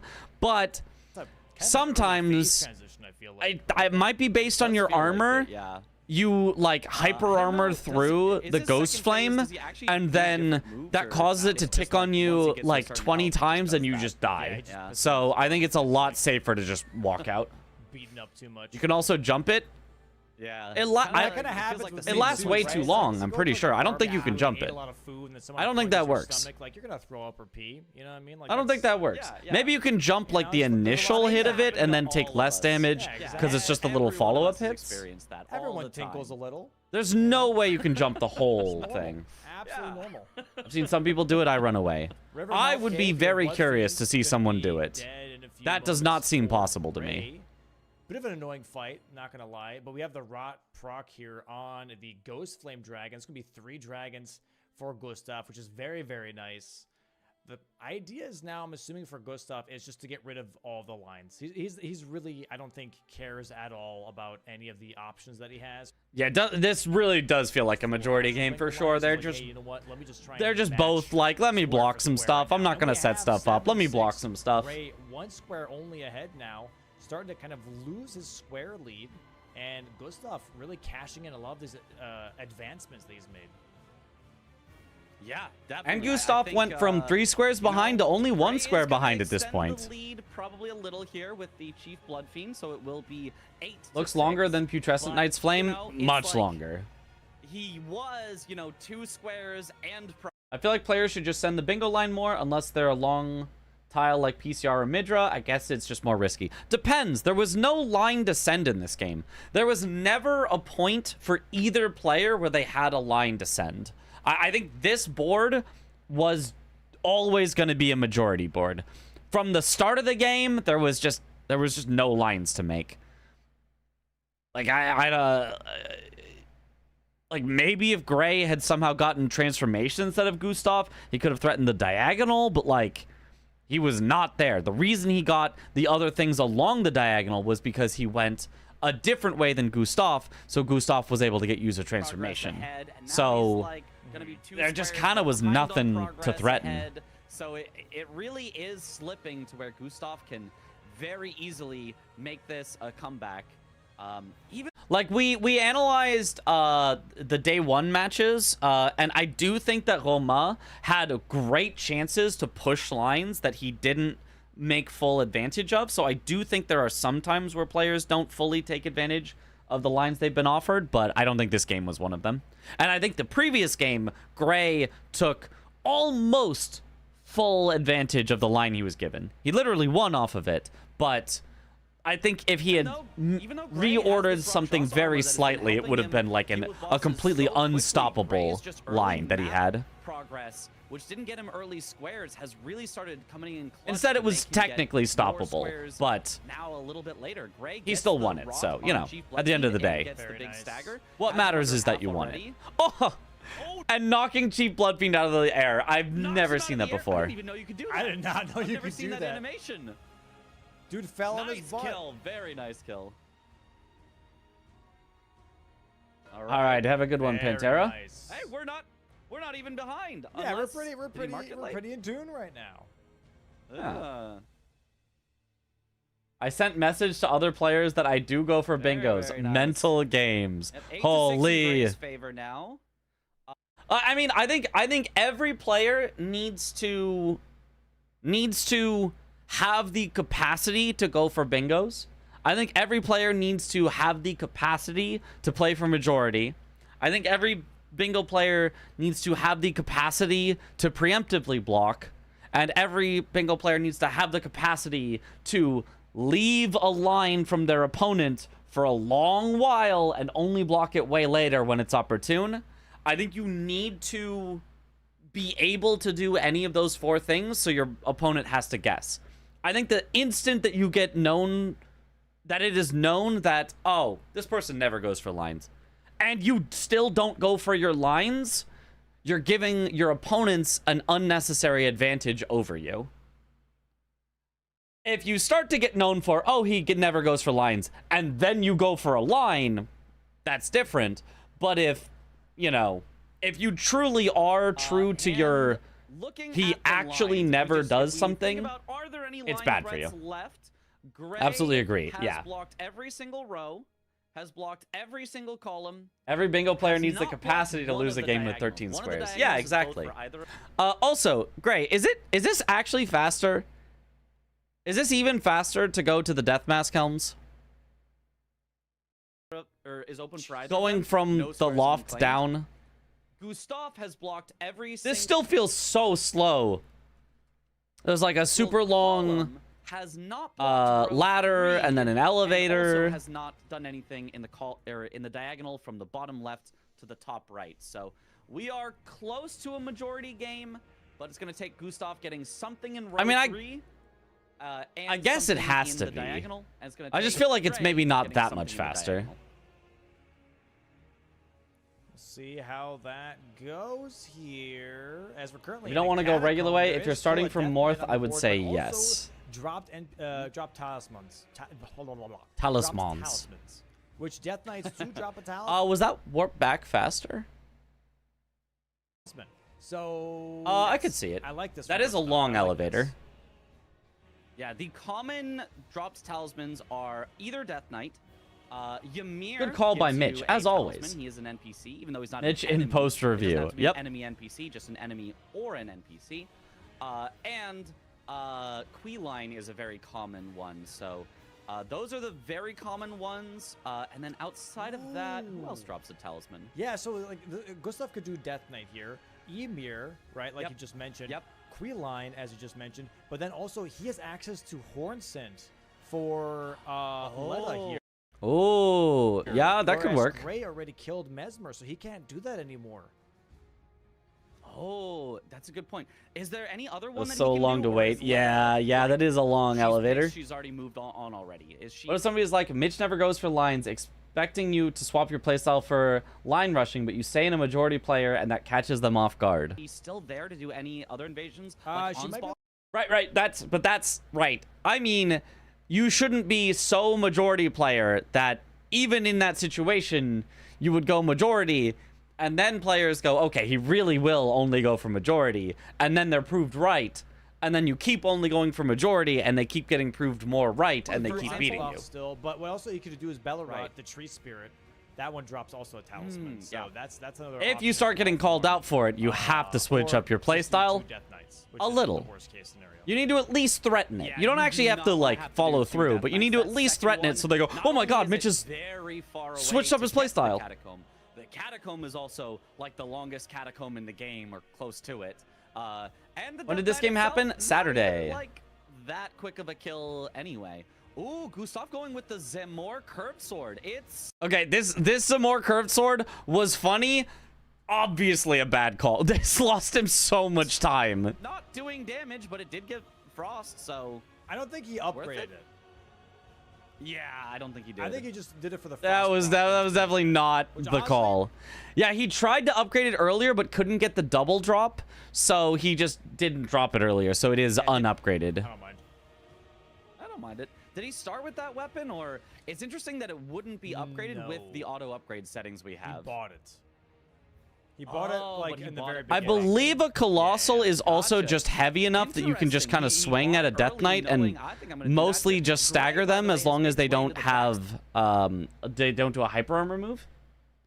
I also try to play board not player. If board is good for bingo, I go for bingo, not betting on what other player is liking and to he's do. doing the death mask helms now. I think you So can that's do a bit something of we both. said Gustaf had this potential priority on for a while, but Gray has But yeah, I agree. If a board is good for bingo, you should go for a bingo if the board allows you.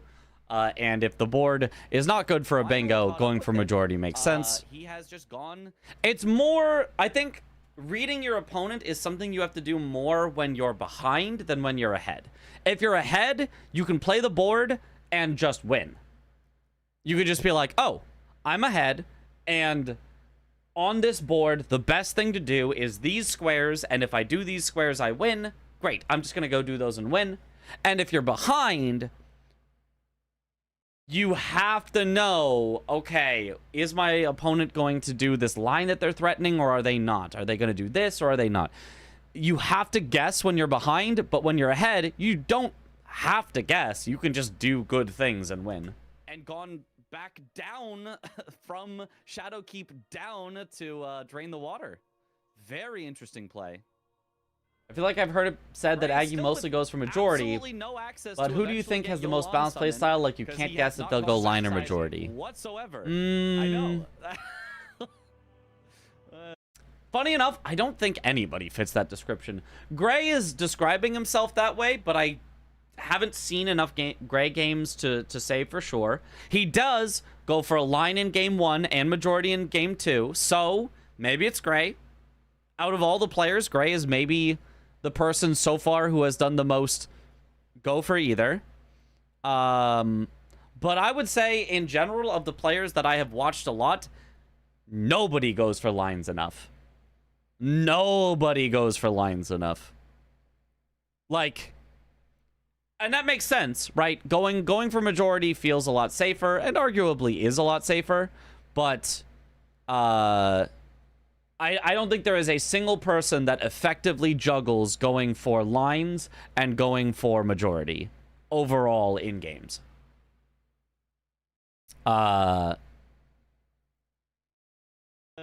I've just like never seen that. Yeah. I mean, I've Do seen good people things, do win the skip game. down Yes. before, but completely skipping out on DVD is so good he on can send Ymir Melania when for you one want square someone even on when the she's board. not on the Very board. interesting play. Yep.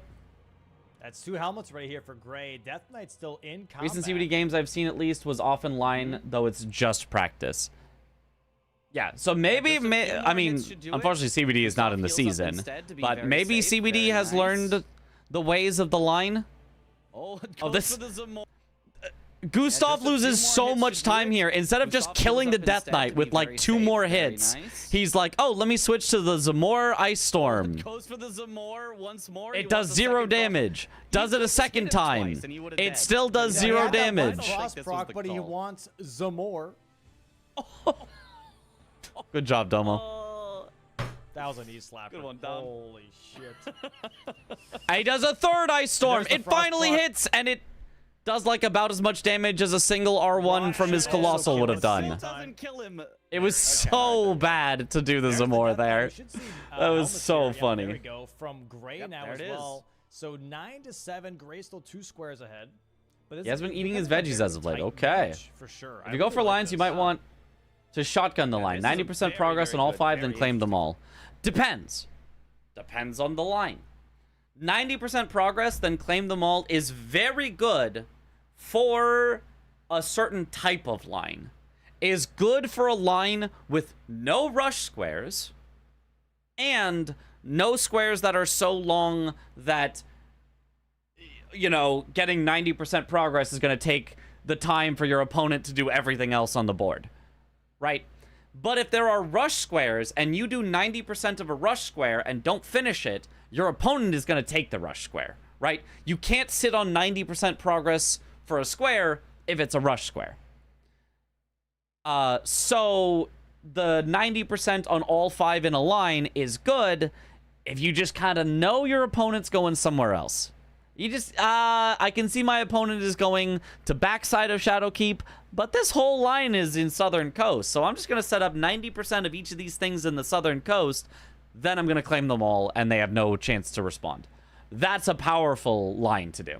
So it depends. Other things that you can do is you can grab the rush square right away, and then set up the rest of the lines in the same, do most of them manner. Match. It is very back and forth. Gustaf has. Why are now you stealing blocked content of that yourself? row 3, Well, because it's Dom had and half Gray of has this now blocked the content. column. So I need to Gray- steal his sorry, the half. diagonal. So it's Gray all is mine. officially blocked all of Gustav's possible bingos. And Gray just has one possible bingo Also, what up, left, Nechti? and that is the bottom left to top right diagonal. Well, yeah, you're right. But Yeah. we already know Gustaf is way ahead on Bale. Is now ahead on enemy NPC drop talismans, so I'm gonna go ahead and I would put a bet on this is definitely going to majority. I'd put a bet on it. Yeah. And it looks like we're right. It looks like we're racing on Ashes here, by the way. I do think It might Gustaf depend has on how many they picked up. right, because I think Yeah, this is a Gustaf pivotal actually has moment. already the, This is a pivotal moment. Because you get 4 in Bellarine. You need a total of Hydrate. 7 to level 5. Thank you for the I hydrate. think Gustaf already has 3, whereas Gray, I don't think it has 3 already. I put my face cam I over think Domo's. he That'd be might. He funny. did Double get the Mitch one on the way to commentary. Chief Blood. I could, but I want to see his reaction. Sometimes he's got good reactions. I want to see it. Best way to watch Bingo. Can't watch live because of time zones, so thank you for these breakdowns. Yeah, no problem. Like an underwater horror game and your alert sound. Yeah. Well, sorry about that. Woo! Aw, hope that didn't scare you. Fiend. Put a Mitch on every camera. Would he have gotten one? Yes. There is the one that's very close at Morth Ruins that he got the one honestly in the has may have quite gotten, but he didn't really go an expressive back. Yeah. face. You got Yeah. one River, in the, yeah. in the river. I know that for sure. Yeah, and the Elac River one on the way to Chief Blood Fiend, that's for sure. Yeah, I don't know where else he would have gotten one. So this might be Gustaf's square. Gustaf definitely, I think, has at least 3. He grabbed the one. We saw him grab the one in Morth Ruins on the way. Yeah, I say Gustaf definitely has at least 3. No, Skip down. Oh, be careful. he does not. Almost. He's got to be careful. He's got He's got to be careful. to be careful. He's getting a little bit of a spanking here in Ballarat. These guys do not like him being here. Gray definitely. I think Gray also grabbed one on the way to Rakshasa, so he definitely had at least 2. Yeah, he has at least 2. Does he have 3 though? Yeah. I don't think he has 3.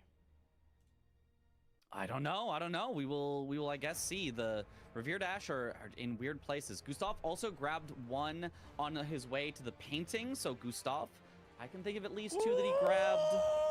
I almost want to say both of them have 3 already before they headed to Ballarat. And I would almost want to say something entirely wrong, because they do not. Gray definitely a But little bit I'm farther not ahead sure. on clearing. How did Ballarat Gray... here as a Oh, whole. Gray got ahead just because Gustaf got kind of held up Grabbing the I wonder sewer if key by here, the that's one enemies? later. Just Mog out. Yeah. Yeah, oh, he's got 165,000 runes on him though. Will he actually mog out with that much money? Oh, looks like he's instead jumping down. Yeah, he's grabbing the sewer. Oh no, he is mogging out. He is Okay. mogging. Okay. the jump down Mog. That is the that enough? fastest Is way he to gonna get get out of this here, here? it seems. Let's see. Nope, he's teleporting first still. He's going to No. Graveside Plains. Okay. So this might So this will be the last one. Is there a has to be careful It's up to whether emote on Gustaf has 7 3 right now. TV? If Gustaf has 3, I he don't know if wins it's on it. 7 TV. It And if Gustaf there does is not one have somewhere. 3, then Gray wins it. has Gray to would be careful. Stop freaking lagging. We could tell if he's close or not. Uh-oh. This is going to be a close snipe either way. And this Wait, Gustaf could doesn't be a have potential 3? I match thought he number. had 3. He doesn't have 3. No, he's going back. So this is going to be Gray. Gray is going to win it my by God. like 20 seconds. Or- He's wait. sitting down. Maybe he does. Yeah, he wasn't sure if he had 3 either. let's see. Sometimes you're just not sure. And he didn't have enough. 4? No! No! He doesn't. He's 1 off. No! Wow. I thought he had That is 3. unfortunate. I Yep. thought he did too. He didn't grab the one in. He is Bonnie seconds Village off. in the river on his way through. That would have done it, and now he's gonna get sniped. Wow. Yeah, what a wow. snipe, dude. That is devastation right Got accused of cheating there from one YouTube comment. Didn't you decide to do it before him anyway? Like, what? You decided to do it. It is very back and forth. there. Squares ahead.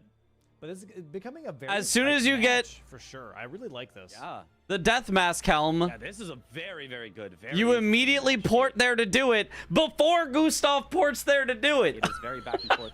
Gustaf No, has but you now cheated, blocked actually. That row 3. You read it. and You Gray has you now cheated blocked by the column, reading so his Gray- mind sorry, the a diagonal. second in the Gray future. You could is see officially 2 blocked seconds in all the of future for Gustaf's where he was gonna possible warp bingos, to, and decided to and go there. Gray just has one possible bingo left, and that is the bottom left to top right. That I looked at his diagonal. screen But we there. already Look know at my Gustaf's camera when he way sits ahead to on level weight. them. Oh, let's see. Out with that. Plains. Okay. So this might So this be... Gray would stop freaking lagging. We could tell if he's close or not. Uh-oh. I assume you looking over to the side here. That's where your board is. I assume it's on a second monitor that you're looking over to the side. This is going to be a close snipe either way. And this Wait, Gustaf could doesn't be a have potential 3? I match thought he number. had 3. He doesn't have 3. No, he's going back. So this is going to be Oh, Gray. oh, Gray's the, going my by God. like 20 seconds. Or- He's wait. sitting down. Maybe he does. Let's see. Level 3, level 4. 4? No, No! he doesn't. He's 1 off. No.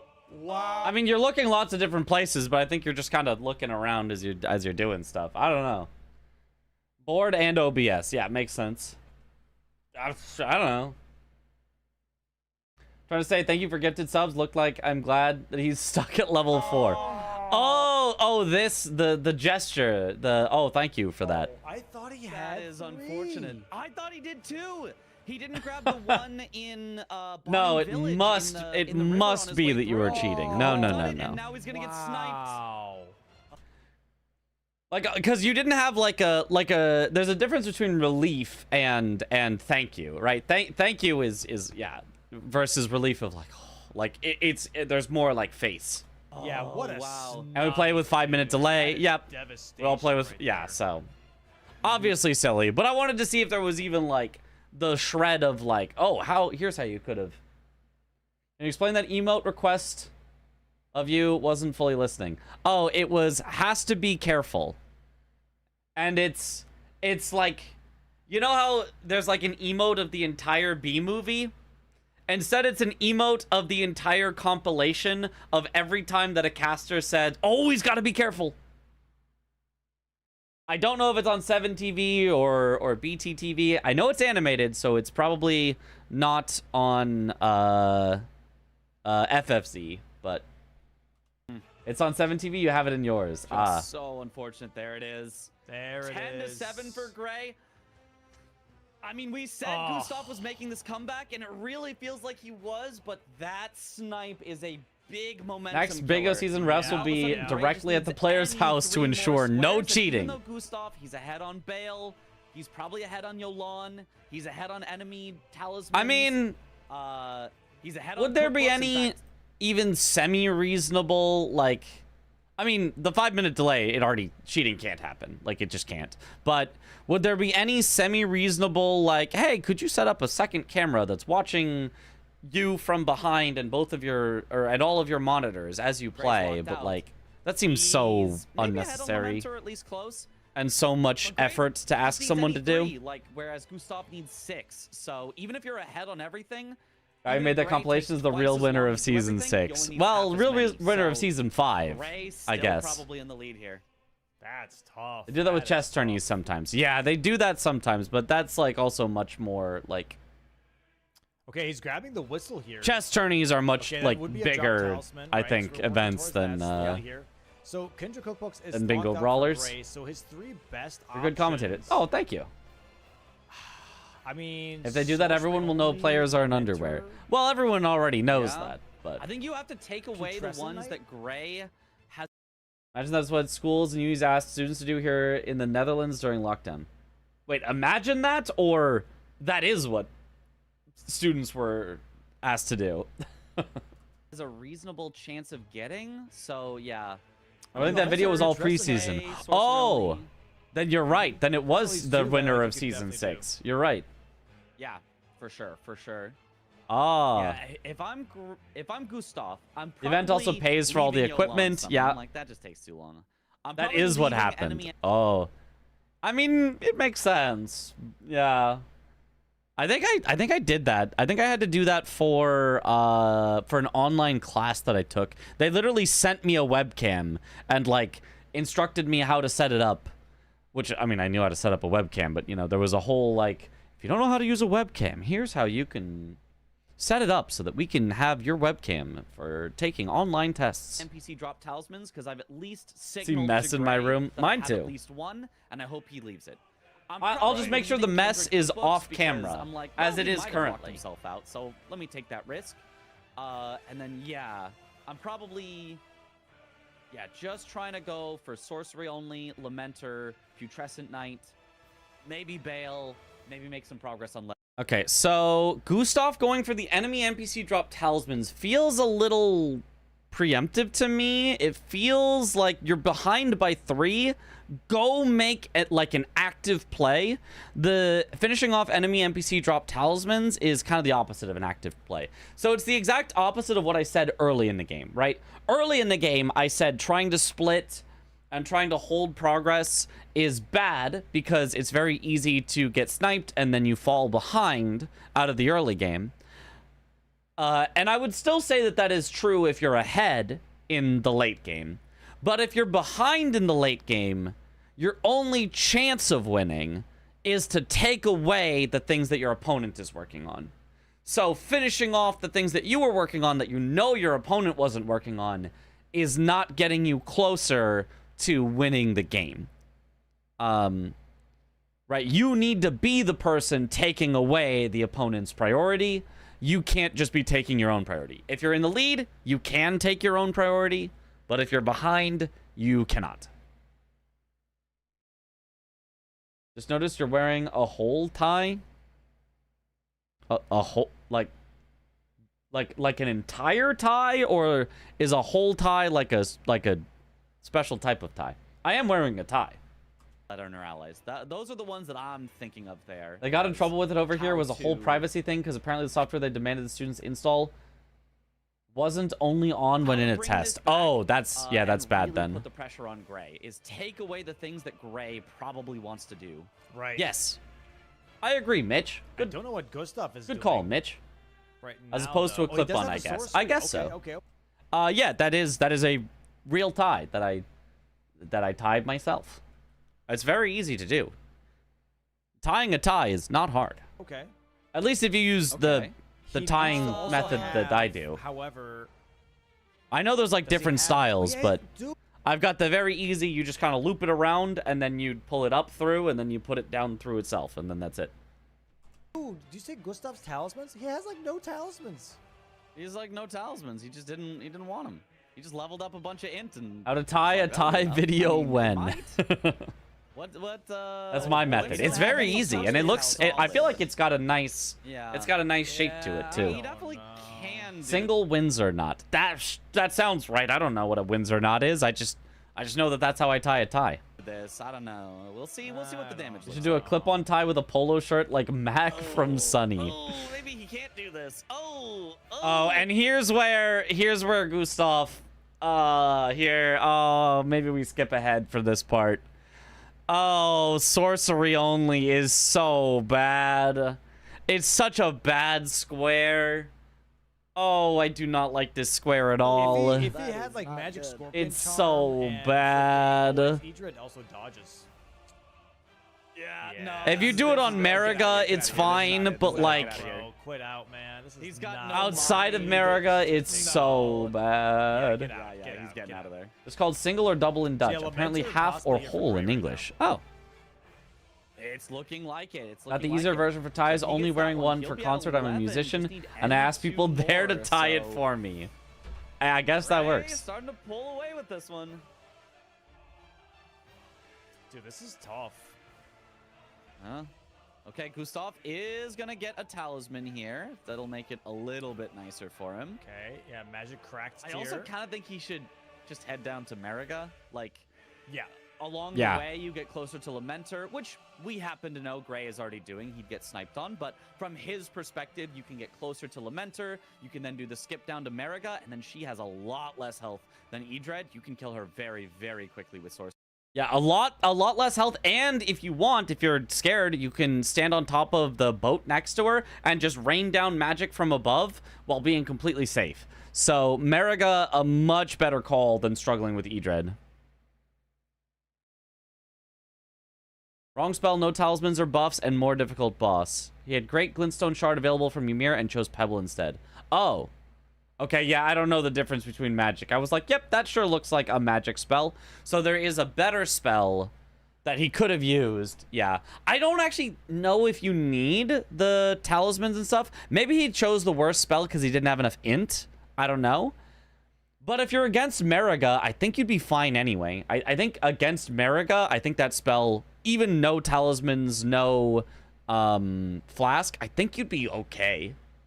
It might be faster to buy the talismans So in that's Flask, probably what I would but do if I were in Gustav's Mariga shoes. is easy enough. You'd See, probably okay, be swaps all around right. his cracked here as well. The magic shrouding. What should Gustaf's game plan have been in general here beyond Mariga? Was there any chance for a comeback by this point? Yes, there is a chance for a comeback at this point. Why is there a chance for a comeback at this point?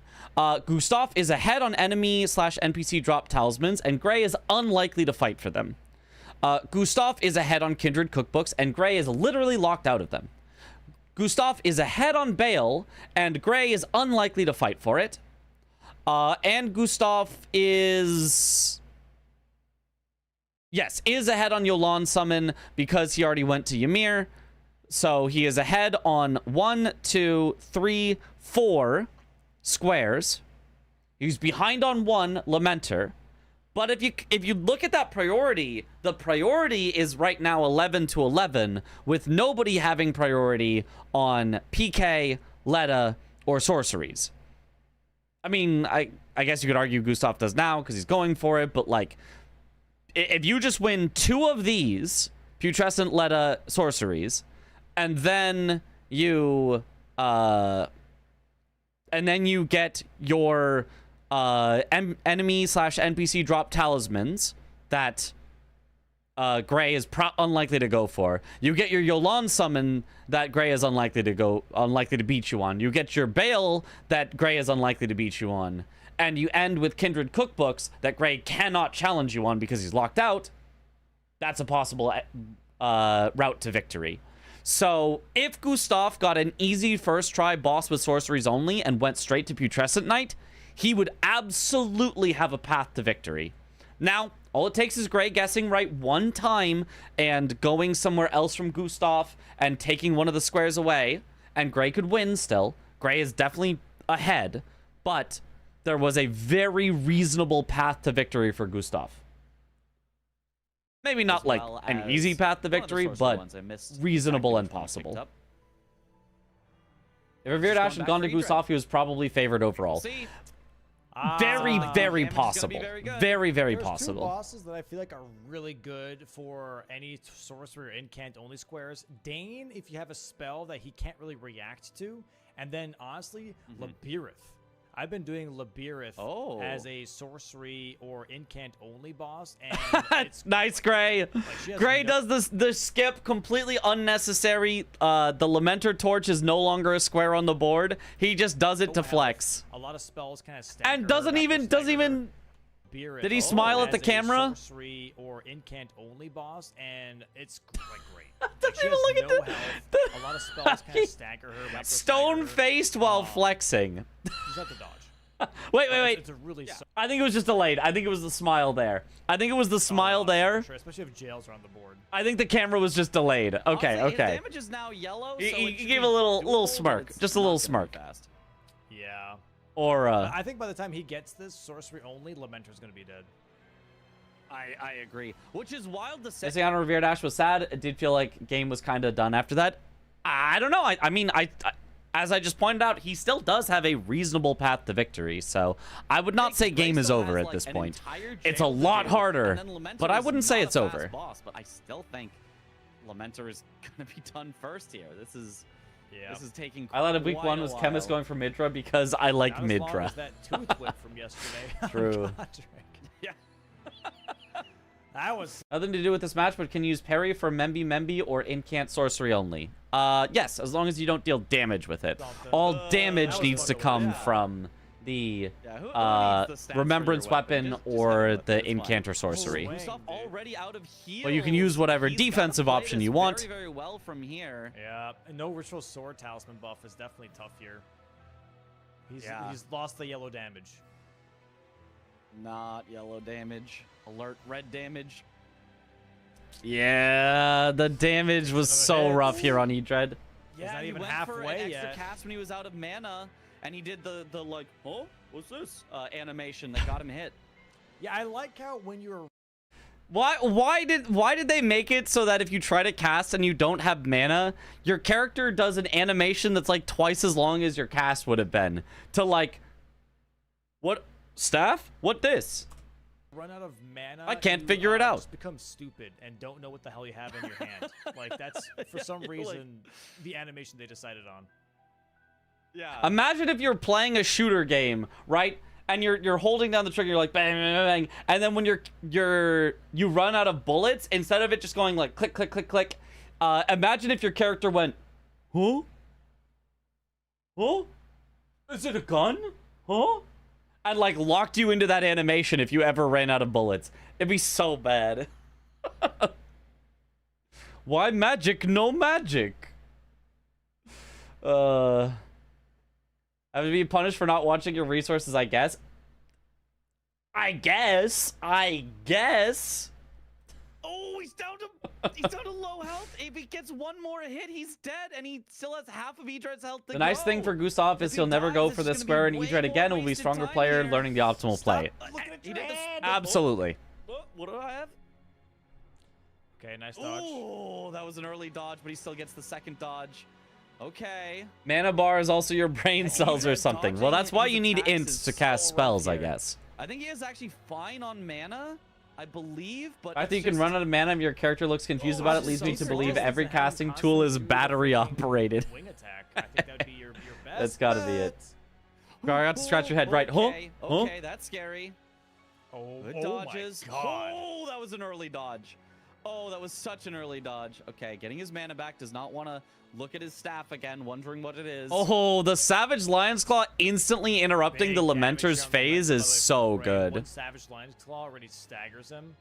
Yep. So yeah, this is going to be a pretty quick fight. Maybe one more, like, teleport. Yep, there it is. From a Lamenter. Imagine if it made you do mid-swinging Romina Halbert. Oh, the death on Eatred is so painful. Too early.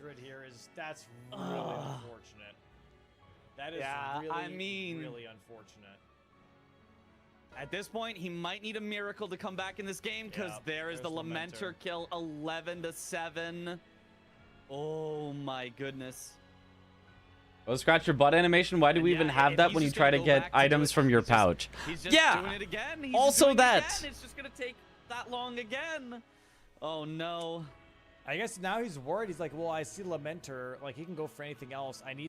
Yeah, oh, Gray, I think, is heading down to PK. So if you consider what I said, right? Oh, if Gustaf went sorcery only, killed it first try, then went to PK, Gustaf would be ahead of Gray on the way to PK here. Next square he's going for.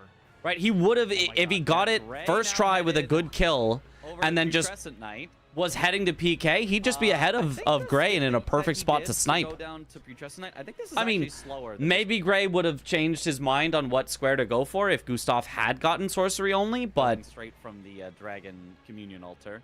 But I'm not sure. From the evidence we have, Gustaf actually would have been in a solid spot. If he is uncontested on Putrescent Knight, that'll get him to 12. He only needs one more.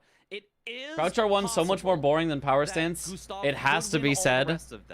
He could pull off an incredible comeback. He is ahead on basically everything left, but true. Actually, I mean, asking for that besides let on her allies. That's oh yeah, Gray is ahead on Letta. Yeah, so Gustaf actually would have to win sorcery only and PK and then take all the other ones he's ahead on. You know, yeah. Gray will have to deal with Horn Sense at least. So yeah, this is a lot of time. Might be an effective way to force players to be very aware of resources, but yeah, it's pretty funny. Yeah, there's always potential. I don't think it's an effective way because, do you think that Gustaf has not played this game enough hours? Do you think that I have not played this game enough hours? Do you think, right? Who thinks that, well, clearly, you only get punished by this because you're like, we have played this game for tens of thousands of hours, but the whole point is like you're trying to do things, you're trying to do things, and we know that animation exists, but it's not like just because you get punished for something, you can instantaneously always like avoid doing it.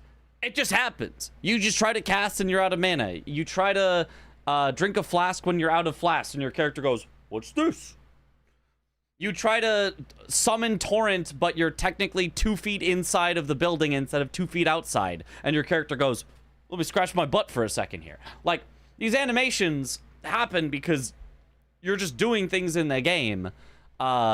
It's not as though, like, it's a teaching moment where if you punish the player enough, they'll definitely learn and they'll never do it again. No. No matter how many hours you have played, it will happen to you still. If Gray gets PK... It's silly. And then eventually goes for Letta and her allies. You can't just punish players into suddenly, knowing how to play perfectly. Points here in his first set of matches. That's not how it works. Okay. Yeah. He at least has for next season, I think we should introduce secret stars like Mario Party, where you can get a point for the flashiest boss kill. Like right in front of his face, dude. Yeah. So true. Nice dodge. Okay. Blue? No? Okay. However, it is funny. This is true. It is funny. Good waiting, good patience to make sure that if he did the stab, he'd be able to dodge. I think if he did the blue, he would have gotten hit there. Nice dodges. Gray making his way down to PK. It's problematic for mana since spells use different amounts of mana, but I think it's punish. I think a punishment for trying to use Flask when it says you have 0 left is okay. Register you as landing and kill you for no Why? reason.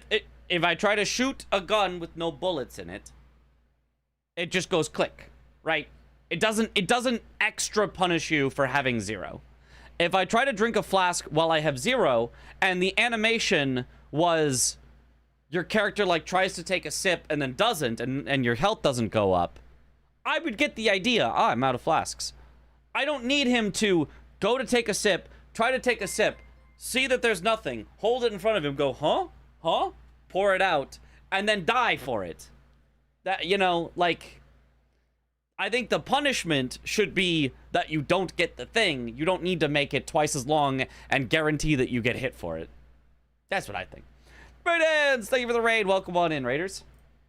We're talking about the silly animations that Elden Ring has for if you're out of a resource and you try to spend it anyway. The menuing for the flasks so quickly, I don't even get to see it pop up saying how many flasks he has left. Also, reviewing the end of the match here for Gustaf and Gray. Gustaf spent a little too much time on this kill a boss with sorceries only. He's getting a little too far behind on PK, which he really needed to win. Otherwise, really did have a chance. Fuck it. It's fine. Imagine if 0 stamina had a punishment action. Yeah. Like, imagine that. Imagine you try to roll and you're at 0 stamina, and instead of just not rolling, your character, like, looks at their feet and goes, huh? And you know, you guaranteed get hit. It'd feel very bad. But I think it's the exact same thing for trying to heal with no flasks, for trying to cast with no mana, for trying to use torrent, but you're inside. Very silly. You're forgetting that this is a Japanese game where such whimsiness is a norm. Is that whimsiness? Are we sure that's whimsiness? If I'm out of mana, I want to hear you must construct additional pylons. Yes. Locked into an animation is enough punishment. Animation doesn't have to be longer. I can agree with that. Yeah. That's all I'm saying. That's all I'm saying. It doesn't have to be longer. To where it just was. So I'm just gonna let it do its thing. Yeah. Like, I think if you still swung your staff, but it doesn't light up. Like, see how there's magic that happens before you cast? And then it casts, right? You're just swinging your staff and it does nothing. I think would be perfect for your out of mana. And, you know, you're just still swinging your staff around like it does something and no magic happens. I think that'd be perfect, right? Same thing with drinking a healing flask. You just put it up to your lips, nothing happens, you know. I'll say if you just let it have the little bit of buffer, maybe it's fine. Maybe it just sits there.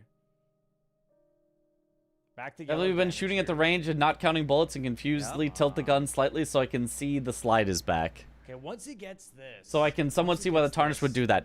In the middle of, if you were in the middle of an active combat encounter, which I mean, I'm assuming you're not a soldier. I doubt you would, you know, if something happens, you would be like, huh? In the middle of an active encounter, but what if, well, is the slide back? You'd probably be like, jam. Give me my secondary. You know? Oh, dude, I don't know. This feels like they're all long. Jalan summon is long. Bale is long. What about the butt scratch when the pockets are empty or no torrent? Yeah, that one also is very silly. Talismans first and like leave all the long stuff open, and then just has to full guess. You know? Yeah, I mean, that's definitely a possibility, but I think that would give Gray too much time to set up for one of the long squares, and so Gray would probably win from It's that you're trying to think about this efficiently like a speedrunner. I think it's a very reasonable Miyazaki clearly wanted a cool-looking animation, also to annoy as many players. Your goal should not be to annoy players. That's not a good goal. Maybe want to see him actually do That's not a good goal. I'm not talking about it as a speedrunner, by the way. I'm talking about it as a casual player. You know how many times I got hit as a casual player because I tried to do something and then there was an extra long animation that played? And it was not like a, oh, that's fun. Oh, look at that little animation. It was like a, that's so annoying. Why did they do that? It leads to a negative experience for players. First on not a positive one. Maybe Yolan. surprisingly, come because on, I one more actually think that cast. might be something Gray goes for. One more cast. Come on. Bang. Bang! Gustaf got it! Let's There it go. is. Let's go. All right. Yeah, that doesn't only affect speedrunners. Yeah, as a speedrunner, honestly, it basically never affects me. I never cast as a speedrunner, so I don't have to worry about the out of mana animation. You never heal as a speedrunner, so I don't have to worry about the out of healing animation. I guess I do try to torrent and then butt scratch sometimes if I'm, like, if I try to torrent at the wrong time, but, like... Marked it on the board. Whatever. Currently 11 to 8. That's honestly the least annoying of all of them. He's immediately going to bait. So honestly, it affects me as a casual player much more than it affects me as a speedrunner. No, Right, oh, no, he's leaving. You don't know where Gray is. Oh, okay. Never mind. He says he's it is leaving. a bad call. Yeah. Gustaf, obviously... Shouldn't it? What about all the swamps? You know, maybe Miyazaki's goal is to annoy the players. It really should not be, but maybe it is anyway. Gray technically still has a Maybe diagonal Miyazaki open as a truly potential hates bingo, us. But Gray could not even get that bingo because if he just wins any 2 squares... Gray killing the laser thing. Very unnecessary if you know the he wins correct, before he like, gets the bingo, straight so- line plus jumps, but honestly, I don't mind it. This is a very Okay, so yeah, scary cookbooks from Gustaf. That's what I thought. He's gonna section finish cookbooks of the first, game, and so just then, making sure you Split make it gets marked through and then react nicely off is of not that, bad. Pretty much. I don't think Yeah, I PK mean, will be that's- dead by the time he gets cookbooks though. It's gonna be. Let's a do while first still. and third. Okay. Yeah. And the thing is, we Enjoys a happen little to know trolling. that Gray is locked out of cookbooks, so this is unfortunately basically a waste of time. Your for little Gustaf, butt because scratch he's or doing staff something checking that Gray animations couldn't do were anyway. fun when the games I were much kinda feel slower. like Nowadays, they're if just it's kind an of death hour, sentences. 16 is- That's probably also true. In the days of Dark Souls 1, a butt scratch was probably actually faster than drinking Estus. Or did you butt scratch? Or then whatever else. Because in those days, an Estus was, I'm running, my character full stops, brings out flask, glug, puts away flask, starts moving. So the alternate animation probably was no slower than that. But nowadays, the animation is either while moving, chug away, or it's, you know, stop. Oh, oh, oh. So that is a good point. That's probably the difference. Into the game and cookbooks The hasn't Dark been Souls marked, 1 they're like, days okay, were my opponent so has to be slow locked out. that There's it just was- no other way that they wouldn't have Yeah, done it already. that it was Yeah, but we effectively just think, well, I didn't closer do in it yet, speed. and I'm not locked out, so maybe they're also not doing it. You know what I mean? It's You one of know, those yeah, catch it's- 22s. Yeah, it's Uh-oh. always possible. Oh Oh, my Uh-oh. God, Gray almost Gray. got dunked into the abyss. If I can play the by that devil's advocate, I think the guy. drinking animation and lack of drinking animation that- should be that around the must be same gotten, length for consistency. it's I a agree. little scary. It Yeah, can- no, it no, can I definitely agree. Tag you a few Totally. times. I would agree with that. Starting Luckily, before My you only get run issue by is that the lack of That's drinking is fine. just It's long already is longer than the Yeah, drinking. so by the Discarding time these PK spells is because you're dead- not allowed to use it. The You're S2 not allowed healing to speed use from it flask if is it even is more painful acquired for me. by an enemy Yeah, falling. That that's is why you never against use your rules. healing flask. You Gravity only item use is life not gems. Accidentally equip it. not legal. Yep. He also has 76 strength. That's a whole lot. He could get a lot more damage out of it if instead of leveling more strength, he went for some faith and got Golden Vow and Flame Grant Me Strength. But I'm just saying, Gray, especially when you're going for PK, you could cast Golden Vow while literally falling down, so it doesn't even cost you any time. You can just hold it in the air, and then you could Flame Grant Me Strength as you land, and I'm just saying, that would be more damage. I mean, he is powerful enough here. He's got, at this point, probably level like 11 Skidoo. He's got Rakshasa's full set, except for the helm, because he sold it for some reason. You are not wrong, yeah. So, he's definitely powerful enough, but he could be even... It doesn't really matter, but yeah, I like more powerful. I like if he looking went at for some of those the those buffs, little the Golden efficiencies. Vow thing. I literally will spend days testing whether, you know, this infusion or this infusion saves you one hit on, you know, each fight and stuff like that. Just because I find doing the actual optimal thing to be a fun thing to figure out. And yeah, Golden Vow, Flame Grant Me Strength, very powerful. And Cold Infusion. The best if you're not going to use greases. Grant me strength. Right. Heavy, the best if you are going to use greases. Okay, we're going Holy Grease here on these on the Rotten Duelist. 80 strength with heavy should be fine. And- It's totally fine. It's just not optimal. Cookbook's about to be marked here by Okay, Gustaf's gonna be idea of it like 11-9. puzzles to He's solve. really Yeah, yeah. not that far behind. All we need Did you to test see whether from greases Gustaf- are worth it? Not yet. What I want to do at some point is pick a player at random. One of the players that has played a match in the DLC so far, any one of them at random, do their exact boss kill order at the exact same levels that they have, with the same weapon, the same talismans, etc., so that I'm not biased by like picking the talismans I like, or the bosses I like to fight, or the weapons I like to use. I will use somebody else's entire route and then test out, is it better to go infusions to counter what you're fighting, or greases to constantly have your weapon greased. My hypothesis is that greases will be better, but only save on average like 2 hits a fight, and so therefore will usually not be worth the time it takes to come back and get them over and over.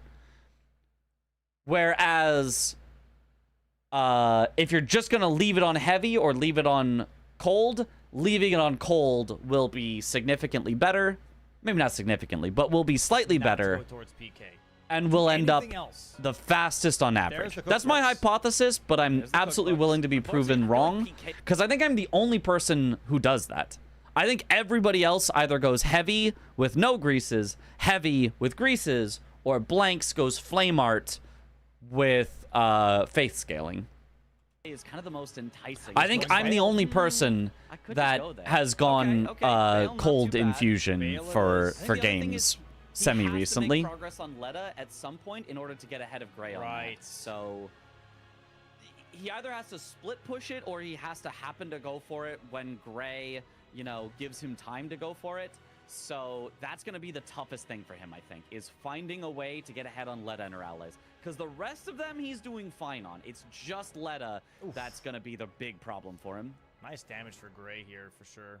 I do wonder. Yeah, how that comfortable damage is Gray still is quite with nice. Because PK can be a little insane.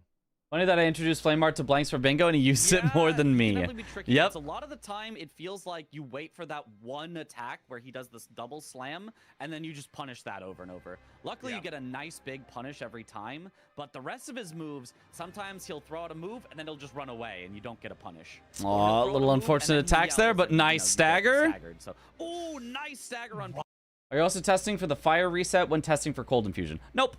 It's never worth it to do a fire reset. Wow, and gets the riposte right Takes the afterwards. riposte. That is huge. And now Rot is applied to Putrescent Knight. Gets the canceled. Oh. I'll put it this way for testing the fire reset. I tested out, when I was testing cold infusion, I tested it 3 different ways. I tested it attacking as often as you can, whether cold has procced on the enemy or not. This was on E-Dread, and let's say that I got 30 hits. I don't remember the exact number, but it was around 30. Let's say I got 30 hits with the random setup I had. If you turn off his AI and you hit him till he dies. Then I tested with basically fire resetting everything. I didn't actually use fire to reset it. All I did was I hit him till he was frosted, then stopped hitting him till he was unfrosted, then kept hitting him so that, you know, every time frost would always be building up, effectively using time as my fire reset, but I was counting the number of hits, so the time doesn't matter in that case. And I got 29 hits. So I saved 1 hit by fire resetting, I think it was like 3 or 4 times. I saved 1 hit. So unless you think you can fire reset 3 times in less than the time it takes to do a single R1 to the boss, it is not worth it to fire reset. It just doesn't help. It is better off to just keep hitting them while they're frost procced while they take more damage. Now phase 2 is going to happen. He's just going to heal. If he was at full health, you can run up and get 1 more attack in as he's starting phase 2, but definitely not a good idea at that low of health. When you're really close, it's hard to dodge the flames because you don't get to see them land in front of you. 1 more hit will take him out, or honestly, if he just waits like, I don't know, 15 more seconds, the rot will take him out. There it is. PK Nice is PK away. kill. In the gameplay. Yeah, So at for this Gustaf point, now, they'd be it's like, okay, it's he's not basically near Bale. over. Let me go do something else then, right? So the reason it's basically over here is because the only way for Gustaf to win is to get all 4, which you might say, oh, well, he just needs to go where Gray is going. Gray, as long as he does not do like some sort of very, very silly split, has 1 square that he's ahead on, Letta and her allies. So if Gray goes straight for Letta and her allies, he wins. We might say, oh, but all it takes then is for him to not go for it. Let's say Gray goes for enemy NPC drop talismans, and so does Gustaf. So Gustaf is going to snipe him on it. Great. Gustaf snipes him. Sucks for Gray. Gray is still ahead on Letta and her allies. Okay, but let's say Gray doesn't go for Letta and her allies next. Let's say Gray goes for Bale, but so does Gustaf, and Gustaf does it first and snipes him. Oh. Gray is still ahead on Letta and her allies. Let's say they then go for a Yolan summon. And again, you know, Gustaf goes for it, correctly makes the call. He's ahead. He wins the square. Gray is still ahead on Letta and her allies, so Gray still wins at the end of it all. Even if Gray makes every wrong call, as long as there is 1 square that he's definitively ahead on, Gray will eventually win. Unless he does something like super silly, like getting 90% of the way to Yolan, then splitting off, then getting 90% of the way to Bale, then splitting off, then getting 90% of the way to enemy drop talismans and splitting off, while Gustaf makes progress on Letta. Then Gustaf comes in and finishes Yolan before Gray finishes Bale. Like, there are ways to lose, but as long as Gray doesn't do something very silly, it is a guaranteed win for Gray at this point. Land summon ready. Yeah, Mesmer dead plus Devonia Gray. So yeah, Gray is a solid, like, 4 minutes ahead on Letta. Something like that, maybe. Yolan, okay. Okay. Gray could do something super silly, dying to Letta for the bit. That's possible, I suppose. If he commits to it, Gray wins here. He's already got Mesmer dead, which he did for his dupe. He is well ahead on the path to Romina. Mentioned you had an Archie in the morning. Is it the same one I saw you guys doing on Monday? No, we finished that one. This is a new one for Chris's birthday with all new people. Can someone explain why cold greater than bleed infusion for DLC? Just the additional damage bosses take when frosted? No, it's because blood infusion sucks horribly. It's bad. It's real bad. Unless you put on like a dagger or something that attacks super fast. Blood cuts your physical damage by a lot and gives you a little bit of blood back for it. Cold doesn't actually reduce your total damage. It technically does, but only because of the way that split damage work. Cold splits your damage from all physical to mostly physical, some magic, while actually keeping the total amount of damage approximately the same. And gives you a lot of cold for it. So, for example, if you put bleed on something like a brick hammer, I think you would get, I want to say like 60-ish bleed. But if you put cold on that same brick hammer, I think you get like 120-ish cold or something. And with bleed, it reduces the physical damage of the brick hammer to much less than what it started with. And with cold, it keeps the total damage, but just splits it with magic. So cold is just like far and away better than bleed in almost all situations with strength weapons. Daggers and stuff, it can vary because you get so many hits. Maybe the bleed still helps, but yeah. Cold also has a lot more strength dex scaling, doesn't it, compared to bleed? Yeah. So you should basically never ever go bleed on a strength weapon. You can go bleed on a dex weapon. The exception, Chicken Leg. Chicken Leg has like arcane scaling and can do weird stuff. It's still not the best infusion. Holy is better. Flame Art is better. Even Heavy is usually better. Even Cold is still usually better. But Bleed, there is a Bleed Chicken Leg build, but every other strength weapon, Bleed is horrendous on. In DLC, most of the times you see what your opponent did in the whole game. Here I can see that he should not have any progress towards Letta, so just full send it. Yeah, makes sense. Gray commits to this. This is a Gray victory. And it makes sense. I mean, Totally that's agree, one of the Gray. longest squares. He Great doesn't call. like doing bail. Like I said, he's not set up for Jalan Summon at all. He doesn't have the whistle. Yeah, I would say, in my opinion, when you are at 12 squares, you should send the square you think you are most likely to win most of the time. Everything is going to be a guess. Everything is going to be a judgment call. But if you have even one square you're ahead on and you send it, you win the game. Whereas if you try to split everything, it's always possible your opponent does some weird shenanigans where they also split everything and get ahead of you on stuff. And I think if there's a single square you think you can just win, go win it. Yep. Letta and her allies is the only Chicken Leg is arcane scaling, right? Why would you go bleed over a cult? Because it's funny. Because you can get like 2 bleed procs in the same hit, because it can get a ridiculous amount of bleed if you do it right. But yeah, you could also go occult. I don't think occult is even that good either, but you could go occult. It works. Yep, For the bit. A little bit, agree. yeah. And It's not a goes to bad. show Honestly, every infusion on Chicken Leg is good, because it's just a how good important weapon. that revered Spirit Ash snipe Occult was, is solid right? on Because Chicken if it Leg. goes the other Bleed way, is sure, solid Gray on would still Chicken be Leg. in the Cold lead is 11 to great. 10. Sacred is Gray would great. only have Flame one Art is square that he great. could comfortably Heavy is get, and great. Gustaf Like, might have all the rest. So it really could have swung it just has so just that easily. but so now much it is damage. Very Gray favored unless he pivots. We Hello. have seen pivoting. We've seen split progress. We've Chicken seen Leg players overall is play a just lot of insane. different It's- ways, so we'll yep. see.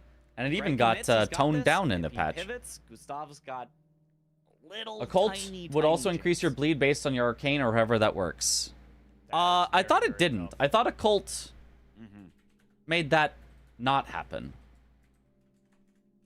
All right, yep. Gustav. I don't know how for Occult works. I haven't done blowing Occult a finger builds. Here.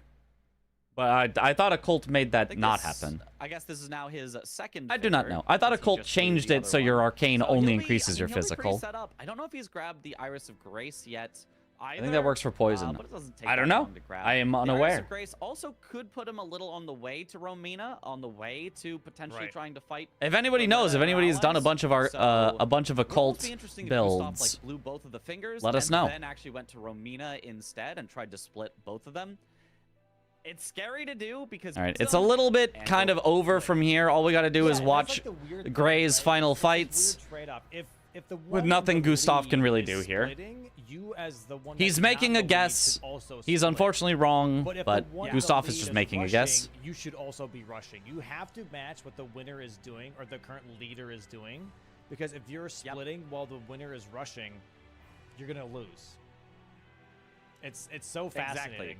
You have to try. Those nuts that both Twisty and Swed passed up in their DLC match looked completely broken when Roma used it. They did? I haven't gotten to those matches yet. I haven't reviewed them. I They get it, passed okay, are up they gonna Chicken rush Leg in the action, something, or they're DLC? I mean, I think Yes, I know it that turns it Swed not doesn't only like from- it.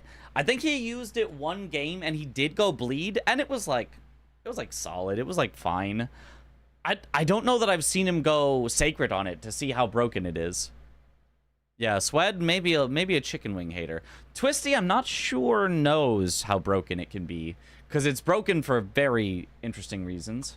Let me guess. Both which had square horrible they're doing. damage with the But Hugaka. Also, too, let me guess how much they are progressing each square. Yeah. So it turns it from just like, oh, there's a 1 in 4. All I have to do is win a 1 in 4, and I can come back into this into, oh, well, now it's a 1 in 4 for which one, and it's like a 1 in 2 for how much splitting they're doing, and it gets really complicated really quickly. But yeah, it's all about the person behind has to match and snipe the person who's ahead. Ooh, scary charge start 2 from Gray. Holy. Big swipe attack. Occult scales status build up, but doesn't add any to weapons that have none innately, so Occult is good for weapons with innate status, where it makes arcane scale status and damage, but pretty niche overall. Oh, okay. Okay. Maybe Occult Nice. Blood Fiend Arm would be good then. Very nice. Now, I do wonder if Gray split. What happens when you apply 2 greases back to back? The second one overwrites the first I one. don't think he would. You only can have one But- grease on a weapon at a time. What was it? Occult Venomous Fangs is one of the most Mark busted builds there cookbooks is. at There's no way it's 17.51. one of the It's most been busted about builds there 6 is. minutes. Because, like, what are you going to do? Oh, wow, I applied poison in the first hit. it still ticks for the same amount for almost Yeah. nothing. I do think Gray probably knows. I'm he's sure it's a ahead on good this. build, Like, but this has been just there's such no a- way it's one of the most slow busted builds. board that it's That been last hit hard on to Romina make was a just ton funny. of I extra liked that progress. last hit a lot. So I think Gray probably knows. Why does everyone that in bingo put Gustaf- the weapon in their left hand? Ah, good question. It's for a few reasons. Number one is easier buffing. Now, that does not apply to this particular match because neither of them are using buffs. But if you have a buffing weapon and a fighting weapon, and you put the buffing weapon in your offhand, then in order to go from two-handing your main weapon to using your buffs, you have to first un-two-hand, then re-two-hand your offhand weapon in order to buff with it. If instead you have it in your main hand, your buff is in your main hand, you're two-handing your offhand weapon, you un-two-hand, you're now using your buff weapon, and you can buff with it. That's reason number one. It's less swapping in order to buff, and then two-hand again. Reason number two is because of Torrent. If you're on Torrent and you swap weapons to your main hand weapon, you will be one-handing it. If you don't have the stats for it, it'll give the little red X, and you basically can't use your weapon on Torrent if you swap to it while on Torrent. If you two-hand it while off Torrent, it'll stay two-handed, but if you ever swap your weapons around while on Torrent, it will un-two-hand your weapon, and you can't use it. It'll give you a little X if you don't have enough strength. Whereas the offhand weapon is always two-handed on Torrent, so if you swap to your offhand weapon on Torrent, it's two-handed, gives you the strength bonus, does not have the little X, you get to use the weapon. Those are the two reasons why. Easier buffing and easier two-handing on Torrent. Were you serious when you asked for someone to make a Mitcha in your commentating outfit? Because I did it. Great. Yeah, I mean, yeah. Do you have it? Mods? Add an emote. I don't know what to call it. Give us a link. You can put poison flower. It's in the Discord. Oh wait, let me check it out then. Hold on. Discord. Under art. Oh, I like it. I do like it. Look at the monkey. Look at this. It is technically a dark red tie, not a black tie, but we'll take it. Distinguished mixture. That's so good. I can't tell who the real Mitch is. Who could it be? To fix that easy low key. All right.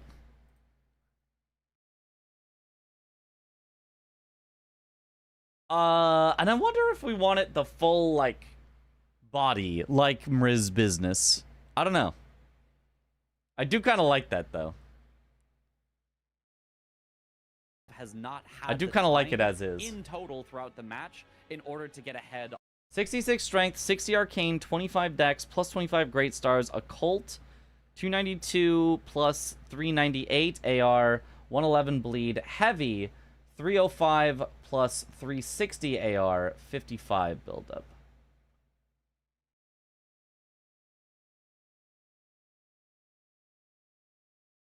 Huh.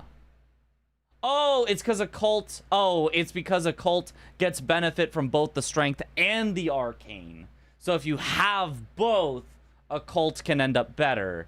But if it was 60 strength, 10 arcane versus 10 strength, 60 arcane, I'm pretty sure heavy would wipe the floor with occult. Gotcha. Yeah. I mean, in terms of AR, not in terms of bleed buildup. Yeah, 60 strength, 60 arcane will not work in bingo. Very hard to get that. 100% agree with 60-10. Yeah, the more likely bingo outcome is 60-10. Or maybe like, you know, it would be 60-10 versus like 20-50 or something like that, because you need enough strength to wield it. So, yeah. I see. So occult is something that people like if you're like maxed out on stats, so you can get like all the spread stats you want. Gotcha. That's what he's doing. Mitcha Chameleon. Oh, comboed here. Oh, Gray almost got. What? How did that happen with the bird? Oh, because you preemptively tried to hide, even though he didn't do the feathers move. Yeah. You gotta send it and only hide if you see the feathers. Yeah. Gray almost getting comboed here by that bird warrior. That's on the one character I beat PCR on forever ago. Gotcha. Progress, doing a little bit of Jalan summon, now doing talismans with Letta for the invasion. Yeah, this is pretty smart here. Yeah. I wonder if he'll then actually commit on Bale first. The only problem is he do some of help. Last rated.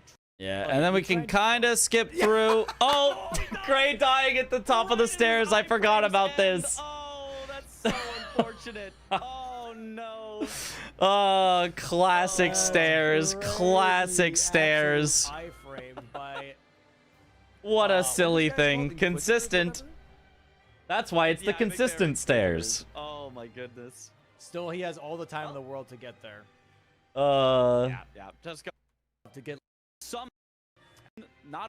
Not the stairs. Take out. There was one other thing that I remember up here. There's the Gray's pathing here. Yeah, sneaking over. Look at this. Look at this. In AB4P, I was like sticking way up against the wall to make it by. Gray doesn't care. He's all the way over here and doesn't get spotted. I thought for sure that got you spotted, but no, apparently. For Gustaf, 12 to 10 now. And now Gray knows Letta is free real estate, and he's running for it. Yep. He is. Yeah, look at this. Full sprint, just kind of close to the wall and doesn't get spotted. He's just sending it. He's not even that close to the wall. I thought you had to be way closer to the wall for the lion. Yeah, same. Yeah. Wow. That's really, really nice. All right. Go find that AR calculator, but / shrug. Yeah, I just Google it whenever I want to find it. It's pretty easy to find. That's pretty damn good. I will have nightmares of the stairs section. Yep. Potentially, it's always pretty bad. I guess with the as well and go for both the rot and the bleed. Why can't I remember the name of the duelist great? Is this one Yolanda or Anna? This is Anna. This is Anna. Is not too bad, honestly, especially with a colossal weapon. Oh. I probably would have gone with the wild strikes. Horn myself. Scent. Both though, really, really good NPC slaying weapons. Being a little annoying, okay, but the frost proc helps a lot. And her allies takes out Horn Scent very, very quickly here. Very nice. The real unfortunate thing about summoning Horn Scent isn't actually how long Horn Scent takes to kill. That's actually not too hard to kill Horn Scent there. The problem is now you've got a full health Dane instead of a Dane that spawns in and kind of stands there and lets you immediately hit him and like combo him. Oh, but does not get the opener on Dane that you would have gotten if you'd been able to skip Horn Scent. But I mean, Crouch R1 is putting in work, so. Now summoned as a cooperator. He's just got to worry about when Letta comes in. Oh, the damn. Okay, all right. That was totally fine. No problems. The top. I forgot about the Natan. Like, look at Natan go. Just worry about when Letta comes in. Oh, the frost proc at the perfect time. Oh, skips the heal even on Dane. Okay. The time be like, yeah, buddy. Yeah, take that, dude. Get him. What a goober. What an absolute goober. Oh, yeah. But yeah, very, very nice kill here. Oh, even the Savage Lion's Claw. Helps. Oh, even the Savage Lion's Claw. It's over. Nice job by Gray. 13 to 10 victory. Yeah, I mean, that really would have been close if Revered Ash went the other way. Jeez, Gray taking the DLC match here versus Gustaf. The Tan eviscerating the body, yep. Special match on Bingo Brawlers, man, and played fantastically. Played fantastically, 100%. All right, awesome. I gotta get to bed. I should kind of semi-rush to bed because I do have that archipelago in the morning that I have not picked a game for yet. I have not set up my game yet. I have to actually wake up and then do all of that. So yeah. I guess real quick, Celeste? Should I do Celeste in Archipelago? I'll probably do Celeste. That sounds fun. Someone who's new to the whole bingo concept. Thanks a lot for explaining all that stuff. It helps a lot. Yo, thank you. I'm glad it helps. That's, yeah, I like to explain a lot of it. It's my teacher background coming out, so glad that it helps you. Can't be worse than Chris picking Borderlands. Yeah, no. 9 Souls? I've already done 9 Souls in a lot of Archipelagos. I want to branch out a little more. I do love 9 Souls, but it's very long, and I feel like this is kind of a day for picking a little bit shorter of games. Because I think more people are going to have to go earlier. So if it's just like, you know, just me doing a really long game after everyone else has finished or left, that's maybe less interesting. So I don't think Celeste is going to be too long, though. Loved your commentary on my game. Glad that you did it. Yo, thank you, Gray. Anytime, anytime. And if you ever... I mean, you probably don't need it. I feel like you know how to analyze your own games very well. But if you ever want an analysis on a particular game or anything, like, I'm also happy to do that. Like, I love analyzing and looking for, like, what are the best things that could be done. Mitch Business updated in Discord. Heck yeah. Heck yeah. Needs to play Choo Choo Charles AP. Maybe another time. Maybe that one wouldn't be great for this. Alright, let's raid. 60 strength, 10 arcane, heavy, 645, total AR, occult 429. What about, for occult, do it the other way, where it's 10 strength, 60 arcane. Like, same total stats, but either weighted heavily towards strength or weighted heavily towards arcane. I still assume heavy is going to be better, but I assume by less. Love to actually, like, next week. Okay, all right, absolutely, we'll do then. Or 2248. Yeah, whatever you need to have enough stats to wield it. Yeah, exactly.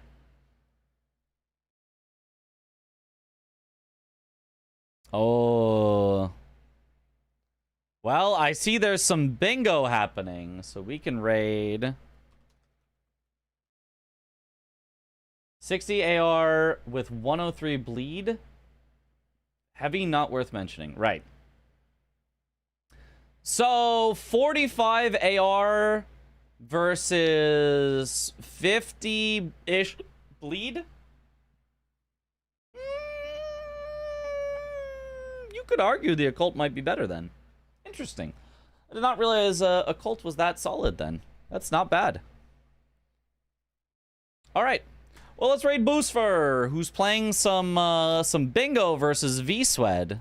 V-Swed, I assume, is not streaming, because I do not see him on my list of people that are streaming. So he's probably